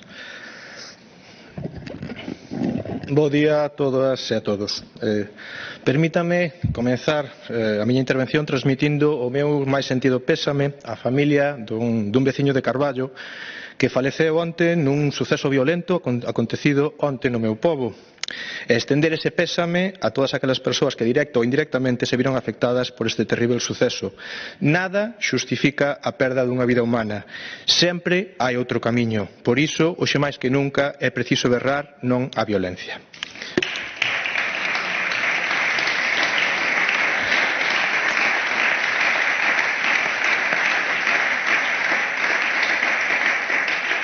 Entrando xa na iniciativa presentada polo PP, a través do Real Decreto 5/2020 de 21 de marzo de medidas extraordinarias de apoio á solvencia empresarial en resposta á pandemia da COVID-19, o Estado español articula, por fin, entre outras medidas, axudas directas a autónomos, empresarios e profesionais afectados pola pandemia.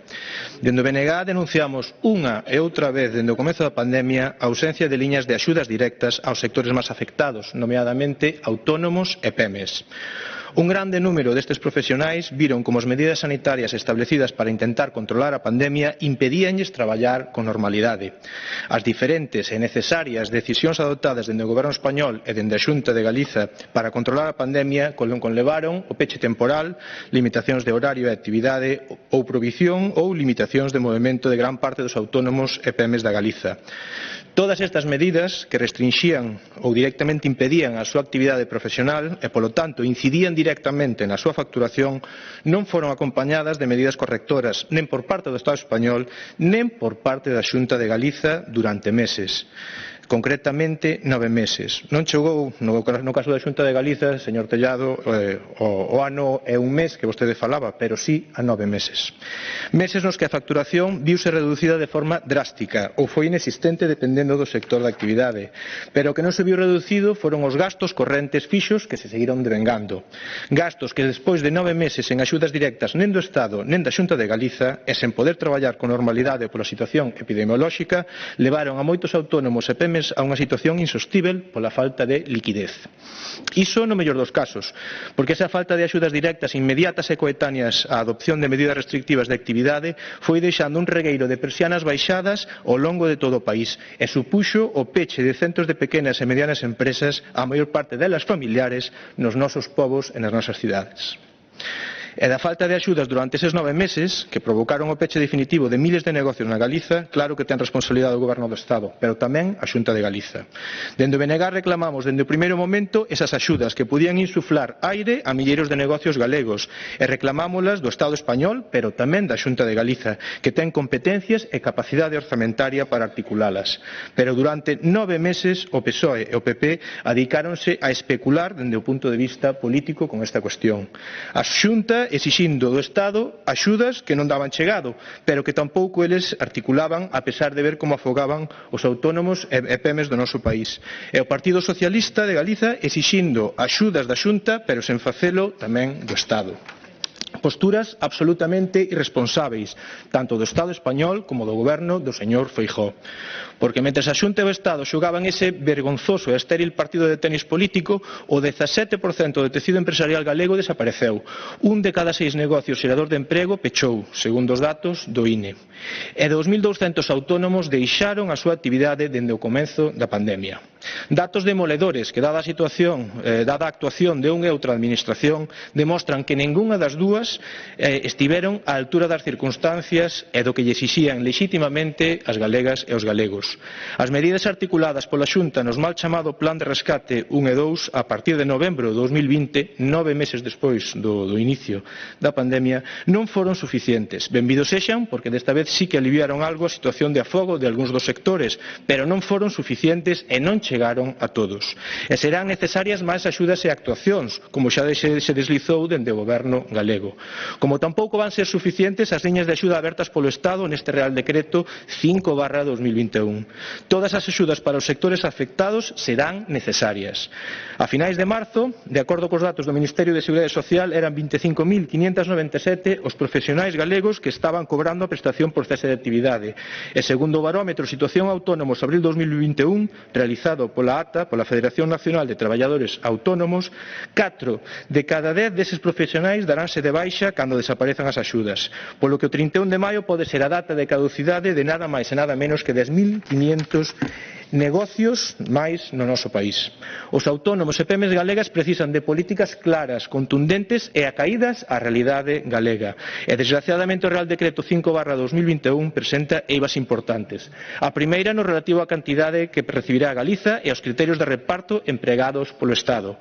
Aplícanse os mesmos criterios de reparto que para os fondos REACT-EU, que son claramente lesivos para Galiza, ao non ter en conta as nosas particularidades ou incluso o número de persoas autónomas existentes no noso país, e que supoñen que recibamos menos fondos incluso dos que nos corresponderían de aplicarse os habituais criterios de reparto do sistema interterritorial. E como ben se di na iniciativa popular, quedan excluídas moitas actividades gravemente afectadas pola COVID-19. Polo que tamén consideramos lóxico que se amplíen os CENAE previstos na norma para determinar os beneficiarios desas axudas. Compartimos que ten unha importancia vital, dada a situación de falta de liquidez destes sectores gravemente afectados pola pandemia, que esas axudas cheguen canto antes aos beneficiarios. De aí que podamos apoiar sen problema que se solicite do Estado reconsiderar os requisitos de xustificación do gasto e revisar o criterio de exclusión das axudas, que en verdade é moi estricto neste Real Decreto, porque esa revisión suporía que moitas máis empresas poderan beneficiarse desas axudas, e iso sería bo dada a situación. Segundo a CEPIME, a Confederación Española da Pequena e Mediana Empresa, tan só 96.000 empresas galegas serían elexibles como beneficiarias destas axudas, nen a metade do tecido productivo galego, e a cantidade a percibir preto dos 2.400 euros de media, o que non dará para cubrir nen sequera gastos fixos. Como dixen antes, serán necesarias axudas de todas as administracións para salvar o que queda do noso tecido productivo. E non temos problemas en apoiar esta iniciativa, na que o PP reclama do Estado máis axudas para Galiza, axudas que porén, durante 9 meses, efectivamente non tardaron 1 ano e 1 mes, pero sí 9 meses, o goberno do señor Feijóo se negou a articular, a pesar de ter capacidade e, sobre todo, a responsabilidade de facelo. Aquí terían sentido o dito de consellos vendo que para min non teño. E para iso, entendendo que o goberno galego pida do Estado o que legitimamente lle corresponde a Galiza, tamén ten o goberno galego que exercer o seu liderado na Galiza para sair o mellor posible da situación situación que vivimos e por eso presentamos unha emenda para que se engada á parte resolutiva un novo apartado, polo que o Parlamento galego insta a Xunta de Galiza a inmediata elaboración, aprobación e posta en marcha dun plan de apoio a PMs e autónomos da Galiza que xunto con novas axudas directas inclúa, entre outros extremos, un conxunto de medidas e accións dirixidas á redución de custos de funcionamento da actividade, os gastos correntes, a mediación coas propietarias dos inmobles nos que as PMs e os autónomos exercen as súas actividades, a realización de xestións dirixidas á interrupción do devengo de xuros correspondentes a préstamos e créditos vencellados á actividade mercantil e atendendo á situación que xa describín das PMs e autónomos galegos e as eivas do Real Decreto 5/2021 do Estado, presentamos esta emenda que o que solicita do Goberno galego é un plan de apoio a estes sectores que, ademais das axudas, supoñe exercer o liderado que a Xunta de Galiza debe asumir para intentar superar a grave situación. Liderado que conlevaría basicamente labores de mediación que xirarían sobre tres piares básicos. Mediación coas empresas prestatarias dos servizos enerxéticos, telecomunicacións, auga ou similares para moderar ou liberar os custes de que este servicio supoñen para autónomos e PMs. Mediación cos arrendadores dos locais nos que as PMs e autónomos desenvolven a súa actividade para acadar unha reducción das rendas. Mediación coas entidades financieras para reducir xuros e aumentar a carencia dos préstamos. Dende BNG entendemos necesarias estas actuacións por parte da Xunta tendentes a paliar a gravísima situación das PMs e autónomos do noso país e que supería exercer o liderado que se lle exixe ao Goberno galego á hora de afrontar as graves consecuencias provocadas pola crise da Covid no noso tecido productivo. Rematar dicindo que este Real Decreto 5/2021 con un reparto de fondos lesivos para Galiza ou aplicar criterios que non teñen en conta a nosa realidade é a consecuencia de que Galiza non está presente naqueles foros onde se adoptan as decisións que nos afectan. E por iso o BNG atendeulle xa en setembro pasado a man ao Goberno do señor Feijóo para acadar un consenso e conformar unha auténtica posición de país firme na defensa dos intereses de Galiza na relación co Estado español. Para poder sair desta crise, Galiza precisa de todas as ferramentas das que poida dispor. Para acadar a recuperación económica e social, un reparto xusto dos fondos europeos ou evitar a crise industrial que tramos a sufrir, é preciso iniciar un diálogo bilateral co Estado español para o traspaso de todas as competencias pendentes. Ou o que é o mesmo, avanzar cara a un autogoberno real que nos permita estar nos foros onde se toman as decisións que afectan ao noso país e así poder decidir nós por nós mesmas. Só así o Goberno galego terá todas as ferramentas necesarias para tomar as decisións necesarias para a reconstrucción do país. É máis necesario que nunca. E, señor Tellado, o BNG estará sempre a favor da defensa dos intereses de Galiza. Non o dubide. Moitas grazas, señor Pérez.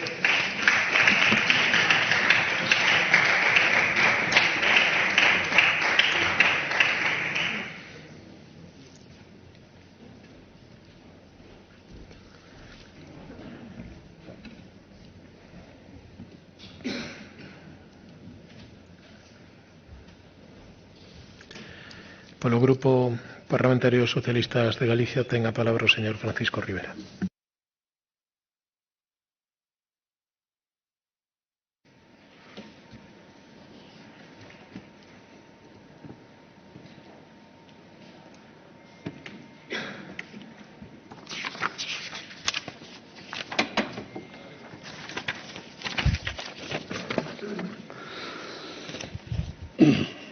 Gracias, presidente. Bueno, antes de nada, bo día a todos, boa tarde xa neste momento. Efectivamente, despois da intervención do señor Tellado, vehemente, como sempre. Bueno, nós respetamos este tipo de iniciativas, como non podía ser doutro xeito, non coincidimos no diagnóstico. Efectivamente, estamos diante dunha situación moi complexa, moi difícil, dramática, que ten a súa causa nunha cuestión de saúde pública, que provoca efectos no ámbito social, no ámbito económico, un ano dramático, ano 2020, donde as expectativas efectivamente de mellora no ámbito da saúde pública con unha vacinación masiva da población van ser quen de atisbar unha saída á cuestión e á crise económica e social que estamos vivindo. Efectivamente non vai a ser todo tan fácil, así amosan os estudos e os institutos oficiais, o FMI, propio Autoridade Independente de Responsabilidade Fiscal, sitúa, a saída da crise máis lenta de que todos nos desearíamos neste momento. O que si é certo é que efectivamente diante de unha situación como esta, dunha situación de crise mundial que afecta contundentemente en Europa e en España ao Estado español especificamente e ás comunidades autónomas dun xeito asimétrico, non todas do mesmo xeito, o Estado español ten reaccionado conxuntamente cas institucións europeas dun xeito, nos entendemos, positivo, aínda que todo, evidentemente, é mellorable e todo é criticable dende logo. Ano 2020, o Estado español mobilizou 200.000 millóns de euros, o 20% do PIB, para paliar os efectos económicos, sociais da pandemia no conxunto do Estado español.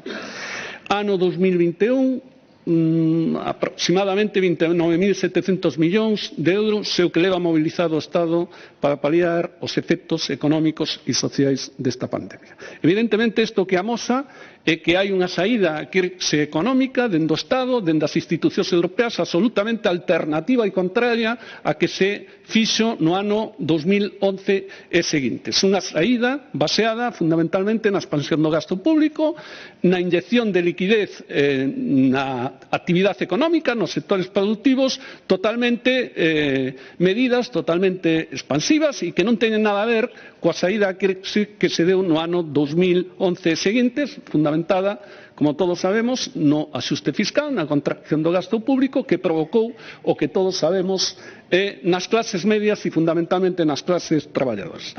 E neste sentido, nós temos que valorar positivamente a rede de seguridade que o Estado español teceu para o conxunto dos cidadáns deste país. Unha rede de seguridade que efectivamente evitou o colapso da economía e que inxectou fondos inxentes no tecido productivo tamén en Galicia, señor Tellado, tamén en Galicia, porque vostede falaba do que fixo a Xunta de Galicia, que eu lle matizarei despois algunha cuestión, pero eu voulle falar algunhas cuestións que vostede ignora, porque vostede sitúa o señor Pedro Sánchez como auténtico leviatán e enemigo de Galicia, cando os datos non din eso. Vostede ten unha fixación. Eu entendo desde o punto de vista político a confrontación e erosión permanente ao goberno do Estado, pero neste caso eu creo que se equivoca e lle vou a dar datos. 5.520 millóns de euros mobilizados polo ICO en Galicia, que permitiron liquidez e a pervivencia de 36.520 empresas. A maiores 207.000 galegos se beneficiaron de prestacións de ERTE en Galicia no ano 20. A día de hoxe, 34.000 galegos todavía perciben esa prestación. 96.000 autónomos percibiron a prestación do Estado en Galicia, que permitiu, cuando menos, ter a fin de mes unha nómina coa que satisfacer a súa vida.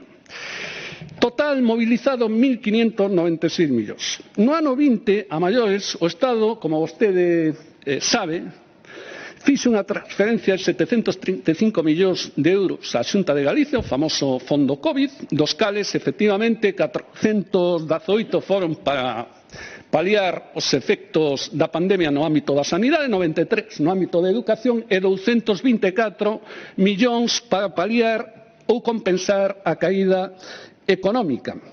A maiores, o Estado, ese que vostede e o goberno, ese que vostede, en fin, detesta e denosta, foi quen de adoptar medidas importantes do punto de vista social, aprobar un ingreso mínimo vital que tamén beneficia a Galicia e beneficia aos galegos. 24.000 galegos se ven beneficiados desa medida social.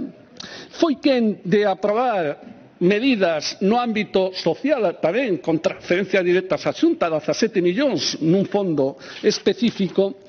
En definitiva, no ano 21, orzamentos expansivos da Xunta, dos que tanto lle gusta falar o responsable do Partido Popular e os membros do Goberno, orzamentos expansivos da Xunta que se nutren fundamentalmente 1.500 millóns de capacidade de gasto máis, 685 millóns dunha transferencia do Estado que asume o 1,1% do déficit que se lle permite á comunidade autónoma en consecuencia a maior de 430 millóns do Fondo Real. Bueno, e diante deso temos agora este Real Decreto, vostede di que chega tarde, donde efectivamente hai unha movilización de 11.000 millóns, 5.000 millóns para axudas a autónomos e PEME no conxunto da Península, Ceuta e Melilla, dos cuales efectivamente Galicia vai a xestionar directamente 234 millóns, é dicir, vai a atribuir ou,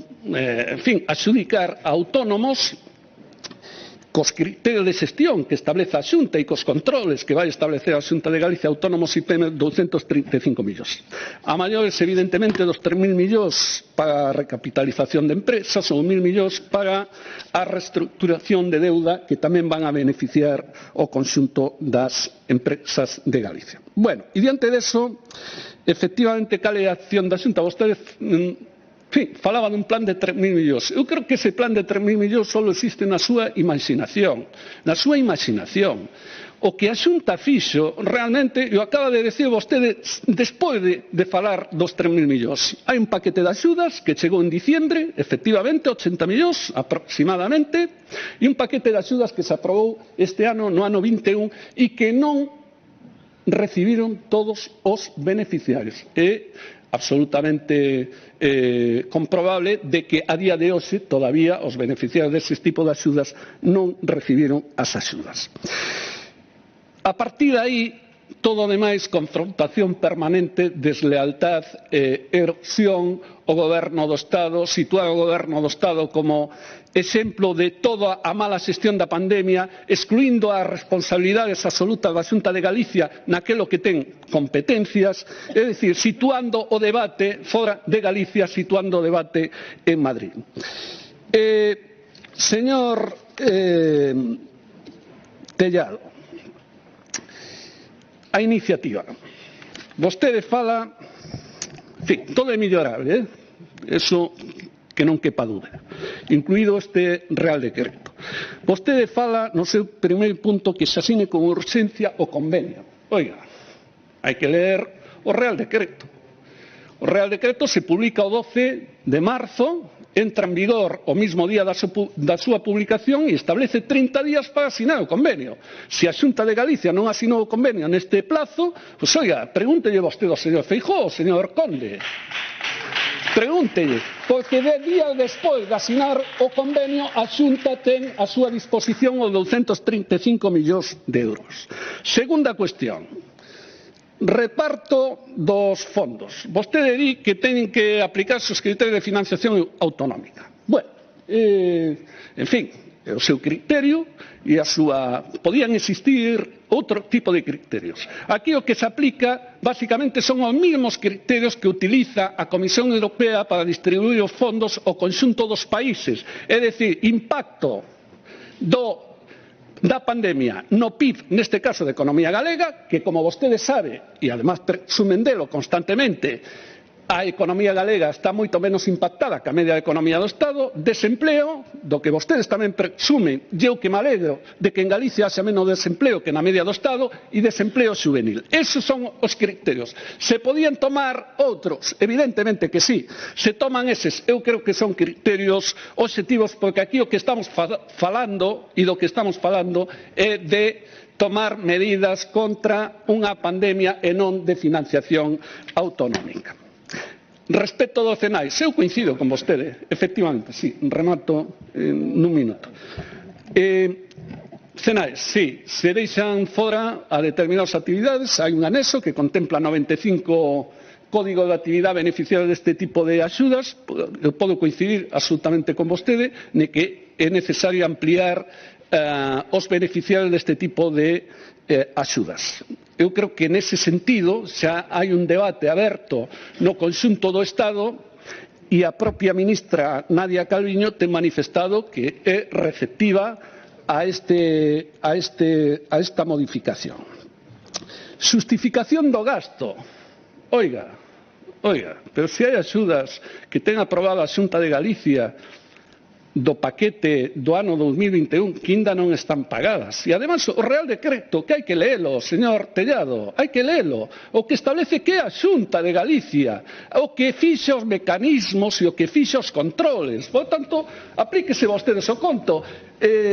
Se hai que justificar o gasto e hai que flexibilizar o requisito de gasto, o requisito de justificación do gasto terá que ser a propia Xunta de Galicia, porque é quen ten as competencias. E o último punto, efectivamente, que vostedes aluden na súa iniciativa en relación a que se poden beneficiar deste tipo de axudas tamén as empresas que tuveron un resultado negativo no ano 19, bueno, pois hai que ler novamente o Real Decreto. Isto vai de axudar a empresas viables. Gracias. Viables, aquelas que teñen viabilidade económica. Lóxicamente, aquelas que tuveron resultado negativo no ano 19, pois habrá que establecer outro tipo de axudas. Pero isto vai para empresas viables. Eu alégrome un segundiño simplemente que esta pandemia, coas consecuencias que ten, evidentemente dramáticas en todos os eidos, pois sexa xestionada con todas as eivas por un goberno progresista. Porque os datos, me remito en relación á saída da crise do ano 2011 e a saída da crise como se está producindo neste ano 2020. Nada máis.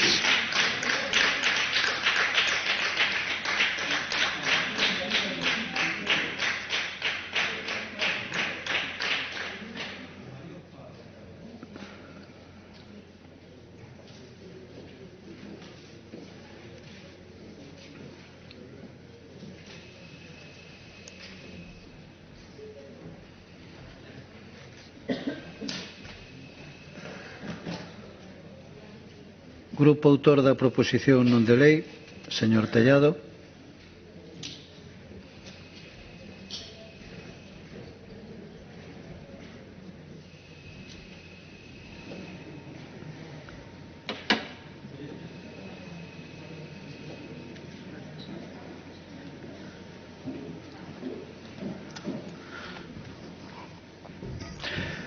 Gracias, presidente. Señor Pérez López, agradecer e sumarnos ás condolencias que vostede expresaba ao inicio da súa intervención en relación co acontecido onte en Carballo, que ademais afecta familiarmente a un membro do Grupo Parlamentario Popular. Sumámonos a ese rexeitamento da violencia como non podía ser de outra forma. Moitísimas gracias. Con respecto á emenda plantexada polo Bloque Nacionalista Galego, o que temos que decirles é que pensamos que a súa emenda plantexa unha serie de asuntos que non atenden ao fondo da cuestión desta iniciativa, que é, ademais, moi concreta. Sobre estes fondos pedimos un reparto xusto por parte do Goberno de España, e co que afecta ao Goberno galego, eu creo que non é de recibo instar a alguén a facer o que xa fai para que pareza que o fai porque vostedes o din. Polo tanto, creo que están en marcha os programas de axuda por parte do Goberno galego nese sentido. Señor Francisco Rivera, a vostedes lle molesta a miña vehemencia, a min me molesta a súa complacencia. Son vostedes pusilánimes a hora de defender os intereses de Galicia, e cando se trata de defender os intereses de Galicia, eu sempre vou defender a vehemencia fronte á súa complacencia e a ese espírito pusilánime que caracteriza a todo o grupo do Partido Socialista Galego. Lamentable. Teñen que elixir e vostedes xa elixiron. Non podemos contar con vostedes. Di vostede, bueno, hai criterios e criterios. Todos os que utilizan sempre van en contra de Galicia. Que casualidade. Hai criterios e criterios, pero non lles dá vergonza sair á rúa e dicirlle a xente as cousas que vostedes din aquí. Supoño que na rúa non se atreve a facer este tipo de análisis. Fai vostede análise da crise económica como algo, dende arriba, bueno, mirando redes, hai unha rede social, unha rede de seguridade, sí, unha rede de seguridade que financia Europa e que reparte de forma discriminatoria o seu goberno, sempre castigando a Galicia. Valle Mira coa rede de seguridade coa que vostedes xogan. Fala vostede dos ERTES, como se os ERTES fosen un regalo que temos que agradecerlle ao señor Pedro Sánchez. Pero se a figura dos ERTES aprobámola o Partido Popular na nosa reforma laboral que vostedes querían derogar. Por certo, derogación que vostedes non fixeron porque nin sequera cumplen coas súas propias promesas. Fala vostede do ingreso mínimo vital. O ingreso mínimo vital que o cobran 8.000 galegos e tiñan que cobralo 40.000 galegos, pero non lle tome o pelo a xente, señor Francisco Rivera. Menos complacencia e máis vehemencia á hora de defender os intereses de Galicia. Nos últimos repartos de fondos do goberno de España, a Galicia lle xixaron 700 millóns de euros, 666 para ser exactos, e vostedes aplauden de forma cómplice. O seu catecismo, o catecismo do PSDG-PSOE, sí a todo. Sí a todo. Quedou clarísimo, non van a dar a cara nunca, porque nunca están. Nunca están cando se lles necesita. Vostedes aplaudir a Madrid e creen que con iso xa está feito todo. Mira, non fale de autónomos porque ali onde vostedes puideron apoialos non o fixeron. Concello de Vigo, Deputación de Pontevedra, que fixeron? Nada. Por certo, vostede é do PSDG-PSOE de Ourense. En Ourense que fixeron? Recurrir nos xulgados as axudas a autónomos da Deputación Provincial. Vergoña tiña que darlles. Pero eu creo que o PSDG-PSOE chegou a un nivel de desvergoña absoluto. Hoxe leemos na prensa, el presidente de la Diputación de Lugo rechaza las acusaciones de machismo. Pero outra vez, volvemos outra vez, é que o señor Gonzalo Caballero perdeu hoxe a oportunidade de disculparse na Cámara de todos os galegos sobre estas palabras. Non só non se disculpou na Cámara, é que agora o señor por chamarlle algo, confirma as palabras. E vostedes miran para outro lado. Esa é a verdade. Nos agradecemos a solidariedade da señora Ana Pontón con Elena Candia, pero o certo é que siguen vostedes mantendo ao frente da Deputación de Lugo a un cavernícola. Eso é indiscutible, señora Ana Pontón, e eso seguirá no seu currículum político. Señores do PSOE, sigan vostedes con esa actitude de palmeros oficiais, porque esta actitude de palmeros oficiais, dende logo, é moi criticable, pero hoxe é auténticamente ridícula, porque mentres ao señor Caballero en Ferraz lle preparan a caixa de pino, vostedes siguen ali aplaudindo a ver si ganan minutos no terreo de xogo. Francamente lamentable. E señora Pontón, nos non aceptamos esa actitude permanente do Bloque Nacionalista Galego. Vostedes son cómplices e corresponsables do que fai o Goberno de España e que daña e ataca a Galicia, porque vostedes os puseron aí e porque vostedes os manteñen e porque vostedes cogobernan con eles ali onde poden, en todos os concellos e as deputacións nas que lles dá a suma. Pero ademais, a súa actitude é tamén criticable porque ante os continuos ataques de Sánchez a Galicia, a súa resposta, señora Pontón, é culpar ao agredido, que é Galicia, para eximir o agresor, que é o Partido Socialista e o goberno de Pedro Sánchez. Por iso non é capaz de mirar a quen lle fala. Alá vostede, señora Pontón, basta de dobles xogos, basta de dobles discursos, basta de excusas, basta de cortinas de fume. Si queren apoiar a Galicia, póñanse do lado de Galicia, pero non dean leccións a ninguén do que vostedes non fan en ningunha das institucións nas que están presentes. Vostedes só son útiles para vostedes mesmos, para manter o seu soldiño no concellos, nas deputacións ou ali onde están co Partido Socialista. E por iso, cando o Partido Socialista castiga a Galicia, que é o que fai o Bloque Nacionalista Galego? Ver, oír e callar. Lamentable, lamentable. Gracias, señor Pellao. Gracias. Terminó el tiempo. Gracias.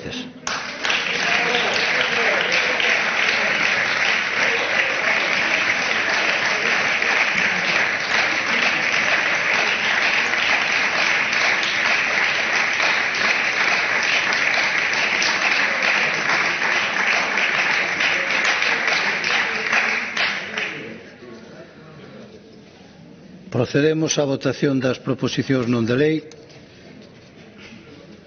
Comezamos votando a do Grupo Parlamentario do Bloque Nacionalista Galego, iniciativa da señora María González Albert, sobre as actuacións que debe levar a cabo a Xunta de Galicia coa finalidade do recoñecemento do Bierzo como provincia. Votamos.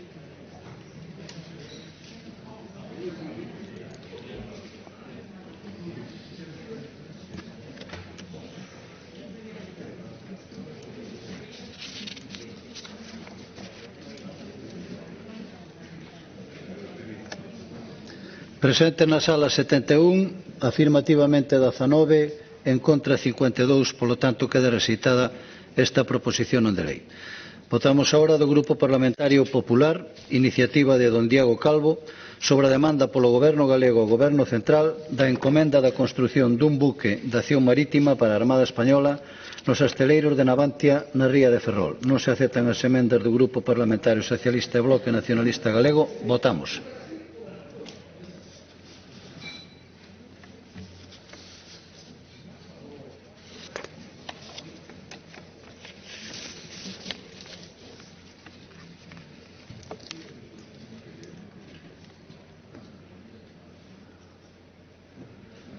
Presente na sala 71 votan afirmativamente e os 71, polo tanto, queda aprobada esta proposición non de lei.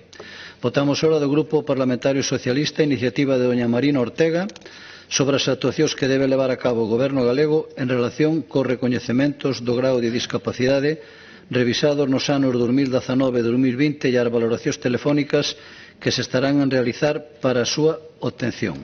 Acéptase a emenda, que é unha emenda de modificación do punto primeiro. Votamos.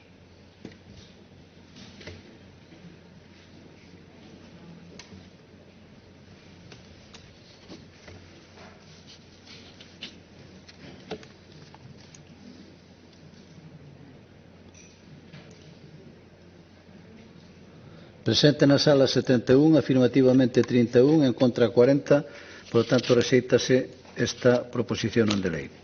Agora votamos a do Grupo Parlamentario do Bloque Nacionalista Galego, iniciativa de doña María Monserrat Prado, sobre a posición do Parlamento de Galicia e as actuacións que debe levar a cabo o Goberno galego en relación coa proposta de eliminación das patentes dos produtos que hai para a loita contra o Covid-19 e a adquisición das vacinas que superasen os preceptivos controis sanitarios. Non se acepta a emenda do Grupo Parlamentario Socialista. Votamos.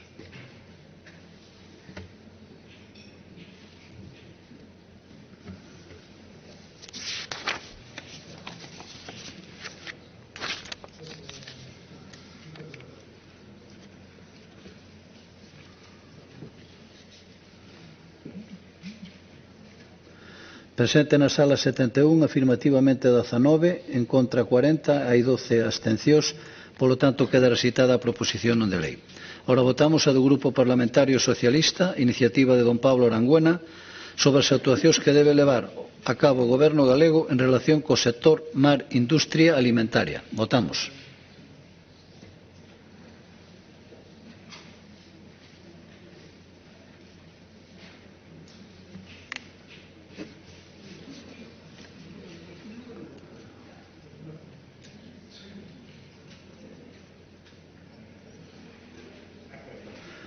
Presente na sala 71, afirmativamente 31, en contra 40, polo tanto queda rexeitada.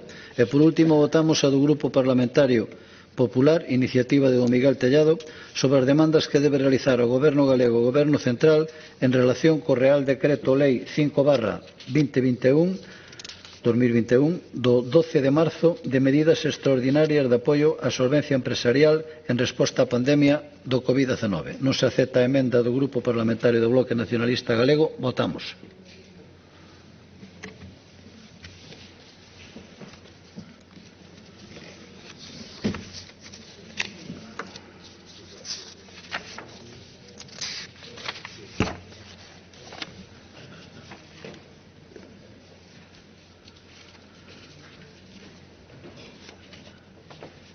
Presente na sala 71, afirmativamente 59, non hai votos en contra, hai 12 abstencións, polo tanto queda aprobada esta proposición non de lei.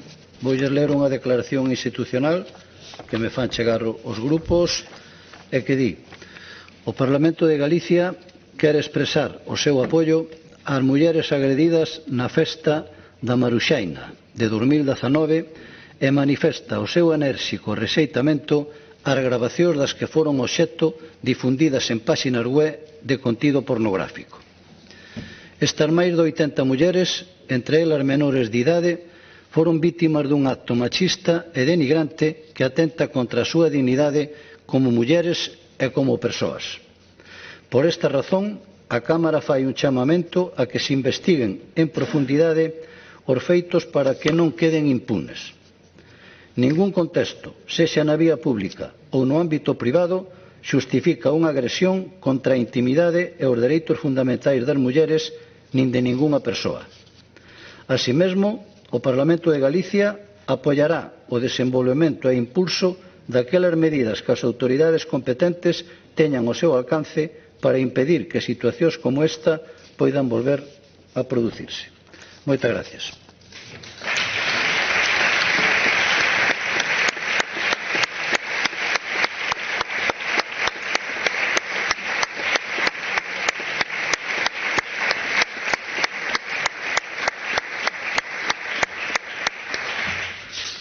Continuamos coa orde do día.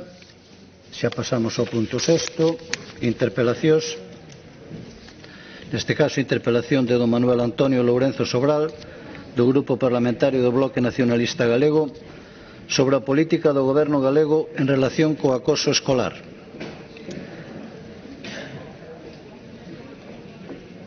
Dille que espere. Espera.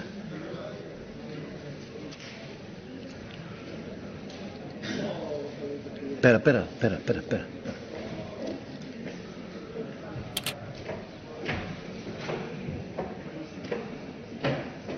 Monse, axúdame a contar.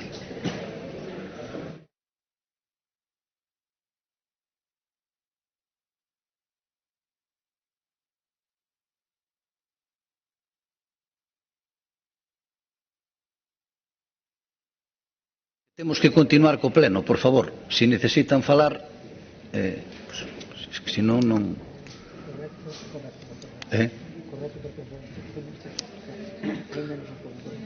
Estamos xa todos, non? Vale, perfecto.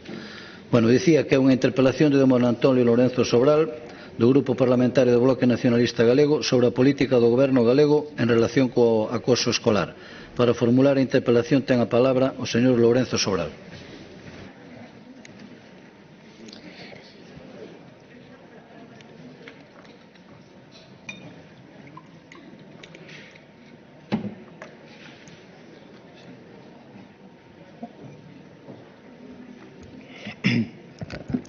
Bueno, imos falar de convivencia, que boa falta fai.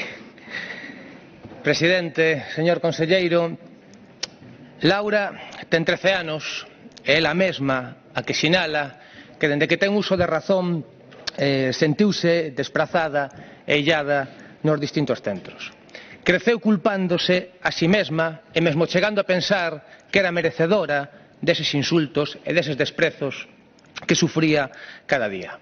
Acabas pensando que culpa túa, dicía, e de súpeto aparece algún golpe, fotos íntimas nas redes, e ata que hai cousa dun ano apareceulle no seu WhatsApp unha mensaxe con data para que se suicidase.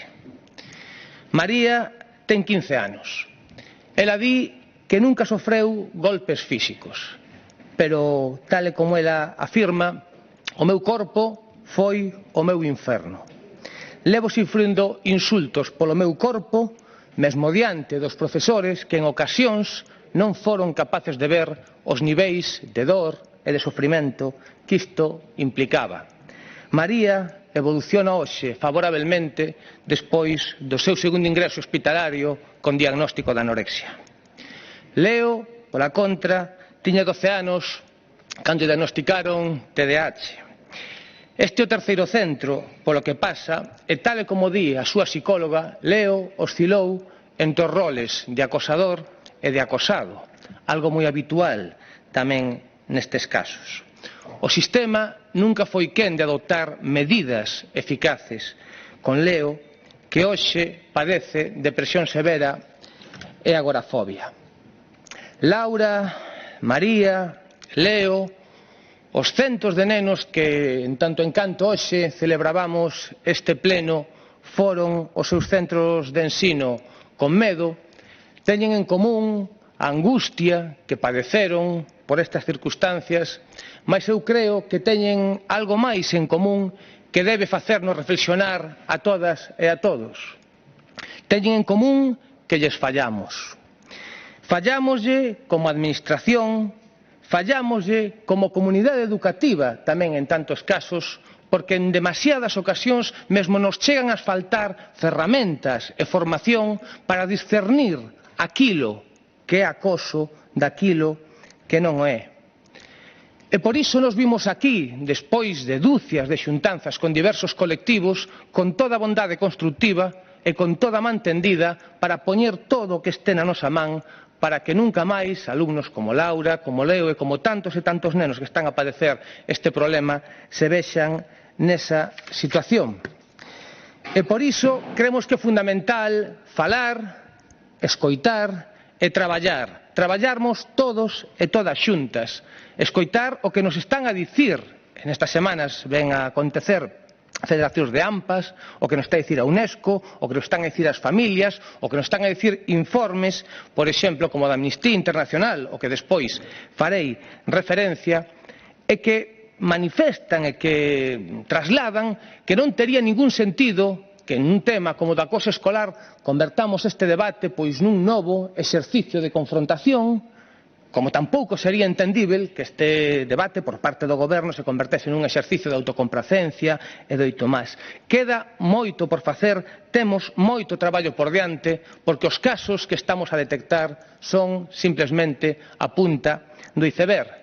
E isto é precisamente o que se desprende deste informe de Amnistía Internacional, facer a vista gorda o acoso escolar en España un asunto de dereitos humanos do ano 2019. Un documento ao que ademais debemos prestar especial atención no noso país porque boa parte dese traballo de campo, dese traballo de recollida de datos, se fixo neste país. E dese informe despréndense afirmacións que eu creo que merecen unha reflexión de todas e todos os que aquí estamos, porque non teño a máis mínima dúbida de que coutar estas situacións dramáticas é o obxectivo de todas os que estamos aquí. Despréndense a afirmación como as seguintes: non se están implementando as medidas necesarias. Quedan importantes lagoas por cubrir se queremos que se respeten e protexan os dereitos dos nenos e das nenas nos centros educativos. Afirmacións como o acoso escolar non é un problema dun ou doutro centro. Fai falta moito máis para garantir que os nenos gocen dos seus dereitos. Afirmacións como as autoridades non están adoptando todas as medidas necesarias para protexer e para previr o acoso escolar. Ou afirmacións como, e creo que esta é algo que debe ser central e que debemos prestar tamén unha especial atención, as formas non físicas do acoso, como os insultos ou a exclusión social, adoitan pasar desapercibidas e non se documentan nas canles oficiais. Este informe pon negro sobre branco que moitas das ferramentas que temos na actualidade e que non temos ningunha dúbida que por parte das administracións, por parte da comunidade educativa, tratan de paliar un problema obxectivo, real e infradimensionado, presentan carencias. Presentan carencias como que o decreto 8/2015 do 8 de xaneiro, o decreto de convivencia que desenvolve a Lei 4/2011, non presenta un apartado específico para abordar os problemas de acoso escolar, como por outra banda si presenta no capítulo 3, se non me engano, a lei que pretende desenvolver. Como documentos que se desprenden dese decreto, como é o protocolo para a prevención e detección e tratamento do acoso escolar ou o propio Consello para a Convivencia Escolar, que ven de reunirse recentemente, presentan unha serie de eivas. No caso do protocolo, é parte unha denuncia unánime de varios dos colectivos que están traballando neste eido, unha burocratización que ralentiza e impide en moitos casos que o traballo se poida facer coa axilidade que precisa. Para que nos fagamos unha idea, das 100 páxinas que ten ese protocolo, prácticamente a metade, 47, son plantillas para cubrir 23 anexos que implican un traballo burocrático que ao final non se concreta en actuacións, en tantos casos non se concreta en actuacións reais que son imperativas para a ferramenta fundamental na que creo que todas e todos coincidimos, que é a prevención. Pero, por exemplo, eivas e lagoas, como que no Consello Escolar para a Convivencia, consello que denuncian tamén algúns participantes dese propio consello, que se reúne cunha periodicidade manifestamente mellorável, pero que no propio decreto, no artigo 10.5, cando se desenvolven as funcións deste Consello, aparece terminoloxía como convivencia escolar, resolución de conflitos, crime escolar, pero tampouco aparece a palabra acoso nas funcións que se lle outorgan a ese Consello. E todas estas eivas nos sitúan nuns datos que eu creo que merecen unha reflexión de todas e todos os que estamos aquí, e que merecen unha reflexión porque amosan contradicións que creo que sitúan esa afirmación que dicía o propio informe da Amnistía Internacional de que simplemente estamos a ver a punta do iceberg no centro do debate. Para que nos fagamos unha idea, a UNESCO sinala que 1 de cada 3 nenos chega a sufrir episodios de violencia ou acoso algunha vez na súa vida.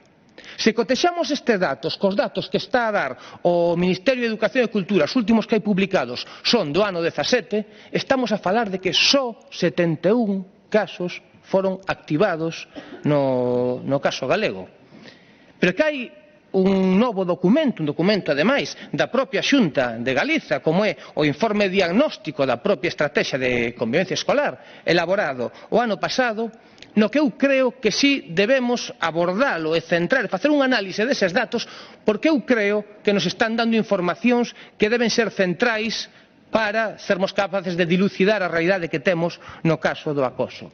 Nese informe establecese que o 21,8% dos nenos sofreu violencia escolar nalgunha ocasión.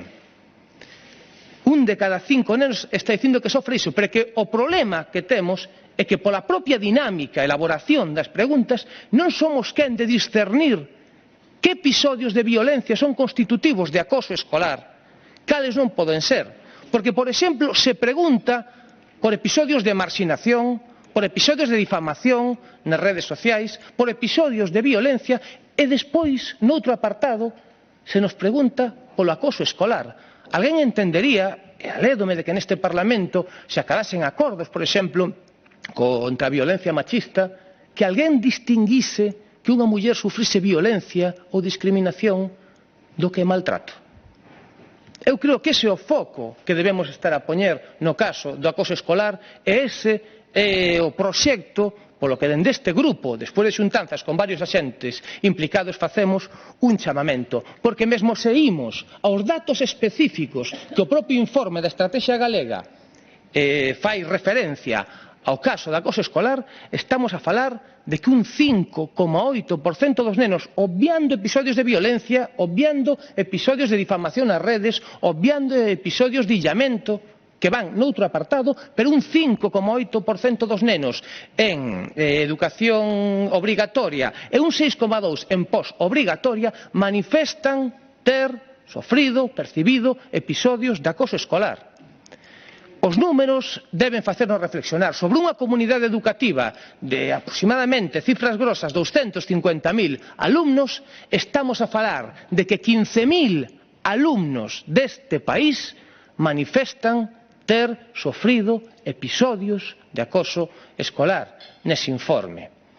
Lóxicamente, isto require ferramentas, isto require unha reflexión e require que o poñamos en contraposición con outro dato que eu creo que debe facernos tamén, debe facer un chamamento a nosa reflexión, que fronte ese 6,2% de alumnos que perciben estas realidades de acoso, só o 1,33% das familias perciben estes datos de acoso. Estamos a falar, remato, presidente, estamos a falar de que hai 12.000 nenos que manifestan estar nesta situación sen que as familias coñezan que están sofrendo esta situación. Vaya por diante, señor conselleiro, que traemos esta iniciativa, remato, coa vontade absolutamente constructiva, coa man tendida, despois de meses de diálogo, de traballo con axentes implicados, con familias, con federacións de AMPAs, e moitas das conclusións, das achegas que pretendemos incorporar son consensuadas con estes sectores. O que lle pedimos é que poñamos o foco, que traballemos, porque temos moito traballo por diante, e que, dende logo, aquí quede esta man tendida, e que no momento en que dende a Consellería de Educación se nos poña data e hora, irá por diante toda a nosa vontade para que nunca máis teñamos que ver como alumnos como Laura, como María, como Leo, como tantos nenos que están a sofrer esta situación teñan que padecela. Máis nada, moitas grazas. Señor Lourenço Sobral.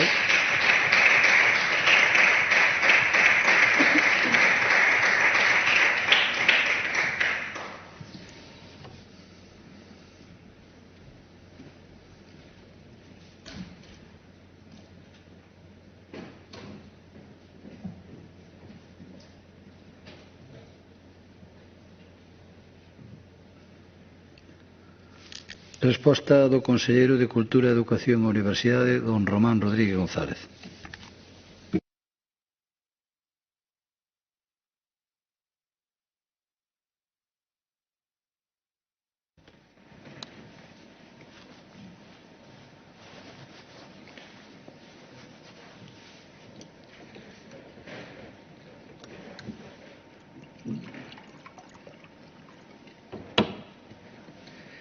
Bueno, moi bons días, señor presidente, señorías, non cabe dúbida que estamos ante un problema tremendamente serio, un problema moi preocupante e que, sobre todo, é moi serio e moi preocupante para as víctimas, tanto para os nenos ou as nenas, como para as súas familias.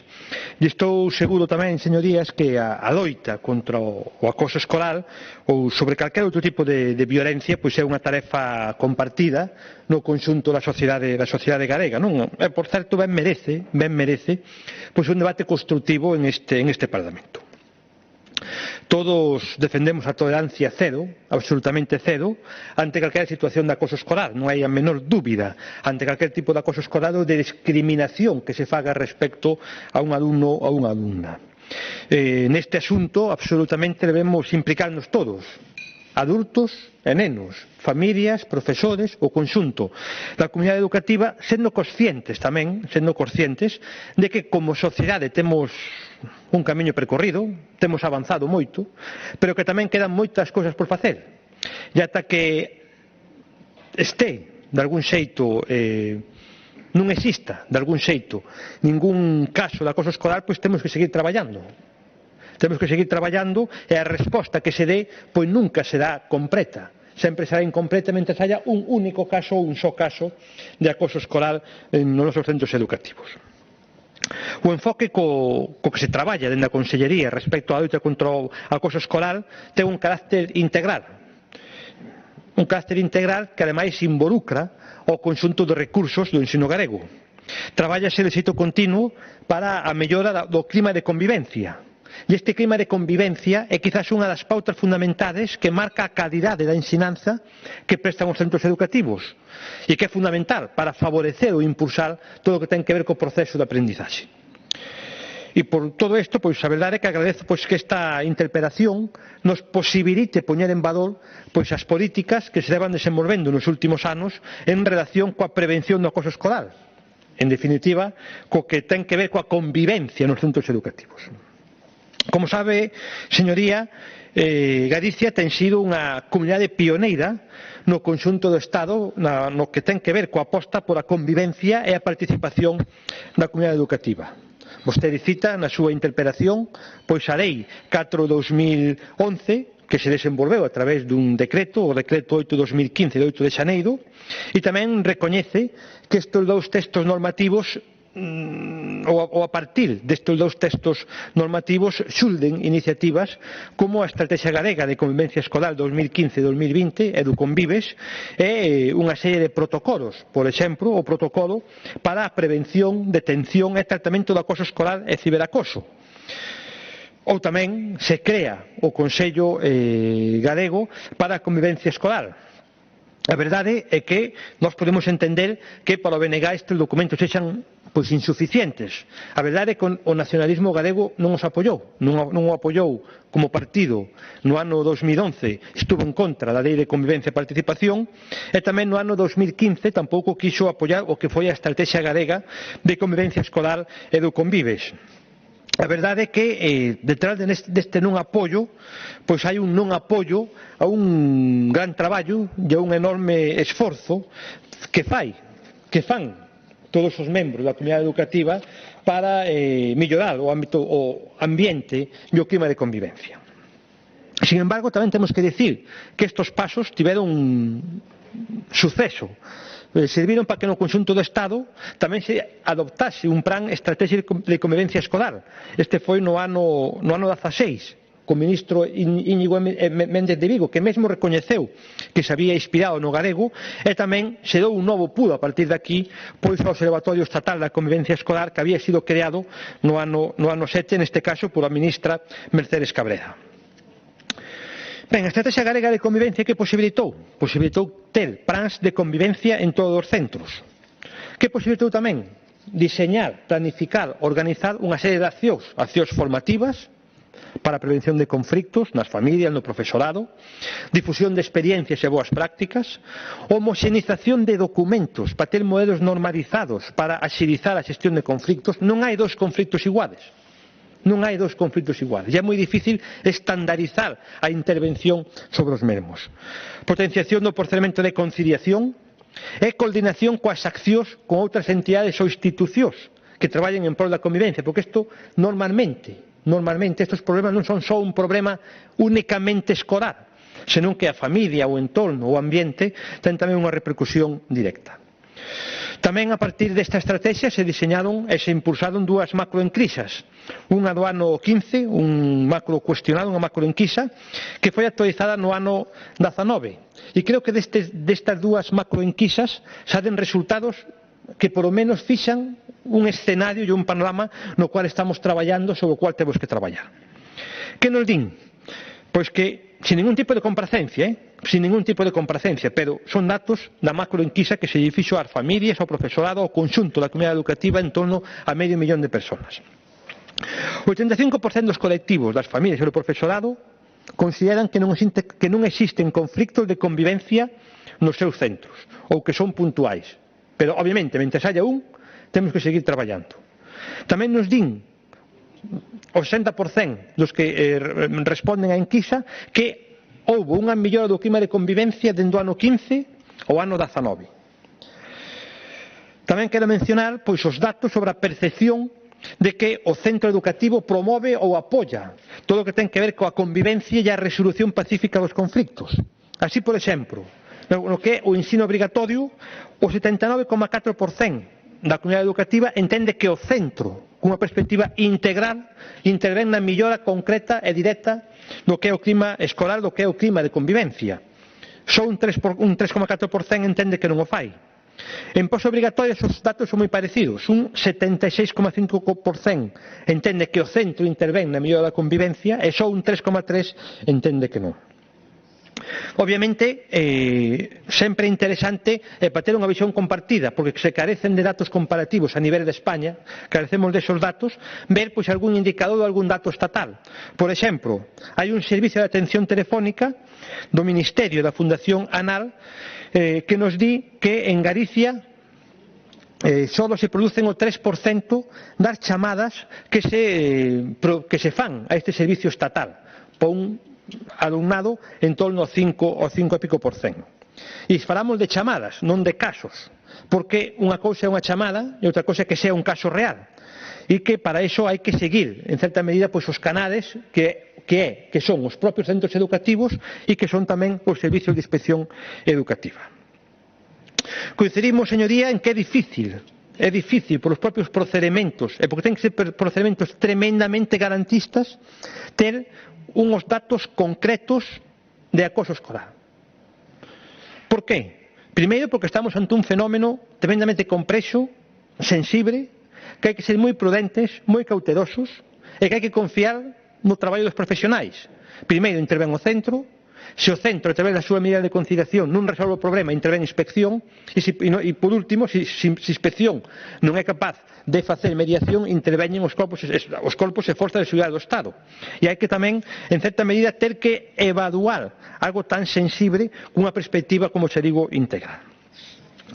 Moi importante coñecer o diagnóstico e ter a información da percepción e das accións concretas que se desenvolven dentro dos centros educativos e das propias comunidades educativas. estou seguro que se sabe que a semana pasada se puxo en marcha a terceira enquisa ou macroenquisa de convivencia, moi importante, para ter información. Non hai fonte máis fiable de información que esta, ya que nos permite actuar, ou que lle permite actuar aos centros, cun compromiso que se faga de xeito plurianual. Os centros teñen hasta o 29 de abril para facelas. Non hai información mellor, porque é certo que hai moitos informes, pero que teñen metodoloxías diferentes, recollidas de información diferentes, escenarios mostrades diferentes, afirmacións e diagnósticos diferentes, e o que si queremos con isto en Galicia ter unha secuencia temporal bianual onde teñamos unha resposta concreta, específica e moi clara do conxunto da comunidade educativa. Creo que isto é moi importante para ter unha visión sobre a convivencia. Cando falo da convivencia falo tamén do acoso escolar como un dos pirades, digamos, da mala convivencia, ou como dos elementos da mala convivencia máis importante. A partir de aí, todos os centros educativos van a recibir os resultados.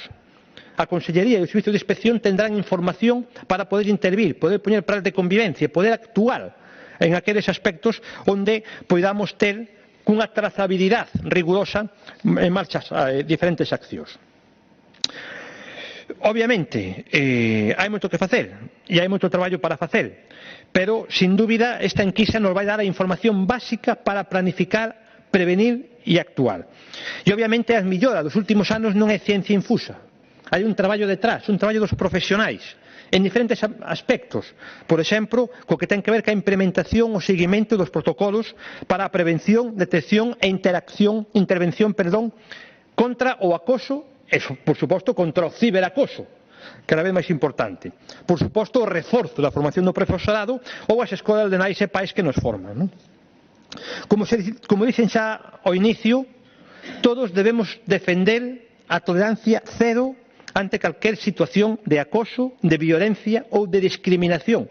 E mentras haya un só caso, teremos que seguir traballando, é facelo dun xeito integral, cun enfoque integral, participativo, onde o centro sexa o primeiro elemento que ten que mediar, que ten que intervir, que ten que dar solucións aos diferentes casos, e o último punto ten que ser, obviamente, pasar isto ao ámbito judicial ou ao ámbito policial. En definitiva, creo que cuestionado o compromiso, entendo que vostede non o fixo, pero creo que non se debe cuestionar o compromiso do sistema educativo galego, de facerlle fronte ao fracaso escolar. Non se debe cuestionar o esforzo desenvolto por o profesorado, por as inspeccións e por os centros. Hai un grandísimo traballo de conciliación e resolución destes tipos de problemas dentro dun marco fixado pola Administración autonómica. E mire, cando hai un caso, se actúa con prontitude, con absoluta prontitude e con moita prudencia, respetando sempre os dereitos das persoas afectadas. E isto que ten que ser sempre para o conxunto do alumnado, ten que ser moi especial cando se fala de menores. E creo que con isto temos que ser tremendamente rigurosos, tremendamente prudentes e seguir desenvolvendo cunha implicación, como hai hasta o momento, moi potente, moi forte dos centros, dos equipos directivos, dos equipos de inspección, dos equipos de orientación, detectar, intervir e evitar pois que os problemas de acoso xeneren algún tipo de prexuízo pois para os nenos, para as nenas, para as persoas afectadas polos mesmos. Moitas gracias.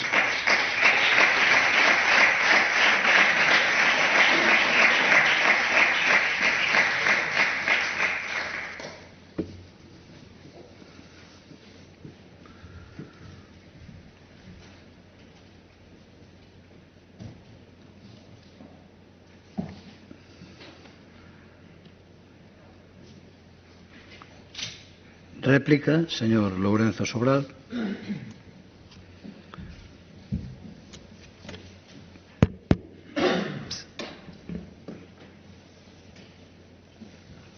Román.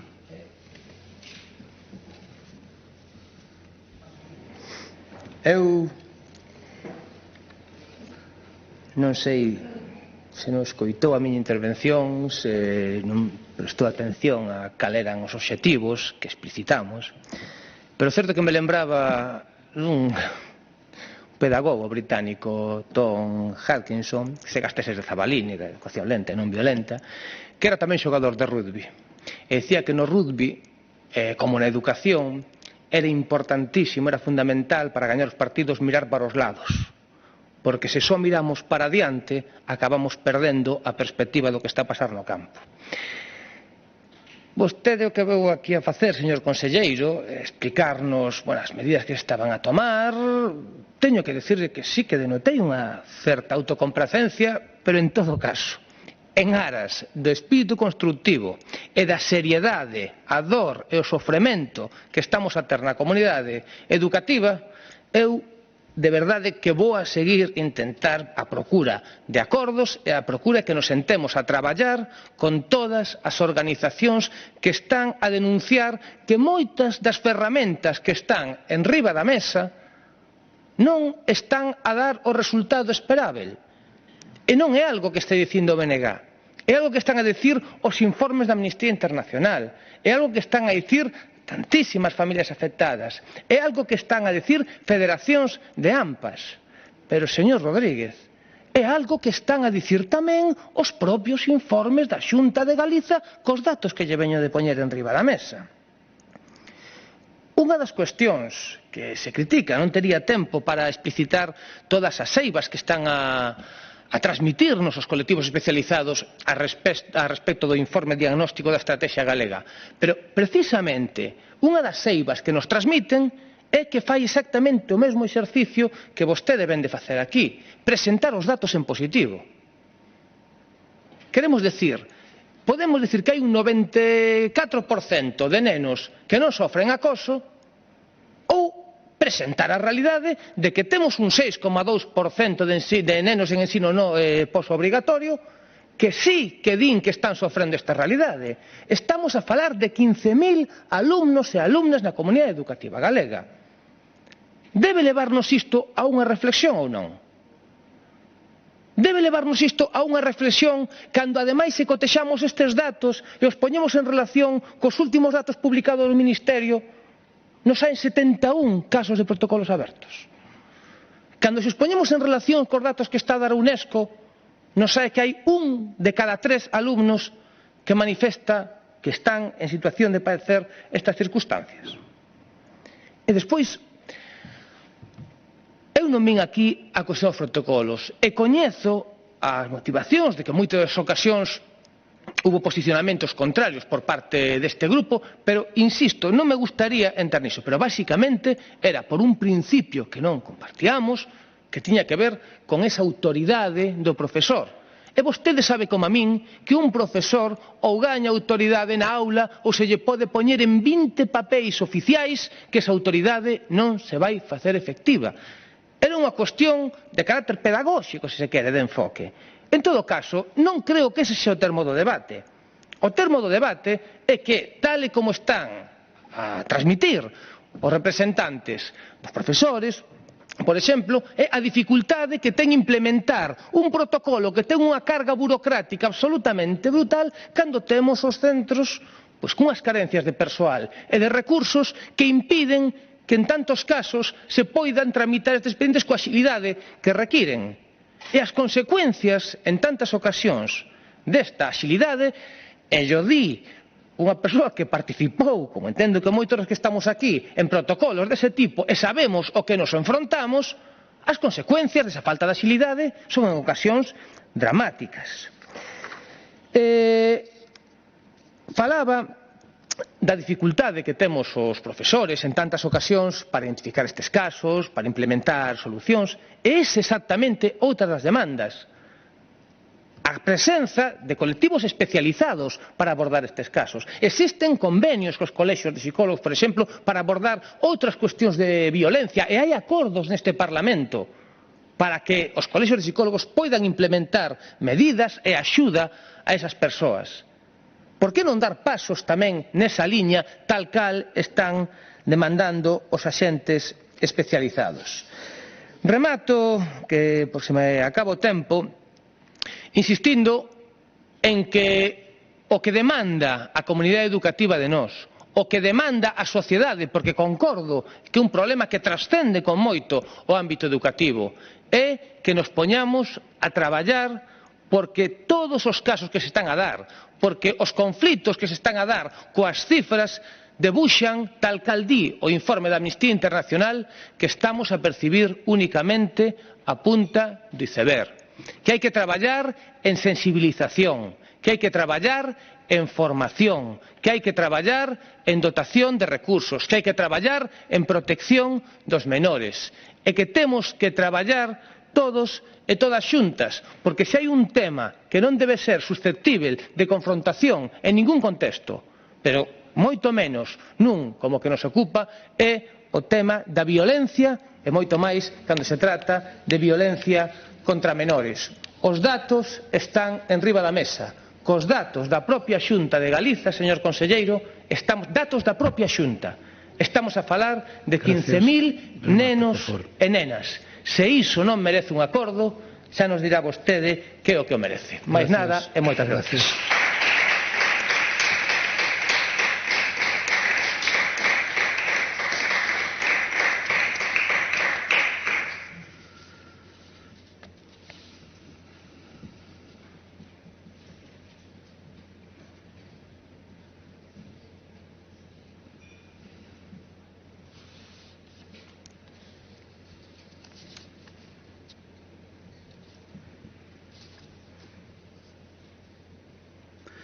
Peche da interpelación, Conselleiro de Cultura, Educación e Universidade.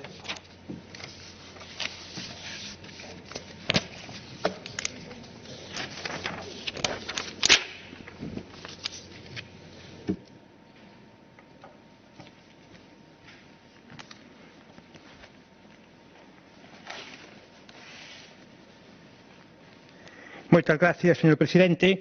Bueno, creo que fun bastante explícito na anterior intervención falando de que autocomplacencia cero e que mentres exista un único caso de acoso escolar temos que estar aí para intentar evitalo. Creo que o dixen dúas veces e o digo por terceira vez, autocomplacencia cero. Pero tamén lle digo a vostede que tamén hai un pecado que é o pecado da exageración. E vostede está aquí traendo a colación unha serie de informes, de datos que, ditos así, en abstracto, pois a veces son realmente sorprendentes, porque claro, vostede está comparando datos e información, pero deberíamos falar das metodoloxías, deberíamos falar das tipoloxías que plantexamos, e deberíamos falar do que pois, o Ministerio entende por acoso, do que se plantexa por acoso, en que fase é o acoso, cando está a prevención. E iso exixe moita prudencia e non intentar pois, crear pois, unha especie de clima, de alarma social respecto a este tema, porque lle faríamos un favor aos maltratadores facer expresións tan alegres como que vostede fai aquí. Sería o que peor poderíamos facer. Estou seguro que o fai inconscientemente, no seu afán por atacar a este goberno, ao mellor está trasladando unhas mensaxes pois que pode ser que non entre na lógica ni moito menos no que vostede quere dicir. Pero hai que ser con isto tremendamente prudente, porque, como xa digo, dá a sensación de que os máis de 1000 profesionais do ámbito que hai, por exemplo, no ámbito da orientación, pois non fan nada. Ou que os que desenvolven o seu traballo en mediación nos centros educativos sin ser orientadores ou profesores, digamos, normales, non fan nada. E iso é realmente injusto para estes profesionais que fan un grandísimo traballo.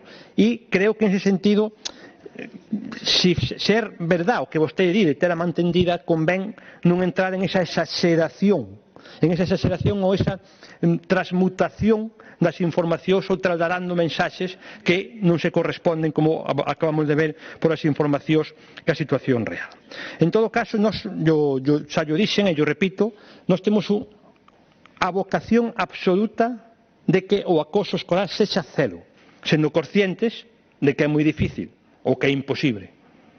Pero hai que traballar en esa línea para minimizar ao tope o impacto. E realmente non é que o diga o conselleiro nun momento concreto. O temos na nosa propia proposta electoral.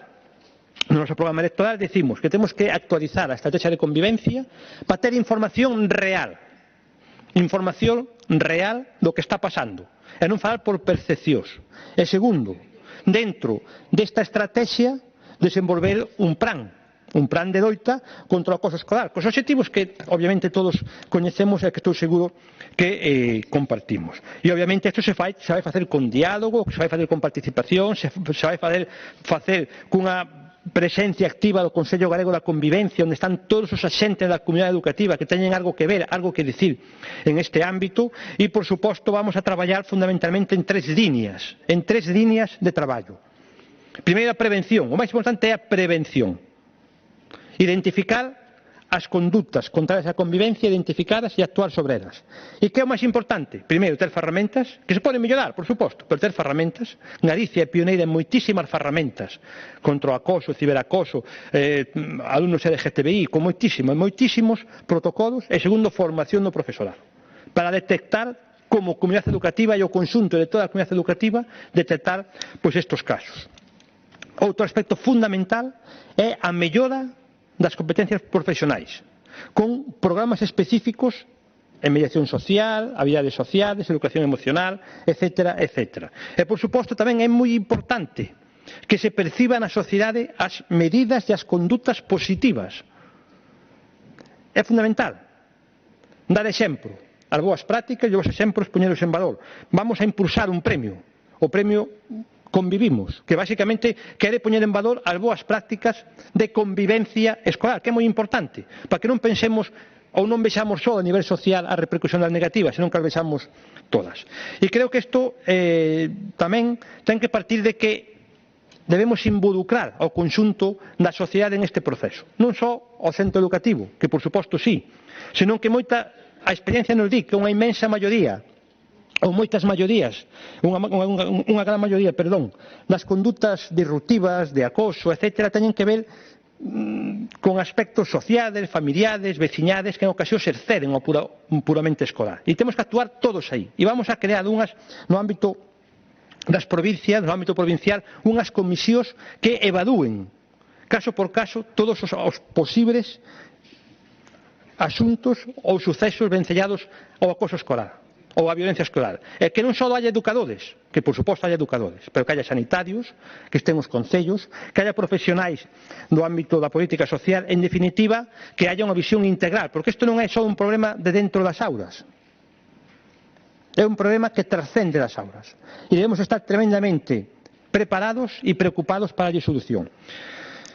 E bueno, en todo caso, como ben dixo o diputado, ben ca mão tendida, supoño que esta interpelación dará lugar a unha moción. Agardemos que a moción sexa feita en termos constructivos, que permite integrar as achegas dos diferentes grupos parlamentarios, e aí veremos se as súas boas palabras se materializan en feitos. E mentras tanto, permítanos dudar dos ofrecementos que suele facer o Bloque Nacionalista Galego cando plantexa un pacto. Pero, en todo caso, insisto, ten unha ocasión, cando presente a moción e cando se debata a moción co grupo parlamentario, de evaluar, e aí o faremos, pois esa pretendida boa vontade que vostede nos trae á Cámara. Moitas gracias. Gracias, señor conselleiro.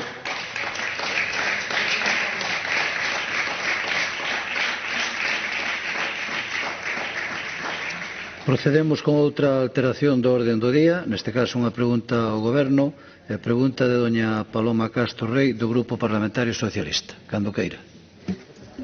Grazas, presidente. Bo día, señora conselleira. Este goberno aprobou en xaneiro do ano 2011 o Plan de Xestión de Residuos Urbanos de Galicia, que foi modificado posteriormente no ano 2015 para adaptalo ao PEMAR, o Plan Marco Estatal de Residuos 2016-2022, establecendo uns obxectivos en materia de reciclado e preparación para a reutilización e en cumprimento das obrigas comunitarias e as obrigas da normativa estatal, que ampliaron tamén a vixencia do Plan Galego ata 2022.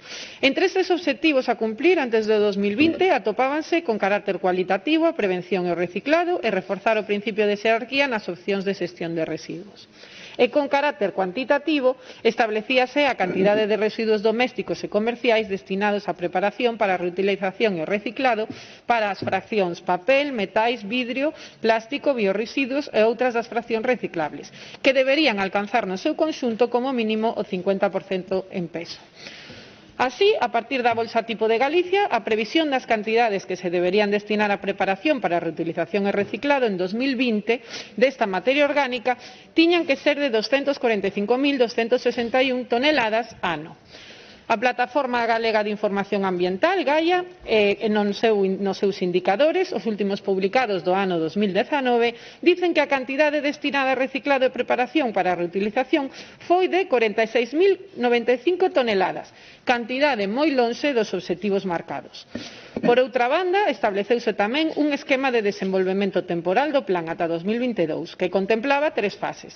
A primeira, o inicio do plan do 2010 ao 2013, posta en marcha urxente das primeiras medidas e mellora das plantas existentes. A segunda, fase de consolidación 2014-17, ampliación nas infraestructuras existentes e primeiras plantas locais e de gran capacidade de compostaxe. A segunda, 2018-2020, revisión do avance das medidas anteriores e despregue do resto das infraestructuras e das instalacións previstas.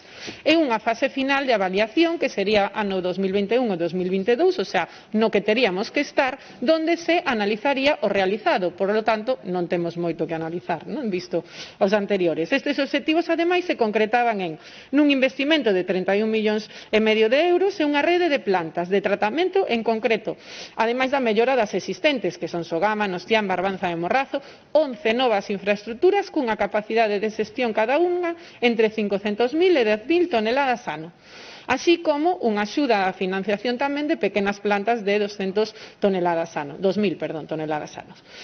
Falaba, ademais, este plan dunha rede de infraestructuras que respondería aos principios de eficacia, eficiencia, proximidade e autosuficiencia, e, sobre todo, nas localizacións óptimas e xustas destas infraestructuras. Estamos na fase inicial. Estamos no momento previsto para 2013. Agora anuncia 3 plantas novas que terían que estarse rematadas, por tanto, no ano 2017. Por lo tanto... Gracias. Terminou o seu tempo. Pois ten outro tempo.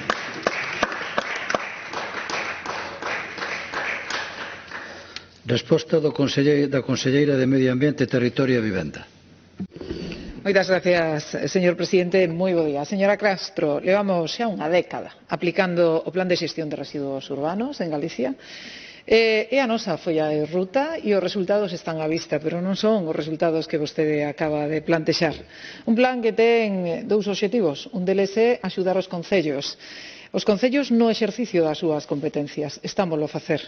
E, por outro lado, recollemos absolutamente todas as recomendacións e exixencias por parte da Unión Europea, pero tamén por parte do Goberno central, en canto á normativa sectorial, que fomos efectivamente revisando e actualizando porque o que toca facer.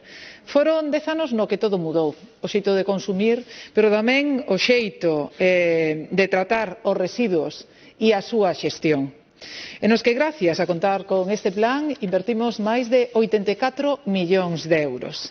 Este esforzo orzamentario permitiunos actuar en todos os aspectos relacionados coa xestión dos residuos urbanos. E voulle poñer varios exemplos. Actuamos nos vertedoiros, eliminamos absolutamente todos os vertedoiros incontrolados. O último foi ilegais, pechando o último no ano 2013, foi Negueira de Muñiz. Ampliamos a rede de puntos limpios. O 90% de todo cidadán galego ten preto do seu fogar un punto limpio. Loitamos contra os vertidos incontrolados. Eliminamos un total de 1.114 vertidos incontrolados, con unha inversión de 7,5 millóns de euros. E reducimos, o máis importante, nun 98% o depósito en vertedoiro, pasando de 311.479 toneladas no ano 2011 a 5.463 no ano 2020. Creo que ben vale por en valor o esforzo que fixo a Administración dende a Xunta de Galicia, pero tamén o esforzo que fixeron os concellos. Avanzamos en materia de biorresiduos. Un total de 5.000 contenedores marróns foron entregados aos concellos. O importe, 556.000 euros. Impulsamos proxectos demostrativos en 30 colexios. Sumamos, ademais, o programa de compostaxe doméstica de Sogama. Estamos en 18.300 composteiros individuais repartidos. Xornadas sobre a xestión dos biorresiduos, coas primeiras mesas de residuos nas cales percatouse a ausencia de vostedes. E realizamos proxectos contra o desperdicio alimentario. Eso fíxose cos hosteleiros das 4 provincias. Tamén estamos traballando en dotar a Galicia, como vostede di, das novas infraestruturas. 3 novas plantas de compostaxe, Cervo, Verín, Vilanova de Arousa, supón un investimento de 25 millóns de euros. Moitas gracias.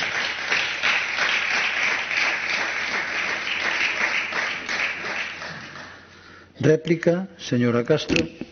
Gracias, presidente. Señora conselleira, vostede di que o plan é a folla de ruta, pois deberon tomar outra ruta, porque neses anos non puxeron ningún mínimo interés en cumplir os obxectivos que estaban establecidos neste plan. E iso non é unha valoración personal miña, non é unha valoración do meu partido, senón que é perfectamente constatable con datos. Con datos como que só orzamentaron o 20% do que estaba previsto no plan, e ademais deste 20% orzamentado, que é unha cantidad moi inferior, só executaron o ano 2020 foi o que máis executaron un 23%, no 2019 un 11%, no 2018 un 1,5% do orzamentado, e no 2017 o récord, o 0% do orzamentado.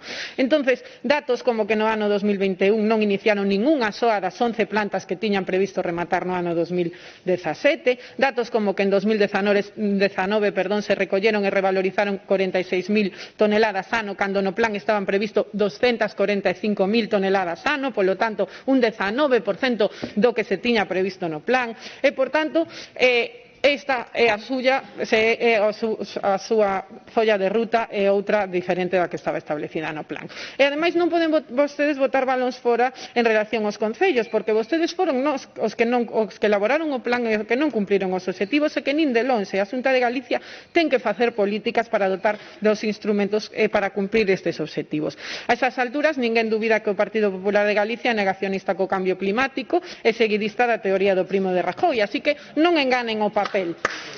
Acaben de aprobar hai un mes unha lei de residuos con uns obxectivos ficticios porque tampouco os van a cumprir, como non cumpriron os do plan. Falaban neste plan de principios de proximidade e descentralización, e agora volven a regular unha lei no que centralizan todo en Sogama. Póñanse a traballar na política de xestión de residuos, porque é unha gran oportunidade para crear empleo, para aproveitar este sector ambiental e o sector dos residuos, e para que contribuir a superar esta crisis. Gracias.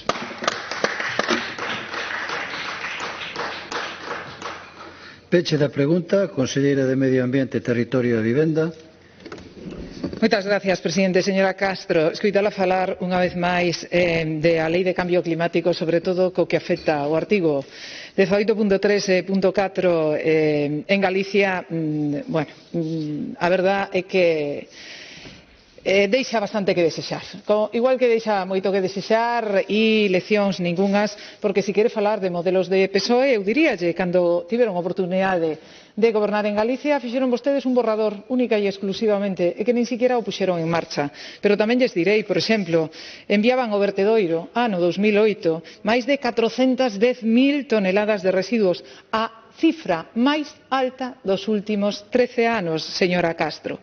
Polo tanto, pouco se pode dicir ao respecto. E agora están vostedes dende o Goberno Central con unha lei de residuos que, por certo, tivémonos que adelantar as comunidades autónomas para a aprobación da propia Sinter, unha básica, e con que nos encontramos? Con que poñen impostos e máis impostos aos residuos que, ao final, a teñen que pagar os cidadáns. Polo tanto, en vez de inversión, vostedes impostos.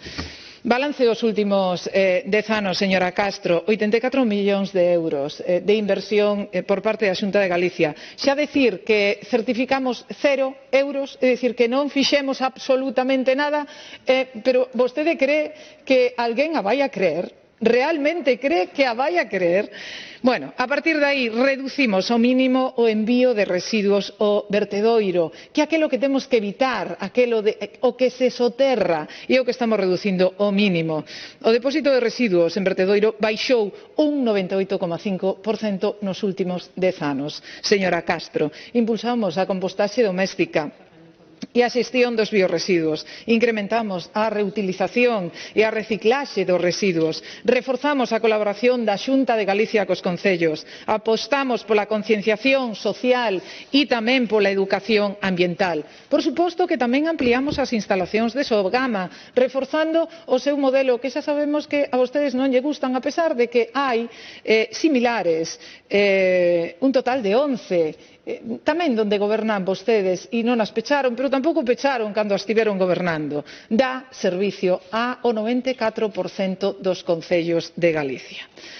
Neste momento de pandemia sanitaria, aí estivo Sogama, tratou un total de 273.760 kilos de residuos sanitarios das 3 olas que tivemos. En outras comunidades a Fiscalía está abrindo expedientes. Nesta comunidade houbo inspeccións, pero fíxose un bo traballo, e foi gracias ao personal e aos técnicos que temos en Sogama. Ano 2022, por suposto, remata a vixencia do plan. Estamos traballando xa durante este ano para o seguinte e agardamos as súas aportacións. Moitísimas gracias.